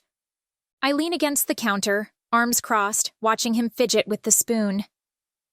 Okay, out with it, Tyler. You've got a look that says you're either about to confess you've joined a cult, or you accidentally adopted 6 cats. Tyler sinks deeper into my couch, his fingers drumming a nervous rhythm on the armrest. Actually, it's neither. It's about Luke. Luke? What about him? He met with Mom, Dad, and Caroline. Tyler's gaze doesn't waver from mine, but there's an uncertainty in his eyes I'm not used to seeing. Wait, what? When? My voice pitches higher, betraying my shock. Last week, he apologized for how everyone found out about, well, you know. Tyler scratches the back of his head, looking every bit the uncomfortable messenger. He promised he'd take care of you and the twins, no matter what happens between you two. My mind races, thoughts colliding. Luke, standing in my parents' house, making promises. It's almost chivalrous. Almost. Olivia, did you hear me? Tyler leans forward, his expression earnest. That's huge for Luke. Sure, huge, I mutter, picking at a loose thread on the cushion beside me. Or, you know, just fulfilling his societal obligation as the guy who knocked me up. Come on, Liv. You really think Luke would do all that just out of duty? Tyler's eyebrows hitch upwards. This is Luke we're talking about. Mr. Commitment Phobe. He wouldn't go to those lengths if he didn't... care? I cut him off, the word leaving a sour taste. Please. Caring and Luke are like oil and water. They don't mix unless forced. Olivia, Tyler says softly, his tone shifting from brotherly teasing to something more sincere. Consider this might be his version of mixing. He's trying. Trying doesn't change the past, I reply, feeling the sting of old arguments, the echo of doors slamming shut. It doesn't change the fact that he never wanted... Stop, Tyler interrupts, his voice firm. Don't put words in his mouth. Let his actions speak for themselves. Actions, I scoff, folding my arms across my chest. Right, because showing up at a family meeting totally erases the weeks of silence, the radio static where his concern should have been. Isn't that what you wanted? Space? Tyler challenges, his eyes locked on mine. Space to breathe, not space to suffocate, I shoot back, my defenses high as castle walls. There's a difference. Maybe so. Tyler concedes with a small nod. But maybe it's time to lower the drawbridge, just a crack. I sigh, letting my eyes drift to the window, where the streetlights cast a warm glow against the twilight. Lowering the drawbridge means risking another siege. And yet, here I am, considering it. Because despite everything, a part of me wants to believe that Luke's gesture meant something more than obligation. Think about it, okay? Tyler stands, stretching his arms above his head. And hey, I'm here, no matter what. Thanks, Ty, I say, offering a smile that doesn't quite reach my eyes.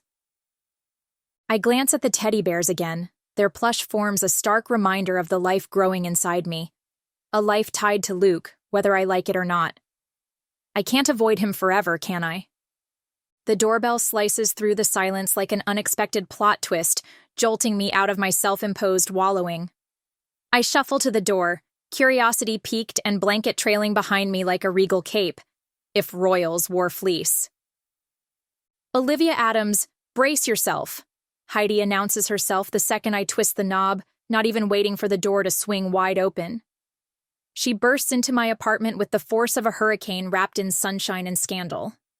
Okay, hit me, I say, leaning against the doorframe. But if this is about Mrs. Donnelly's dog being abducted by aliens again... Better, she beams, her eyes dancing with mischief. You'll never guess what happened to Seth. Tyler's head snaps up from his place in the kitchen, his interest clearly piqued. I give my brother a speculative look before turning back to Heidi.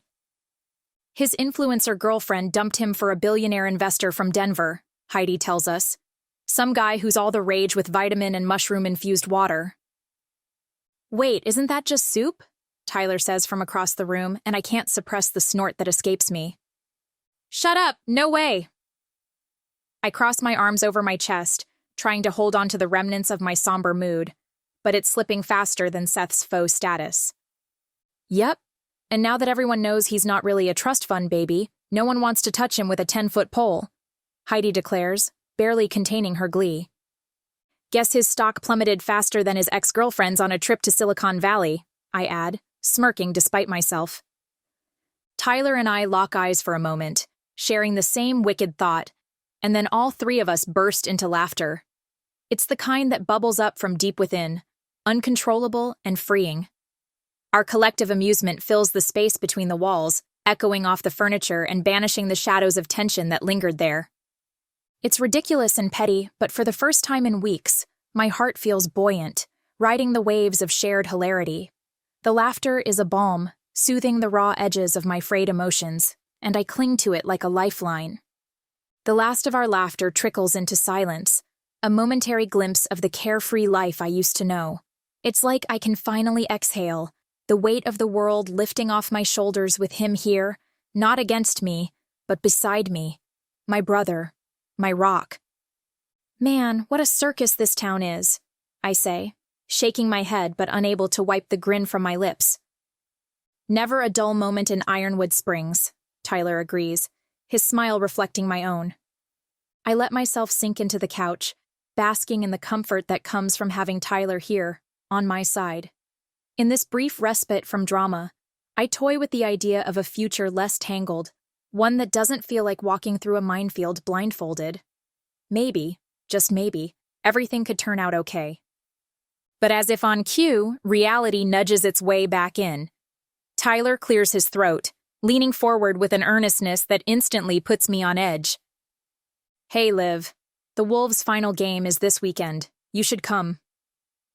His eyes are hopeful, but they might as well be loaded guns aimed straight at my newfound peace.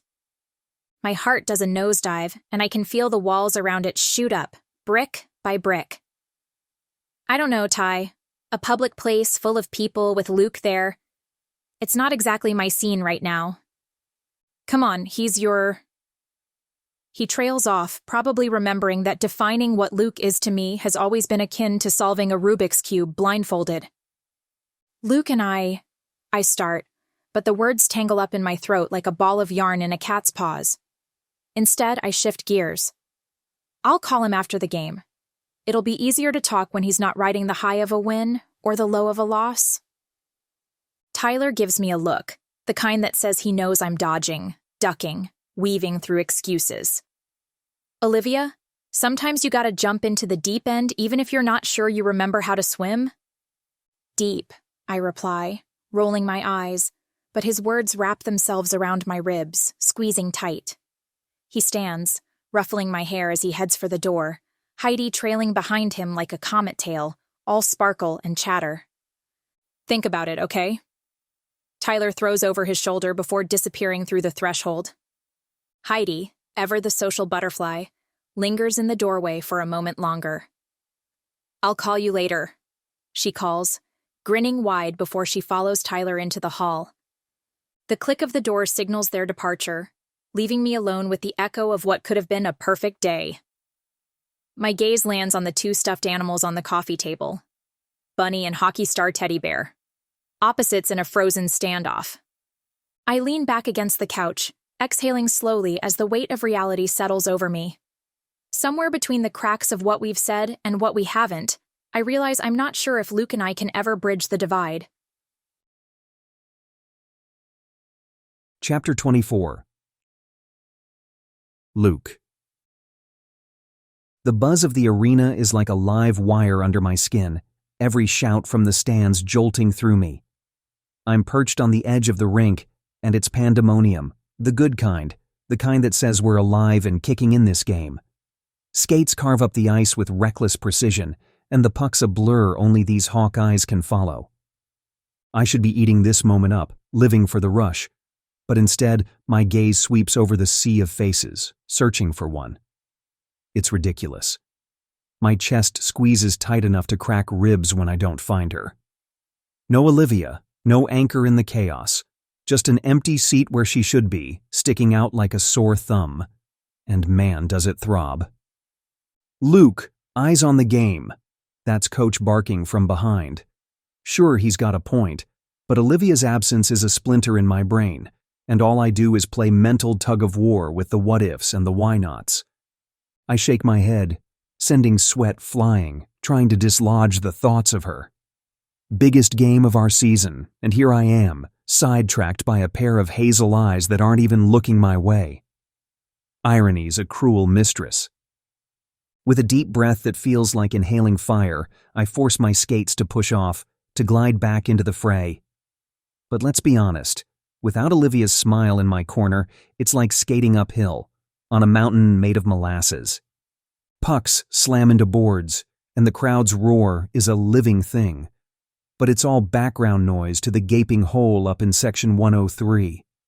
I'm tearing across the ice like a man possessed, throwing hits, taking shots. Doesn't matter. Every time I glance up, the missing piece eats at me. Olivia's not there, and it's a punch to the gut each damn time.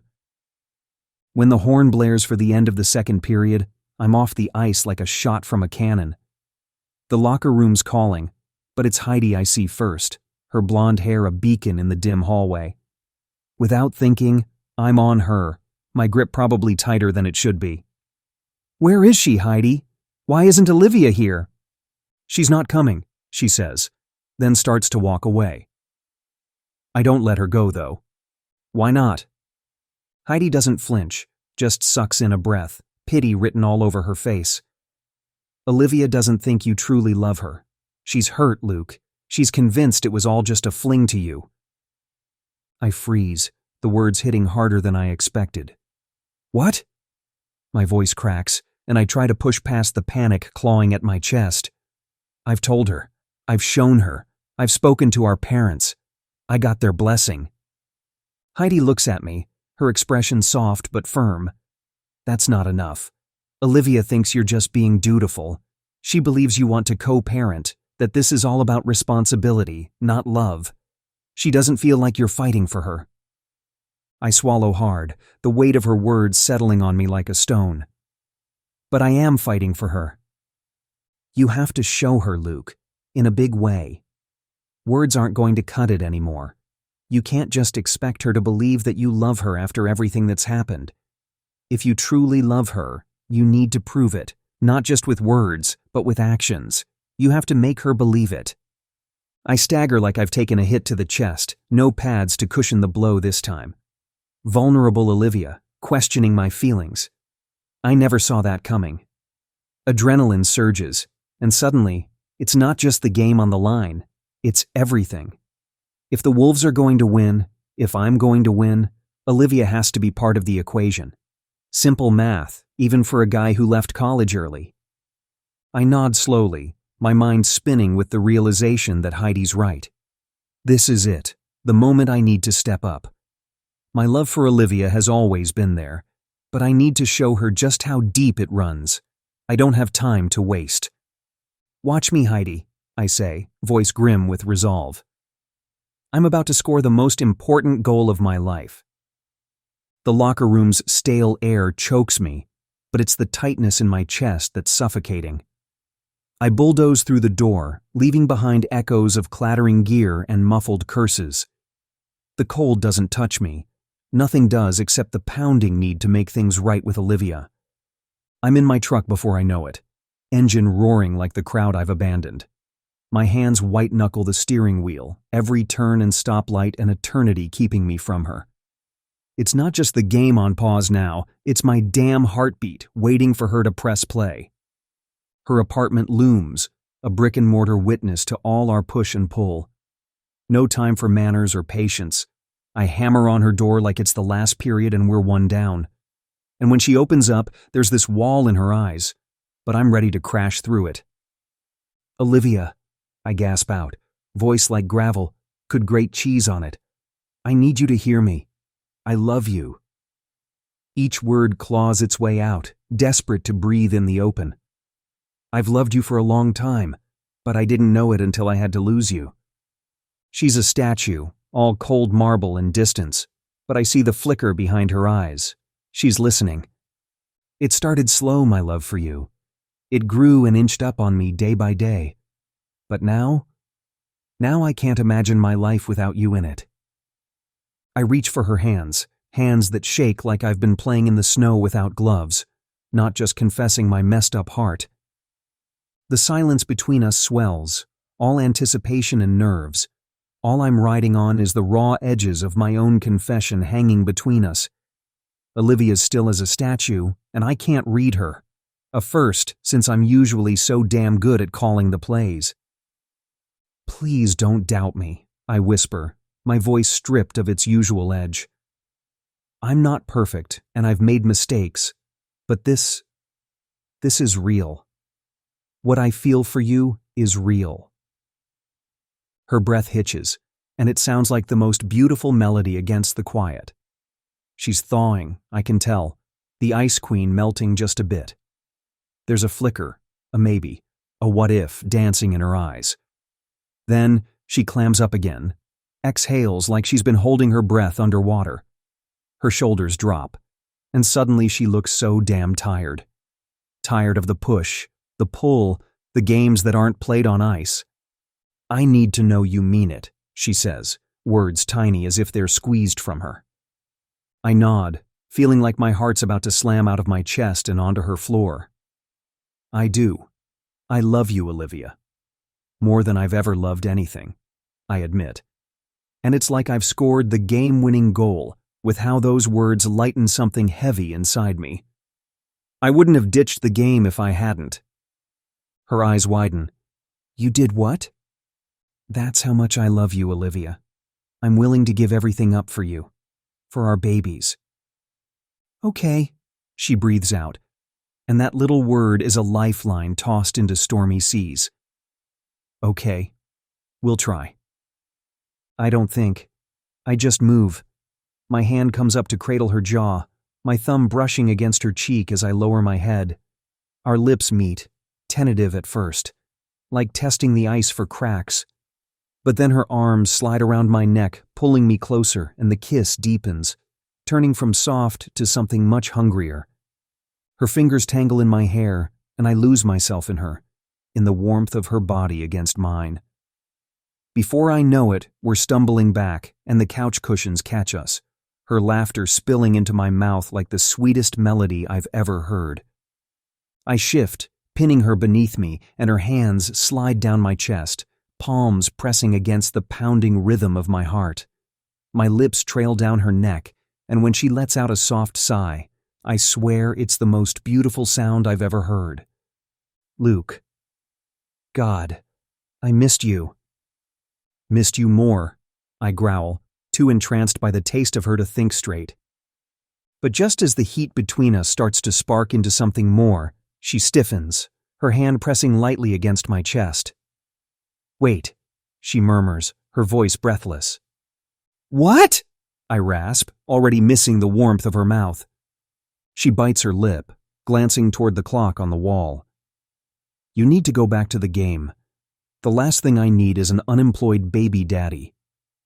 She's right. As much as this moment is everything, so is the one waiting for me back at the rink. The game doesn't know I just laid my heart bare on Olivia's doorstep, and it won't wait for me to pick it up. Back in a flash, I promise, already moving towards the door, my legs somehow steady even when everything else is shaking. But hey, that's hockey. And love, apparently.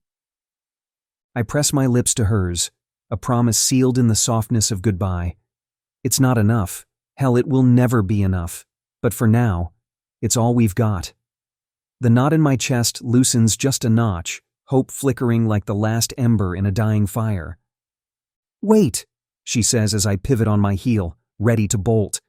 And there she is, getting up, her movements sure and swift. I'm coming with you." Those words slam into me like a body check against the boards. She sees the shock on my face and offers a small, almost shy smile, the kind that flips my world upside down. Who is this girl, and what has she done with Olivia Adams? She grabs a jacket from the back of a chair, slipping it on with grace even in the urgency of the moment. I'm grinning like a fool, a rush of something wild and electric buzzing through my veins. I take her hand, hyper-aware of the warmth seeping into my skin, grounding me. Let's go. We step out into the night, the chill of the air nothing compared to the heat radiating between us. I squeeze her hand, and she squeezes back, a silent conversation in pressure and skin. It doesn't take long until we pull up to the arena, and I can't help but think that tonight I'm playing for something much bigger than a spot in the playoffs. I'm skating for her, for us, and damn if that isn't the most terrifying and exhilarating thing I've ever done. The chill of the rink slaps me in the face as we burst through the doors, a stark contrast to the warmth of Olivia's hand in mine. The floodlights feel like spotlights on my skin, and every echoing cheer is a reminder. This isn't just another game. "Luke," she whispers, squeezing my hand before letting go, her touch lingering like a promise. "Go get 'em," she adds with a soft smile that does weird things to my heartbeat. "Watch me," I say, trying for cocky but landing somewhere closer to vulnerability. 10 minutes later, I'm all pads and adrenaline as I rejoin the team, but my head's clearer than it's been in weeks. Olivia's here, and suddenly it's like I've got rockets strapped to my skates. As I slide past the bench, Tyler catches my eye. He raises an eyebrow. "Where the hell have you been? Thought we were about to start the fourth period without you." I gesture up toward the stands, where Olivia's sitting, her eyes locked on the game. I couldn't win a chance at the Stanley Cup without my family present. The words feel right as they leave my mouth, and I mean them more than I've ever meant anything. Tyler snorts, shaking his head, but there's a smile on his face. "You've got guts, man. Just don't go pulling any more stunts like that. It might get you in trouble next time." I grin, the weight of his teasing not even touching me. I'm in the game now, and nothing else matters. Each stride on the ice is surer, each pass crisper, and when I slam the puck home, it's not just the net that explodes. It's everything inside me, too. The arena's a blur of noise, a circus of light and sound, but as the game grinds on, there's only one voice I'm straining to hear. Hers. It's ridiculous, I know. She's up there in the stands, probably can't even shout loud enough to be heard over the crowd, but it doesn't matter. She's here, and that's all the fuel I need. We're a symphony of sweat and determination, and when the final buzzer screams victory, the wolves howl their triumph. I throw my head back, joining the feral chorus, and for a moment, I let myself drown in the roar of the stadium. But then, it's like the universe narrows down to a single point. Her. Olivia. She's standing, clapping, her eyes so damn proud, and I feel like I've just scored the winning goal of my life. Not because we're going to the Stanley Cup, though, hell yeah, that's sweet, but because when our eyes lock, it's confirmation. I've won something much bigger than a game. I've won her belief in us. And believe me, for a guy who's spent more time on ice than on emotional breakthroughs, that's the real freaking victory right there. Chapter 25. Olivia, 1 month later. The buzz of the crowd is like a living thing, pulsing through the arena and setting my nerves on fire. I'm perched on the edge of my seat, but really, it's more like I'm on the edge of reality, because here I am, watching Luke command an entire team on ice with the grace of a swan. Well, maybe a swan with biceps and a mean slapshot. I glance down at my belly, giving it a gentle pat. "You see your dad?" I whisper, though I get no response, just the subtle ripple of a kick that says, "We're watching, Mom." Beside me, my parents are glued to the action, cheering like teenagers at a rock concert. Tyler's nearby, all casual as he leans against the railing, but his eyes betray the truth. dude's as nervous as a long-tailed cat in a room full of rocking chairs. Each time the puck zips across the ice towards Luke, my heart does this weird leapfrog thing. It's like every cell in my body pauses, holds its collective breath, waiting for him to do his magic. And let's face it, Luke's been pulling rabbits out of hats all season long. Come on, I mutter under my breath, clenching and unclenching my fists as if that'll somehow telepathically boost his performance. But who am I kidding? He doesn't need my psychic nudges. He's got this. The Wolves, our very own band of misfits turned champions, are skating circles around the opposition. It's like they've tapped into some kind of hockey nirvana, and I can't help but feel a rush of pride from my vantage point in the stands. Luke's not just another player with a stick and a dream anymore. He's the heartbeat of this team, the soon-to-be father pacing an imaginary nursery at midnight, and the man who keeps showing up, again and again, proving that maybe, just maybe, people can surprise you.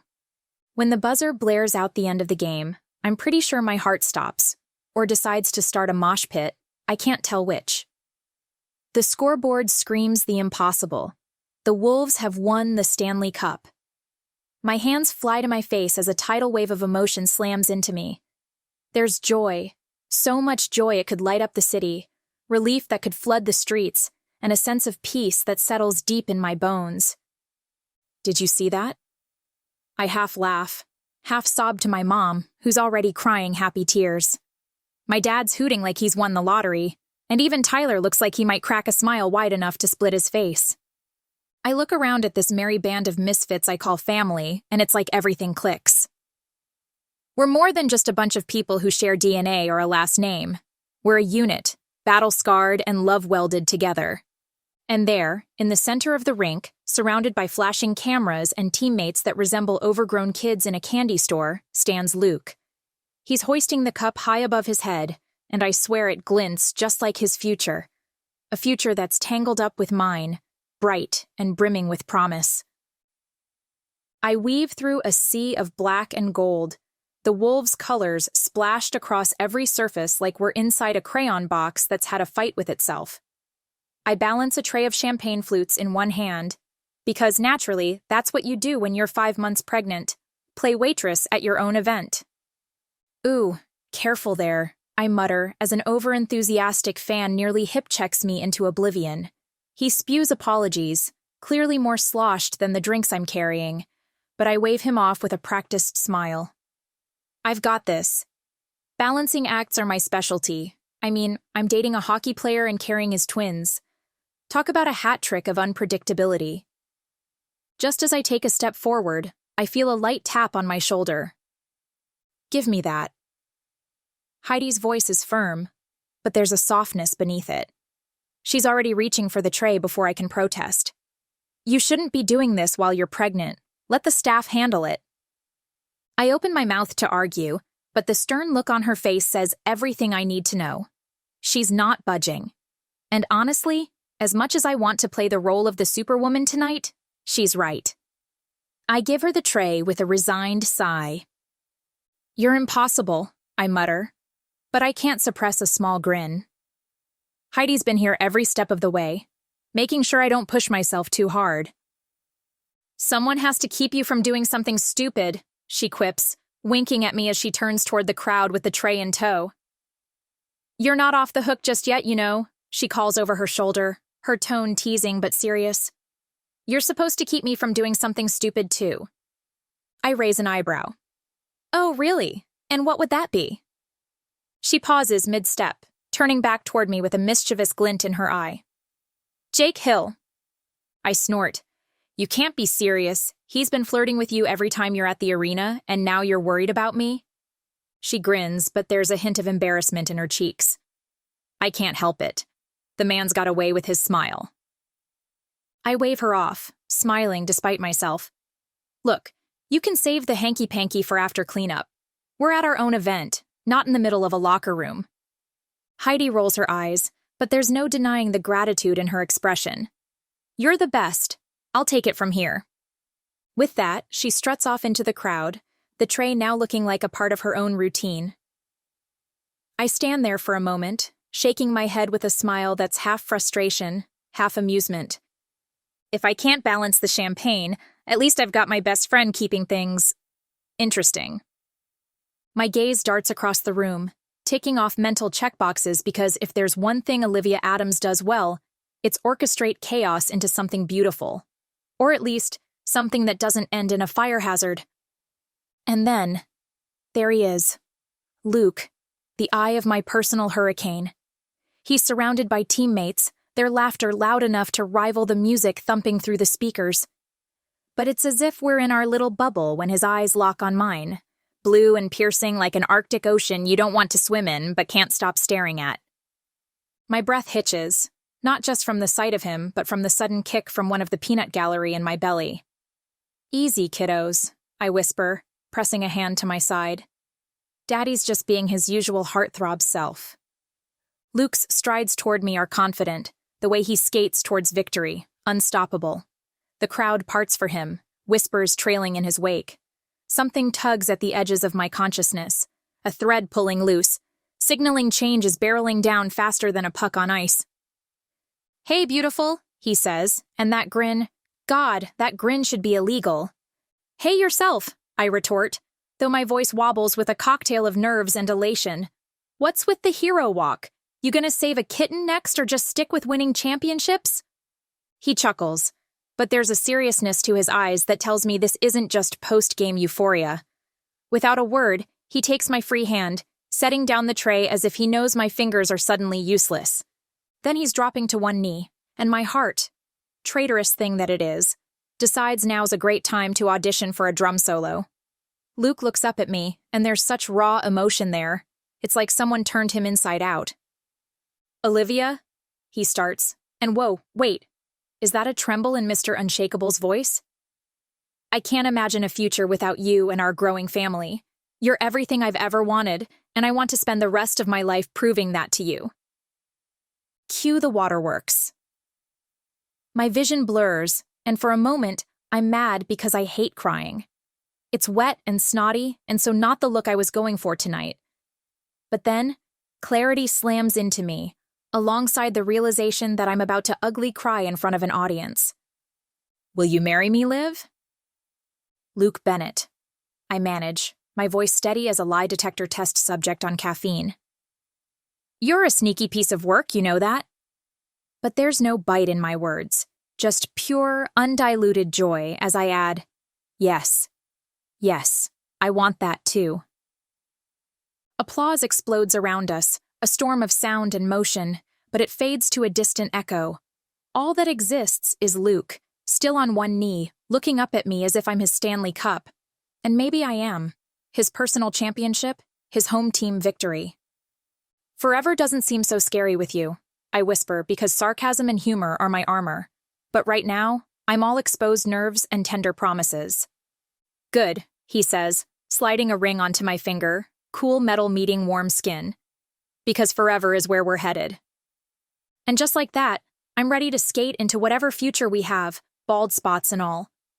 Because with Luke by my side, I somehow feel like we can win at anything. Even twin parenting. God help us all. Epilogue. Luke. 2 years. That's the blink of an eye or a whole lifetime, depending on how you look at it. For Olivia and me, it's been the latter.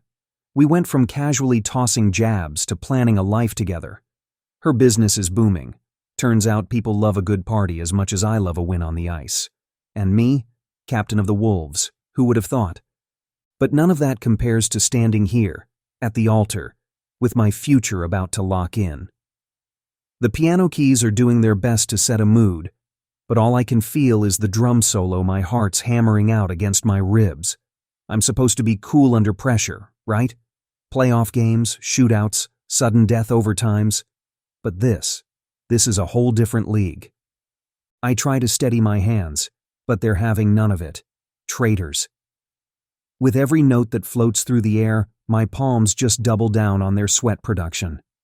I swear, I could hydrate Colorado's Front Range with this nervous perspiration alone. And then, there's movement at the end of the aisle. Our daughter Grace, now 2 and seemingly all grown up, steps into the scene like she's parting the Red Sea, except it's just rose petals she's scattering. She's all focus and furrowed brows. I guess the apple doesn't fall far from the tree. My smile practically carves itself onto my face seeing her take this gig so seriously. "Go, Gracie!" I want to shout, but I manage to keep the cheerleader in me at bay. This is her moment too. Hot on her heels, our son Thomas struts his little suit-clad self, gripping the ring pillow as if he's just won the championship game. Hell, maybe in his mind, he has. His grin is infectious, and I can't help but beam back. The kid's got swagger, and I don't even have to teach him that. The room's buzzing now, everyone craning their necks for what comes next. But I feel like I'm in a vacuum, the anticipation sucking the air straight out of my lungs. I'm about to marry the woman who knows how to push every single one of my buttons, and not just the fun ones. "Deep breath, Bennett," I mutter under my breath. "You've handled worse." Except, have I? Every check into the boards feels like a tickle compared to the weight of this moment. "Deep breath, Luke." Tyler's voice comes from beside me, steady and low. He's the only one who can cut through the noise in my head right now, his familiar tone grounding me. "You've got this, man. No pressure." I glance at him, grateful for his calm presence. Tyler's always been the one to steady me when my mind starts to race. Today's no different. "You're right," I say, rolling my shoulders back and trying to shake the nerves. "It's just, she's everything, Ty." Tyler gives me that knowing smile, the one he's worn through every big game, every big moment. "Then you just need to remind her you're all in, every day." I nod, finally exhaling a breath I didn't realize I was holding. Tyler's words settle into me like a solid check into the boards, firm but reassuring. "Thanks, man," I mutter, feeling a bit lighter. Tyler claps me on the shoulder, his grin wide. "No problem. Now go make her your wife, Captain." It's happening. We're doing this. And despite the sarcastic armor I wear like a second skin, there's no place I'd rather be. Heidi steps into the aisle, a mischievous glint in her eyes. She tosses us a wink that's all conspiracy and no innocence, like she knows I'm 2 seconds away from bolting or barfing, maybe both. Her playful smirk cuts through the fog of my nerves, and for half a breath I'm grounded again. Then she takes her place, and everything else is white noise because there she is, Olivia. It's as if someone hit the slow-mo button on life. She's this vision in white, so stunning it feels like I've been sucker-punched by Cupid himself. Her dress clings and flows in all the right places, making every previous thought about hockey or breathing seem trivial. Her dad's arm is linked with hers, steady and sure. But all I see is her. I swear her hazel eyes catch the light, throwing sparks even from this distance. Each step they take toward me tightens something in my chest, a mix of awe and something wilder, like joy laced with adrenaline. "Damn," I breathe out, too low for anyone else to hear. Because really, what else is there to say? This woman, the sharp-tongued, fiercely independent puzzle I spent years trying to figure out, is about to become my wife. The irony isn't lost on me. The one person who could always get under my skin is now the one getting under my vows. The world shrinks until it's just the space between us. Each step she takes a shared lifetime flashing before my eyes. Our fights, our laughs, the nights tangled up in each other's arms. Every moment coalesces into this one where she walks toward me and I can't look away. I suck in a deep breath, trying to steady the riotous pounding in my chest. Hockey's got nothing on this. No game has ever felt this monumental, this nerve-wracking, this right. She's close now, so close I can almost touch her. And when I do, when her hand slips into mine, I know there's no turning back. Thank God for that, I think, because Olivia Adams, the mother of my children, is the best damn thing that's ever happened to me. Olivia's dad, with a solemn grace that makes me think he's passing over the family crown jewels instead of his daughter's hand, lays hers in mine. A current zaps through me, and I swear my hockey pads never felt this heavy. Her fingers lace with mine, and it's like I'm holding the key to every dream I didn't let myself have. Just then, Olivia's face blurs everything else into oblivion. She's got that look, the one that's a mix of "I've got you" and "you're so screwed." And damn if it doesn't make me the luckiest guy in this mountain town. The officiant drones on, something about love and eternity. But who's really listening? My gaze is locked on Olivia, drinking in the freckles I know map out constellations on her cheeks, the tiny crinkles by her eyes that mean she's trying not to cry or laugh. With her, it could be either. "Luke," she whispers, her voice steady as always, but I hear the question mark. She's asking if I'm in this, if I've finally checked my baggage at the door for good. "Every step of the way," I whisper back, because actions speak louder than words, but sometimes a guy's gotta spell it out. And then, the magic words, "You may kiss the bride." Hell, it's like someone just scored the game-winning goal and the crowd's gone wild.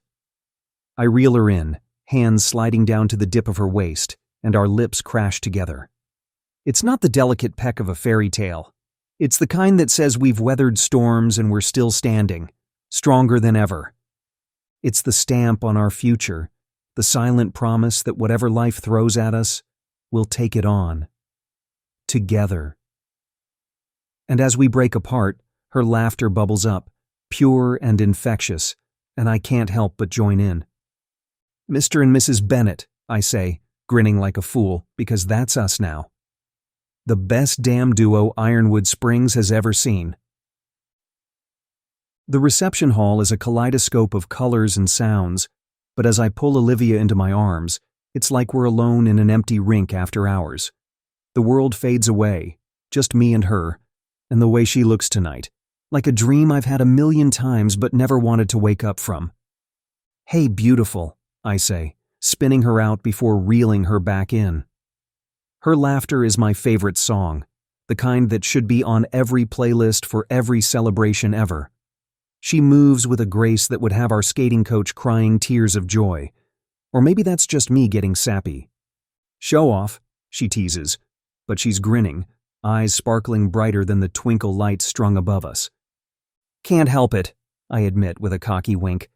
"I'm married to the most gorgeous woman in the room." "Only in the room?" Her eyebrow arches in mock offense. "Okay, in the entire universe. Happy now?" "Ecstatic," she says, but her sarcasm can't hide the blush on her cheeks or the tenderness in those hazel eyes. We move through the dance like we've choreographed it for years, which, in a way, we have. Every push and pull, every challenge we've faced, it's all here in the sweep of her gown, the press of her hand against mine. Tyler scoots by with Grace perched on his hip, her tiny hands tangled in his tie as they dance. Thomas is attempting to bust a move with Paul, Judy, and Mom, looking absolutely convinced he's about to revolutionize dance as we know it. Our little family, finding their rhythm in this new beat of life. "Luke," Olivia says softly, as the music dips into a slower tempo, pulling me back to her. "Olivia." I lean in close, my voice dropping to match hers, while my hands frame her face like she's the most precious piece of art in existence, which, let's face it, she is. We did good. My thumb races the line of her jaw.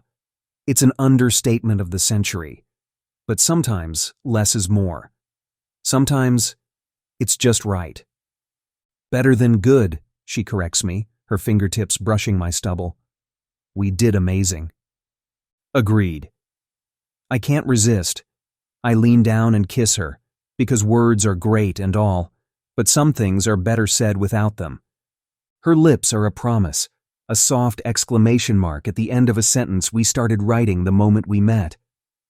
And when we break away, I can't stop the grin that stretches across my face because damn, if this isn't the best victory lap I've ever taken. "Ready to tackle forever?" I ask, already knowing the answer. "Try and stop me," she replies with that defiant spark I fell hard for all those years ago. "Wouldn't dream of it," I say, and we seal the deal with another kiss, a vow, a shared secret, the kind that says we're in it to win it, together. And as we stand there, surrounded by friends and family, the clinking glasses and muffled conversations weaving around us, I think to myself, yeah, Luke Bennett, you hit the jackpot. And the best part? The game has only just begun.